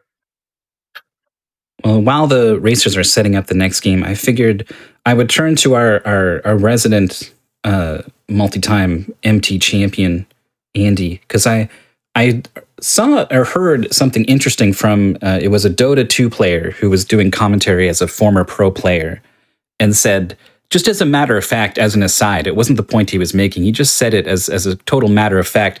Oh, well, you don't play your best at TI, at the big Dota tournament. Like it's just no one is at their best under that pressure, under that stress, under those nerves. And I'm wondering if you feel like that's a statement that sort of rings true for you. Oh, yeah.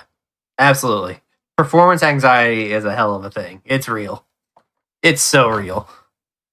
Especially, in international, it's different. like in comparison to this, they're playing for millions and millions of dollars for that one. Sure. This is just for like, you know, fame and notoriety and the appreciation of the universe around them.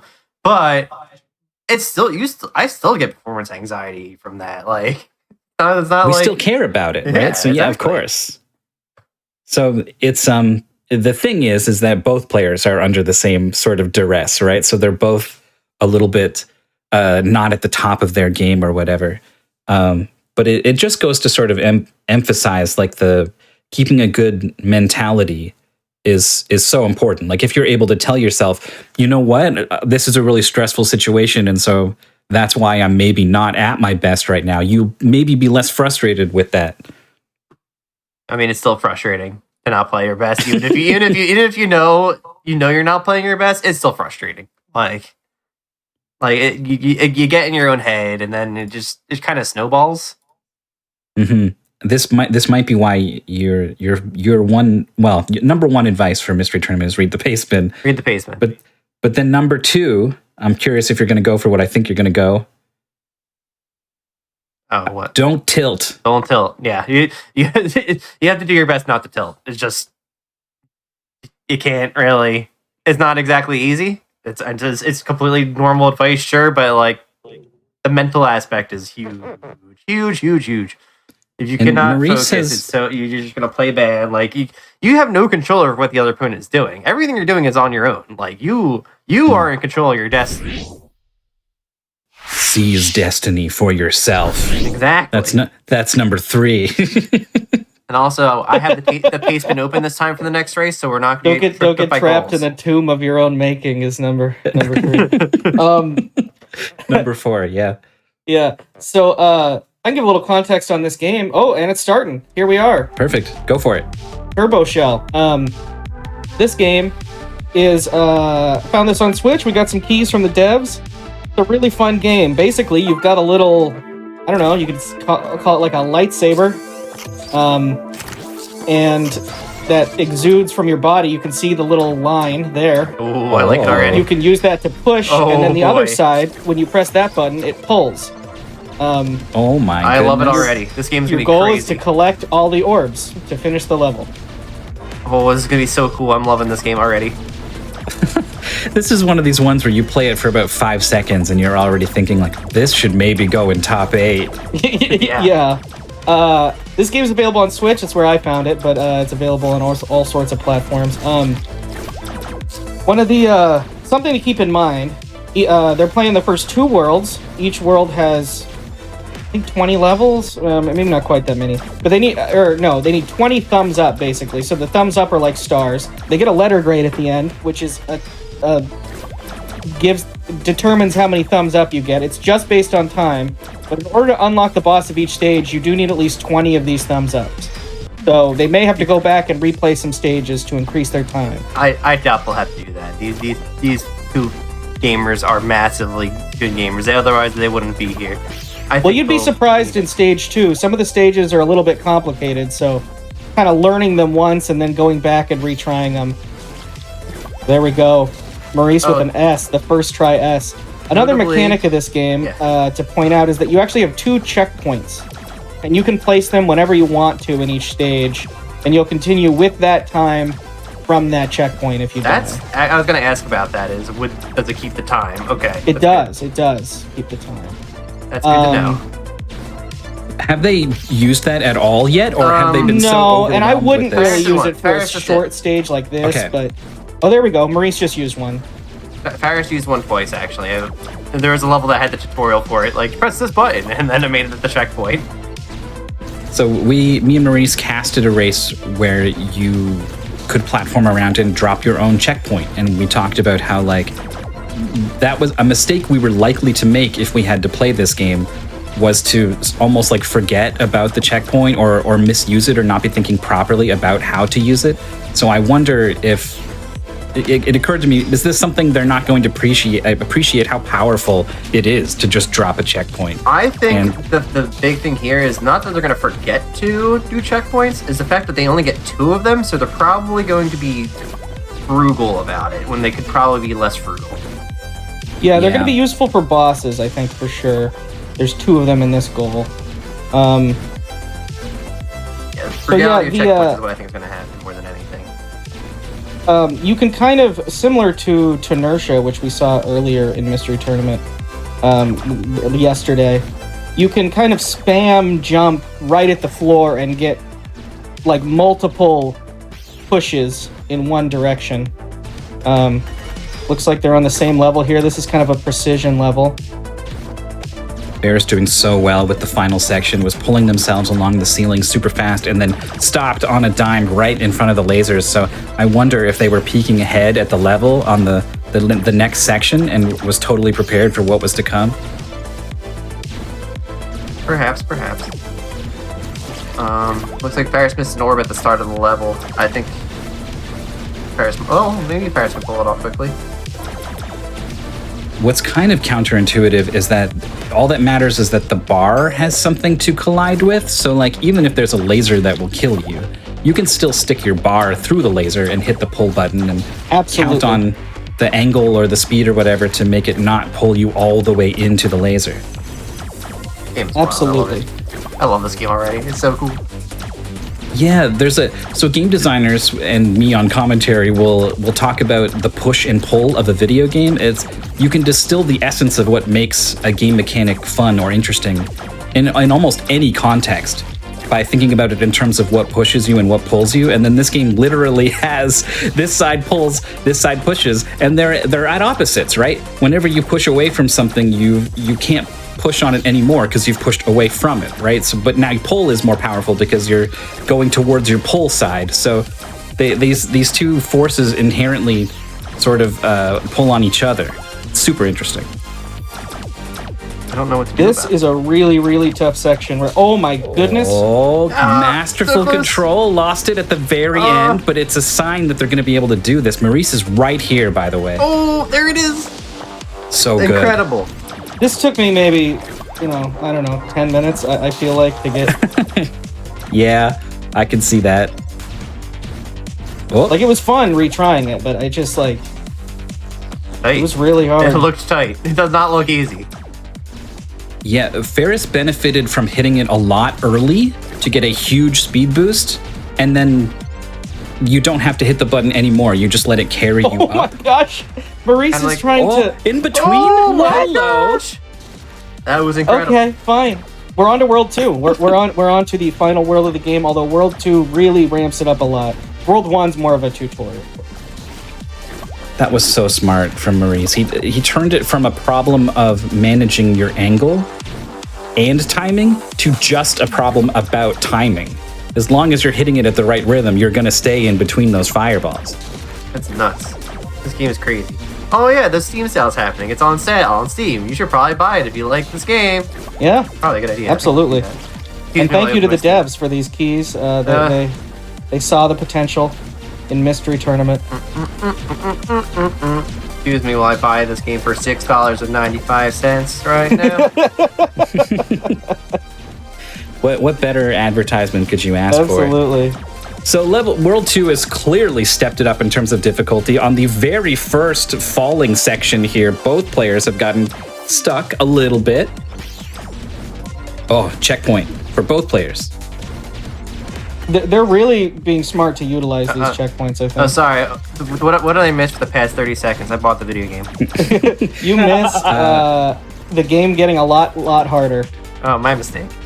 Yeah, Ferris has beaten... They've both now just beaten the first level of the next world. Ferris missed the first orb. What are you doing, Ferris? Uh-oh. Oh, no. You placed checkpoint dropped. Maurice also missed it and is going back for it. Wait, it's like in a cage? Do you need to get a key and then come back? Yeah, you have to come back. There's a portal line. Oh, that's why. Okay. Which is maybe confusing. From the video game portal, they have these dotted lines to let you know what activates what. So they have to activate and get back anyway, so it doesn't really matter that Ferris missed the first one, because it's there. You can see it. Notably, it's good to know that the level state is saved from your checkpoint, so you literally have to do everything. Yes. The final... Okay. Yeah, known video game hater. And he bought a game, it's true. I hate video games, but I buy them anyway. Like those people with huge backlogs who just keep buying more games. Don't you bring that up. Those people, as if it's not like almost everyone. I'm being attacked. Ferris is being attacked by this turret as soon as this wall opens up. That wall is terrifying. Bam. Yeah, so if you notice, and Ferris has gotten to that point, there's like things that you have to shoot on that kind of blue panel to break the walls. Except when you don't want that to happen. Yeah. Oh, it got stuck. Oh, that's so fine. rude. That's fine. They're fine. Ferris is fine. Careful.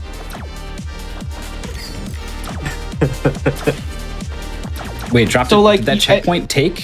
While you're doing Doesn't this, you matter. should be thinking about what levels you want to redo, right? Like, not that one. I that want to do that Maurice one just again. finished. Nope, not that one. Oh, okay, here we go. We get to do the obstacle course. Slight lead for Ferris. They were very close for most of this race, but this is the first time where I feel like I need to point out a lead that one player actually has over the other. Yeah, it's Well, that is a close. tight squeeze. All right, let's see. Oh, How Ferris handles this. It looks sketchy. Can't place any more checkpoints. You already placed them. All right, you got it. The 2 checkpoint limit's kind of interesting. That's the thing that's going to be. I think wise checkpoint users are going to decide this. Maurice is pulling up, which is going to break the things above him. He needs to be, yeah, he sees it now, pushing down to break the things below you. Okay, you got the floor. Maurice has the floor. I gotta turn the Oh, floor. there's no floor there. You need floor to be able to propel yourself. That was just like Gatorade or something. Gatorade. Liquid hot Gatorade. I don't know what Gatorade you're drinking, but I don't want it. Apparently it's a solid because I needed to specify that this Gatorade was a liquid. Yeah, want I'm the Gatorade. sorry, I haven't been saying much. I'm just enthralled by this match. This game really is good. mesmerizing. It is very good looking. Like I said, I thought it on the spot because it looks awesome. This is like a 2 or 3 stage lead now for Ferris. Maurice at the end of this section has been here once before. Oh, there's a One laser good at the top. boost. Oh my god, this thing keeps going for Ferris. Maurice did clear that level, but this is demanding a high degree of control. You can't Control, just yes. fudge this one. This is a level that says you There's need to show your lasers work. there too. Oh no, there's lasers up there. So you need to wait. You need, even if you have a rhythm that takes you up really nicely, Can't go but too goes fast. too fast, It'll hit you the- will need to change it at the top. Oh geez, that's rough. That's so So- nutty. If you have a very slight angle toward the wall and you hit push to knock yourself up, you are also knocking yourself slightly away from the wall. But if you can account for that by holding towards the wall, then you can feather the button indefinitely while you wait for these lasers. I think this Yeah, level. that's something to keep in mind. You don't have a jump, so and at certain points it feels like, okay, I only have this thing to get around, but that's not true. You do have air control. Like you still have left and right of your character. Oh, the checkpoint placement. Whoa! Whoa! Landed on that little block. That's safe there. I was gonna say that's a really good big one because this level it would be tilt-inducing if you can't get a headway into it. It's not a long level, but it kind of hits hard. Nice transfer. Maurice has done a good job catching up in the meantime. Yeah, I He think pulls one time too many towards the ceiling. I think I would have problems with over-aggression in this game, to be honest. This is a game I definitely feel like I'd just be mashing buttons, just flying everywhere into every buzzsaw because I'd be going way too fast. Just race carring like a maniac. That's probably what's going to happen to me if I played this. It's happening a lot to Ferris in this section here. This is a Gets game the that, orb. this is a game that another. rewards patience. Yeah, landing on that block again. The one tile block for these checkpoints. I don't know if Maurice knows that those are little safe spots scattered throughout the world, and that's going to be a huge help to Ferris. I did say at the start, wise checkpoint usage would probably be the determiner. It's really hard to remember that you even have them. And, I mean, if you're me, not for these players. They're using them a lot. Maurice just dropped one there. like knowing there's not really a punishment for doing it would definitely matters. If there was a punishment for it, then I can understand. Well, so the only punishment is that you can't get S. You can still get A, which is worth the same number of like thumbs up. So there's no reason not to. If you were trying to S rank every level, you'd have to do it without. It's like getting P ranks in Pizza Tower. You don't really care about that unless you're like trying to get achievements and style in the game. Like right. Just Maurice finds the same block to drop his checkpoint, so has also seized that advantage for himself in this race. Very important. Extremely. Maurice is preferring the push stick. When I played this, I preferred the pull stick. I think it all just depends. I mean, you got both. You got to use them both sometimes, but I'm not sure what I would prefer, to be honest. RSV5 getting a lesson in the height of the stick. Just was standing on a thing and took a moment to evaluate it and was like, I think I can just pull myself up into the bzz. Nope. Tires going forward and then backwards. Left this one for last. Because it looks a little bit sketchy. They're on the same stage, I believe. This is a long, kind of almost mazy stage. Not exactly, but you can tackle these things in just about any order. It wouldn't be obvious how to go about getting the S rank. Go! That was almost so clutch. Oh my goodness, Maurice with the... That was the play. Unfortunately, couldn't capitalize, couldn't land it. Oh, so tough. It's just very precise. That's all. Like that's all there is to it. It's just a really precise game. As a tester, I know it's the analog and mouse control. Which side is favored? The pull side or the push side? Like if I point my analog stick to the right, which side is going to be forward? The pull side. Okay, interesting. Pretty sure. Okay. I think both players are using. Yeah. Oh no. Okay, so Maurice is using mouse. Oh yeah, you can see it. Yeah, the mouse. Ferris is on controller.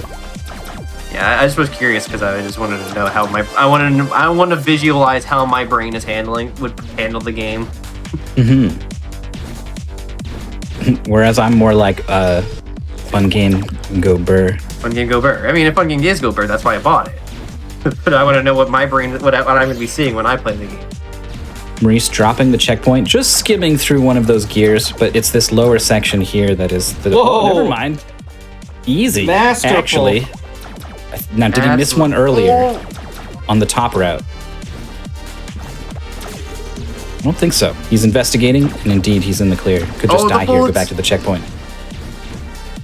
There's V5's cooking over here. Oh, that's good. Good checkpoint. On one of these levels, there's a thing like right at the beginning, and it's easy to not see it.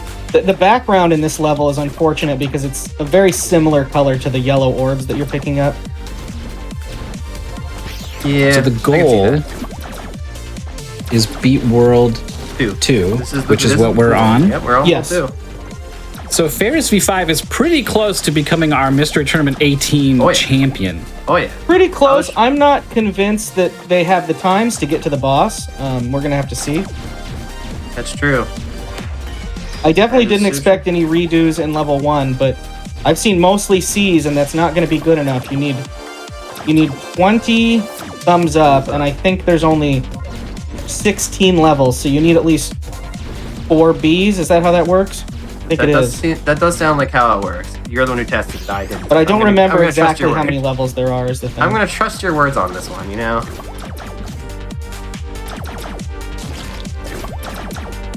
Well, we'll find out when we get there. It's kind of a big question mark, and it's difficult for the players to evaluate along the way. Like, I don't know if the terms of...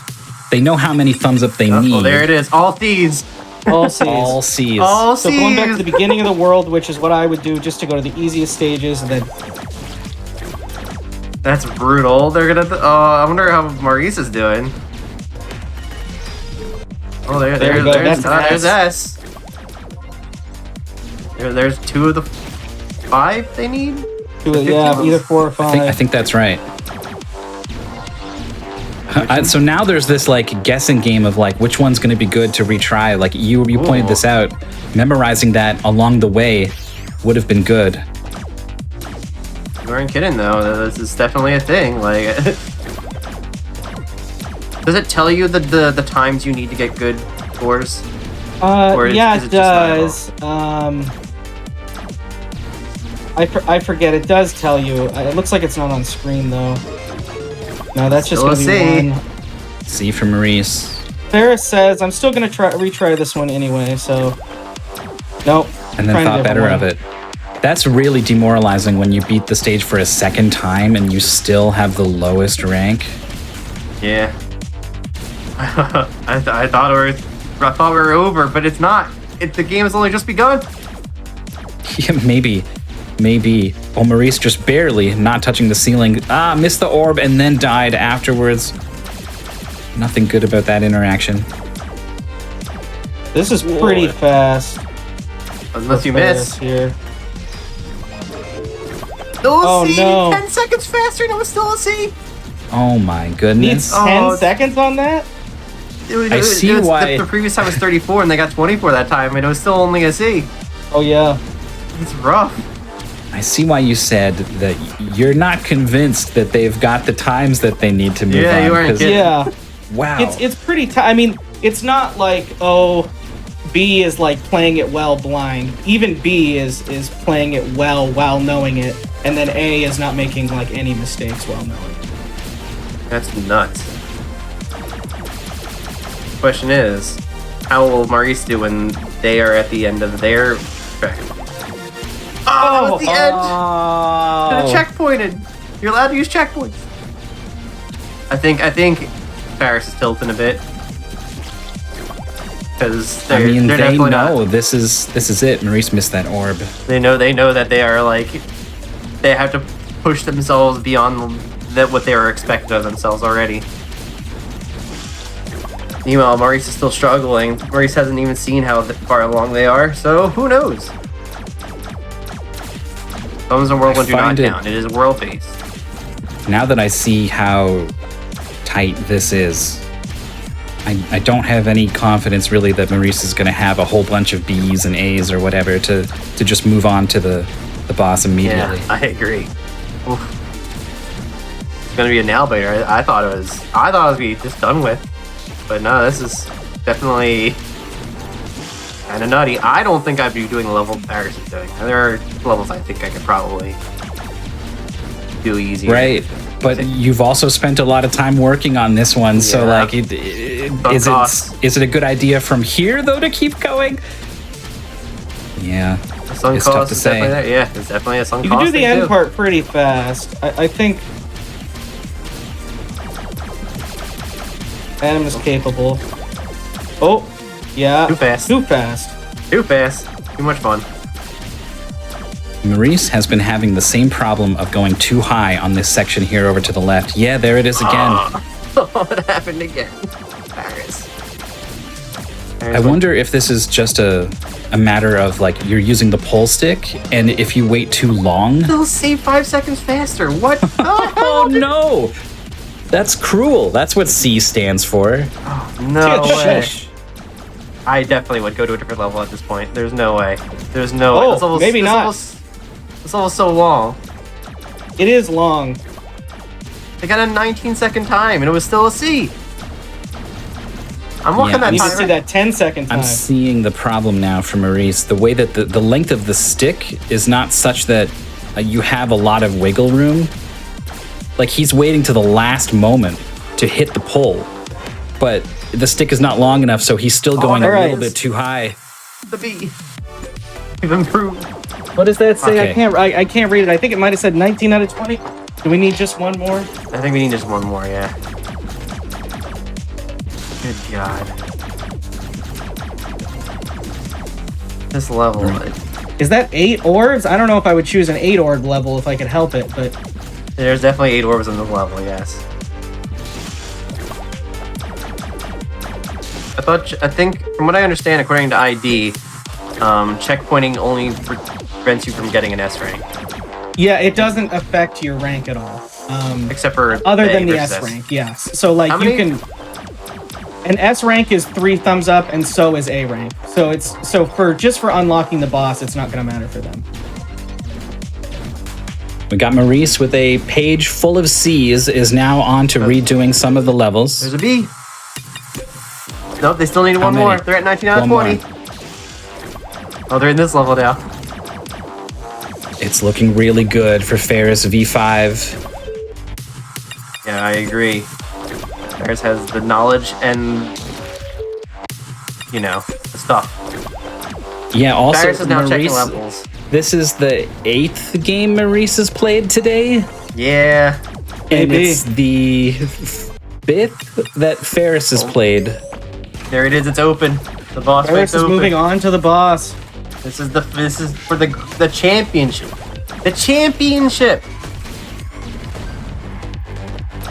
Oh, Okay. It's like some Sonic Spinball-esque stuff here. Yeah, Absolutely. totally. Oh, that's lasers now. Sorry. You gotta do something else. Oh, it's just Oh, no, timing. it- looks like It's just timing. timed, yeah. Okay. It's just a timing. We got some Yeah. Sonic Spinball Pardon me, stuff. but where do you want me to wait for this gate? It's a mess There's a- up there, man. There's a gun pointing at me, and If you wait down on the wall, then the gun is there, and if you the wait gun up shoots there, you out if you it's don't do all- anything. It does. You have to fire. No, Ferris. That's wild. Oh, you can just do that. Okay. Is that the critical move Ferris needs to clutch this out? Oh, we'll find out really soon. Oh, you can still checkpoint during bosses, right? I don't know. I believe ID said you could. Oh yeah, you can still checkpoint on the boss for sure. You can. Okay. So they can get a couple hits in and then do a checkpoint. There You it is. see There's how many checkpoint. orbs you need. You need 5.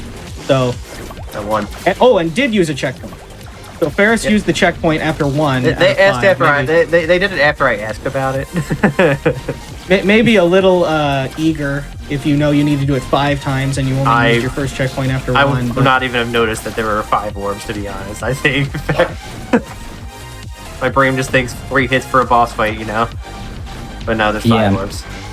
I mean, it was very late into this race by the time I noticed that there was an orb counter at the top of the screen, which is partly due to the way that I'm looking at this. It's pretty small in my screen, but yeah, noticing the UI and learning from what it's trying to tell you is important. Maurice, one BOA. yeah, 19. it's not impossible that he could pull this off. But Ferris only It's needs not. one more. Ferris knows everything about this boss fight. Only needs one more. Okay, not No, it. you gotta get 2 more again. Ferris understands the boss, but I think Nerve's gonna be catching up with them now because this is it. This is the win for them if they can pull it off. But they're also, they've been playing a very stressful game. B rank for Maurice. He's into the boss fight the moment he gets into the menu. There it is, boss fight. There's a lot going on here. There's the gun, there's the stalling, there's the hitting, there's the remembering checkpoints work on bosses. Ferris has all of this figured out and might end it. Sneaks in We did just it! before There the it is. lasers.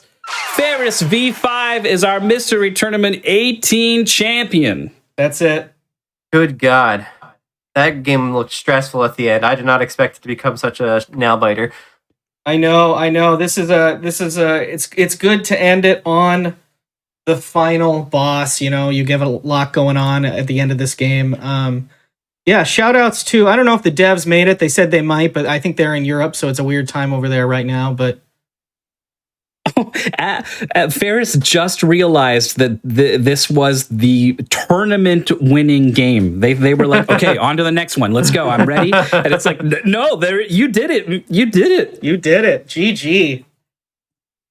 That's awesome. 2-time mystery tournament winner. I mean, no matter what, at this point, there's going to be a repeat champion. Second place from Maurice. We expected good, so shout outs to Maurice. Second place is no small feat. Good God, it is That's not. a third place from someone, 325 as well, earlier today. Incredible. Yeah, I mean, while we're listing the placements, let me go ahead and try to remember. 5th place was Furret Turret and Jackazam. 4th place was Zex. I skipped over that one. And then 7th place is Okami of Games and the Whitley. That's our mystery tournament. Good names to to be in the top 8 for sure. It was a very exciting one. Yeah, we had a lot of back and forth. Not a ton of game 3s. Until today. Until today, when almost everybody. Yeah. I would say the game quality of this top 8 was top notch. Like, I think there were no bad games this time. Yeah, I think we'll see how Ferris feels about iRobot. They are a robot, so maybe that will sort of soften the blow of having to play that in such a tense situation. I think Ferris is sort of ready for an interview. I don't know what audio needs to happen to make sure that happens cleanly. So I'll just patiently wait for production to pull Ferris in, and then when I notice that, we'll talk to them and about their performance, their feelings, where they're at. I know Maurice. Oh, guess what? We don't have to wait at all. Wow, We're going to go ahead and bring Ferris in right now. Beep boop, patching them in. And they're here. Hello, Ferris. Hello. that's the voice of a champion right there. So like Maurice had to play a lot of matches, but you had to play a lot of matches today too, right? This was like the 5th game? Yeah, I believe so, yeah. Yes, definitely the 5th game for... I guess you're maybe not the best person to ask. You didn't even realize how many games you had played after you won this thing. I had to take a second, because that last one just had me going for a while. Well, I mean, that final moment is fresh in our minds. Those lasers, I saw them on screen, but you still snuck in there for that last hit. I could honestly feel it too. Like when I went down there, and I swear I almost went into the pit, like right after I got it. If I can ask, obviously we don't have time to talk about every single, match that you played, and you probably don't remember your strategy in all of them. But in this last one, what was your checkpoint philosophy? So any game that lets you place a checkpoint like this, you want to place it after something where you would regret having to do that again. And that may mean that I get to the end and I'm like, oh, I didn't even use one of the checkpoints, but that's better than... Or I may get to one last hurdle I need to get through and I've got, it's 2 in a row, but at least then I don't have to worry about 2 things in the level. I can guarantee that. Got you. I think your checkpoints worked out pretty well. They're like, I definitely have no criticisms. Movement overall, extremely clean. How about walk us through your mindset when you started replaying levels and you were shaving off 10 seconds, 5 seconds, and still getting a C rank? Honestly, my only answer to that with mindset is I actually play a lot of games like this. This is actually my favorite kind of game, is these uber tight, like usually speed focused, though not all of them are, just level by level, like less than 30 seconds or a minute each. You just rush through, and being so short, they expect perfection. And so I was getting the C rank, and I'm just thinking, yeah, that makes sense. I delayed a bit. I was a bit slow.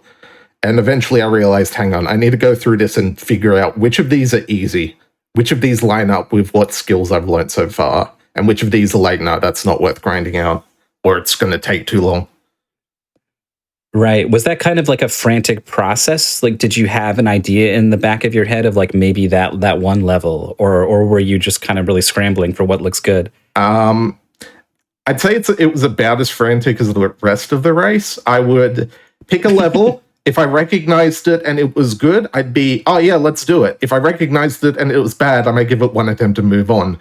And then I'd try everyone at least once, because then I could be like, oh, that one was really fast. Hang on, I can get a thumbs up there. Or, oh wait, no, that one's too long. That one's a bit weird. And the time... You could say this about a lot of my gameplay today. The time I spend thinking is time better spent doing. Which I see. See, this is a luxury of you top players and your incredible ability to be thinking, like maybe even just on a subconscious level. I'm always so impressed how you're able to keep moving, keep playing, keep pressing buttons, while suddenly making really good decisions about what to do. So I don't know. I guess the fact that you're trying not to actively make those decisions or not, there's something happening in there. That's actually the thing, isn't it? Like, that's why choking is a thing. Because as soon as the pressure's really on and you start thinking about it, that's delayed time. Like, that's an actual thing in sports. And I'll be honest, the same's just true here. Like, that final boss, I was playing worse. I can tell you that right now. It took me a while to remember, don't jump straight up, jump sideways so I don't hit the ceiling. Things like that. Mm-hmm. Yeah, I brought this up to Andy, actually. Yep. That I was going to say, there's pro- parallels in this conversation. Yeah, I heard a pro Dota player say at the biggest tournament, you don't play your best. No way do you play your best under those conditions, right? And it seems like you were pretty aware of, like, I am really just barely keeping it together right now. A little bit, yeah. Honestly, that's why a part of me is glad it ended it too, because, like, you know, the deeper it goes, the wilder things get and the worse I start playing, so... Yeah, I'm not sure how much in your voice I'm hearing of, like, I just woke up however many hours ago, but I can hear genuine emotion in your voice, and it's starting to inspire a bit in mine as well. Yeah, so the sleepiness is long gone. That was already fading, like, while I was watching Maurice and someone. I'm gonna rewatch those matches though. Those were amazing. Honestly, better than I played. But no, this is like adrenaline, panic, disbelief, and all sorts of other chaos that I'm probably going to go collapse and sleep for like 12 hours as soon as all this is done and I've had something to eat. What would you say was your favorite game that you played throughout Top 8? Ooh. Could you remind me what games I played? There was no question.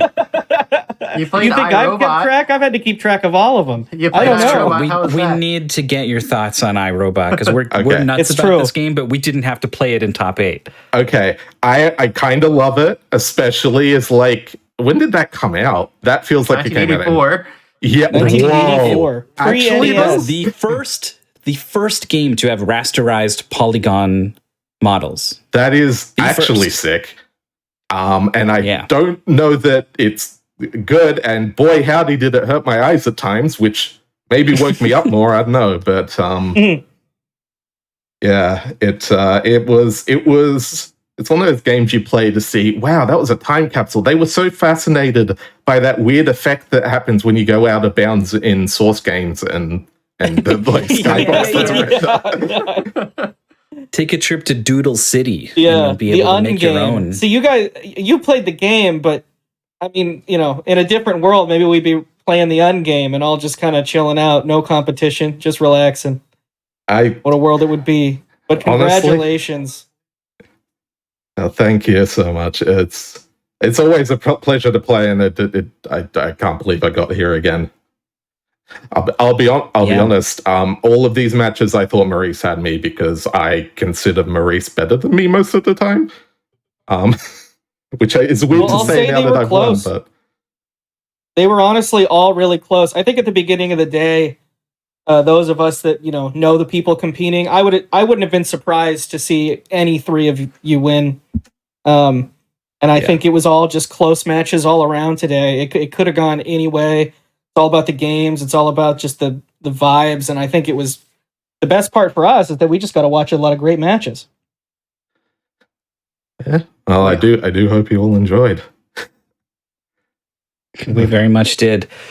So we're gonna put another name down in the records, the record book that we keep. We have like spreadsheets. We have data going all the way back, and we have these names recorded. And now Ferris V5, I guess, is me. I don't know. It's up to you to, I guess, which one we put, whether it's that or Adam. I am streaming under this now, and maybe like I can always be Adam numbers, but maybe put Ferris V5 this time. Nice. Respect it. And that's what we'll do. Well, congratulations. I'm really happy for you. You've joined an exclusive club. There's only 4 other people who have won twice. You're in there now. You earned it. You played like hell, and it was awesome. So thank you so much to a lot of people. Andy and Internet Dirigible, is there any one last thing you want to say before I wrap it up? Thanks for having me. I love commentating these races, and it's an honor to be considered for the grand finals, by the way, because especially like alongside Mythical 9 and Internet Dirigible, I had a great time. I wish we had more games, but hey, that's how it happens sometimes. Thank you very much for an incredible show. I love you all. Signing off. Goodbye, all. And I don't know. I give some shout outs, I suppose. It's been a long couple days, but just thank you. I had a whole thing of people to thank to run down, but I didn't want to. I wanted you to have a chance to say your last thing, and then I'll go over to Ferris after. I trust you. I trust you. This has been a lot of fun. Mystery Tournament 19 is happening. So game submissions are already open. If you're looking at this and you're like, that's fun, I know a fun game that they could play. Make it free and make sure it's a free game that we can play, or donate some keys and submit it. We're testing all year round. The next Mystery Tournament won't happen for, until December, but we join our Discord, hang out. We got other stuff going on too. And then Ferris, before we go, any last words? Well, I am streaming under Ferris_V5 on Twitch. If you want to see me play games like that are crazy difficult, if you have any to suggest to me, I may be sitting here panicking, but I love playing hyper difficult games. So, Twitch.tv/Ferris_V5, is that correct? That is correct. And of course, join Mystery Tournament. It's so much fun. And you could actually be the next champion. Like, it's not even a joke. You can come out of nowhere and hit top 8. Like, if you think you're good at it, do it. Play video games, they're fun. Even though I hate if it looks like it's fun, you should do it. There's a lot of people who watch top 8 and are like, you could be like me, so and I'm not that good. Like, watch these and then come out of nowhere and then not do very well, because it's I'm better than my friends, but like IRL, but then you show up and you're like, oh, these people are pretty good, but then you just have a lot of fun, and now I'm running the whole thing. I love it. It's great. Mystery Tournament's fantastic. Yeah, it's always a great honor and a pleasure to be a part of Mystery Tournament, but it doesn't get done alone. So thank you to our moderators, restreamers, testers, and commentators. Here we go. Mooware, Piper, FFAO, Zenic Reverie, Internet Dirigible, Mythical 9, Salmon Buffalo, Maurice, Exuno, GFM, Some Girl, Blasphemous Roar, Sully, Virazek, Withheld, Alpha 5, Phantom Matt, Pwned Noob, Shrambles, Polari, Omni Gamer, Andy, Ferris V5, Cyro Hydra, and if I missed anyone else, I'm sorry. I tried really hard to track down everyone who did any of those things. I've got to thank the wonderful folks here at Games Done Quick, especially Church and Sarge and Railkun. You've been amazing. A big thank you once again to tournament organizer Internet Dirigible, and a final thank you to all 116 of our players and all of you for watching. And real quick, we stream all of these matches on our channel. Huge shout outs to Maurice, who has designed a dashboard and restream setup. We have our own channel at Mystery Funhouse on Twitch, and we love streaming these, and we couldn't do it without him.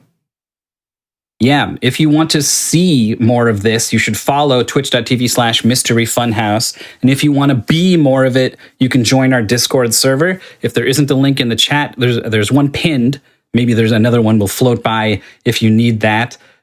We'd love to have you. We've got upcoming events. There's a retro achievements-based tournament thing happening soon. There's the community-wide cooperative gaming friend fest. Details on both of these things are to be announced soon. So it's a great time to join and be a part of things. And thank you all so much for watching. Until next time. Yeah, I'm glad that you said a lot of that, because that was basically what I was going to say. Huge shout out. Well, I'm sure people need to know what's going to come up on the Games Done Quick channel. It's definitely a huge shout out to everybody who puts all the work behind and Internet Dirigible for putting this on, and especially working with us. It's just working with us to get this set up on our channel is a lot of work.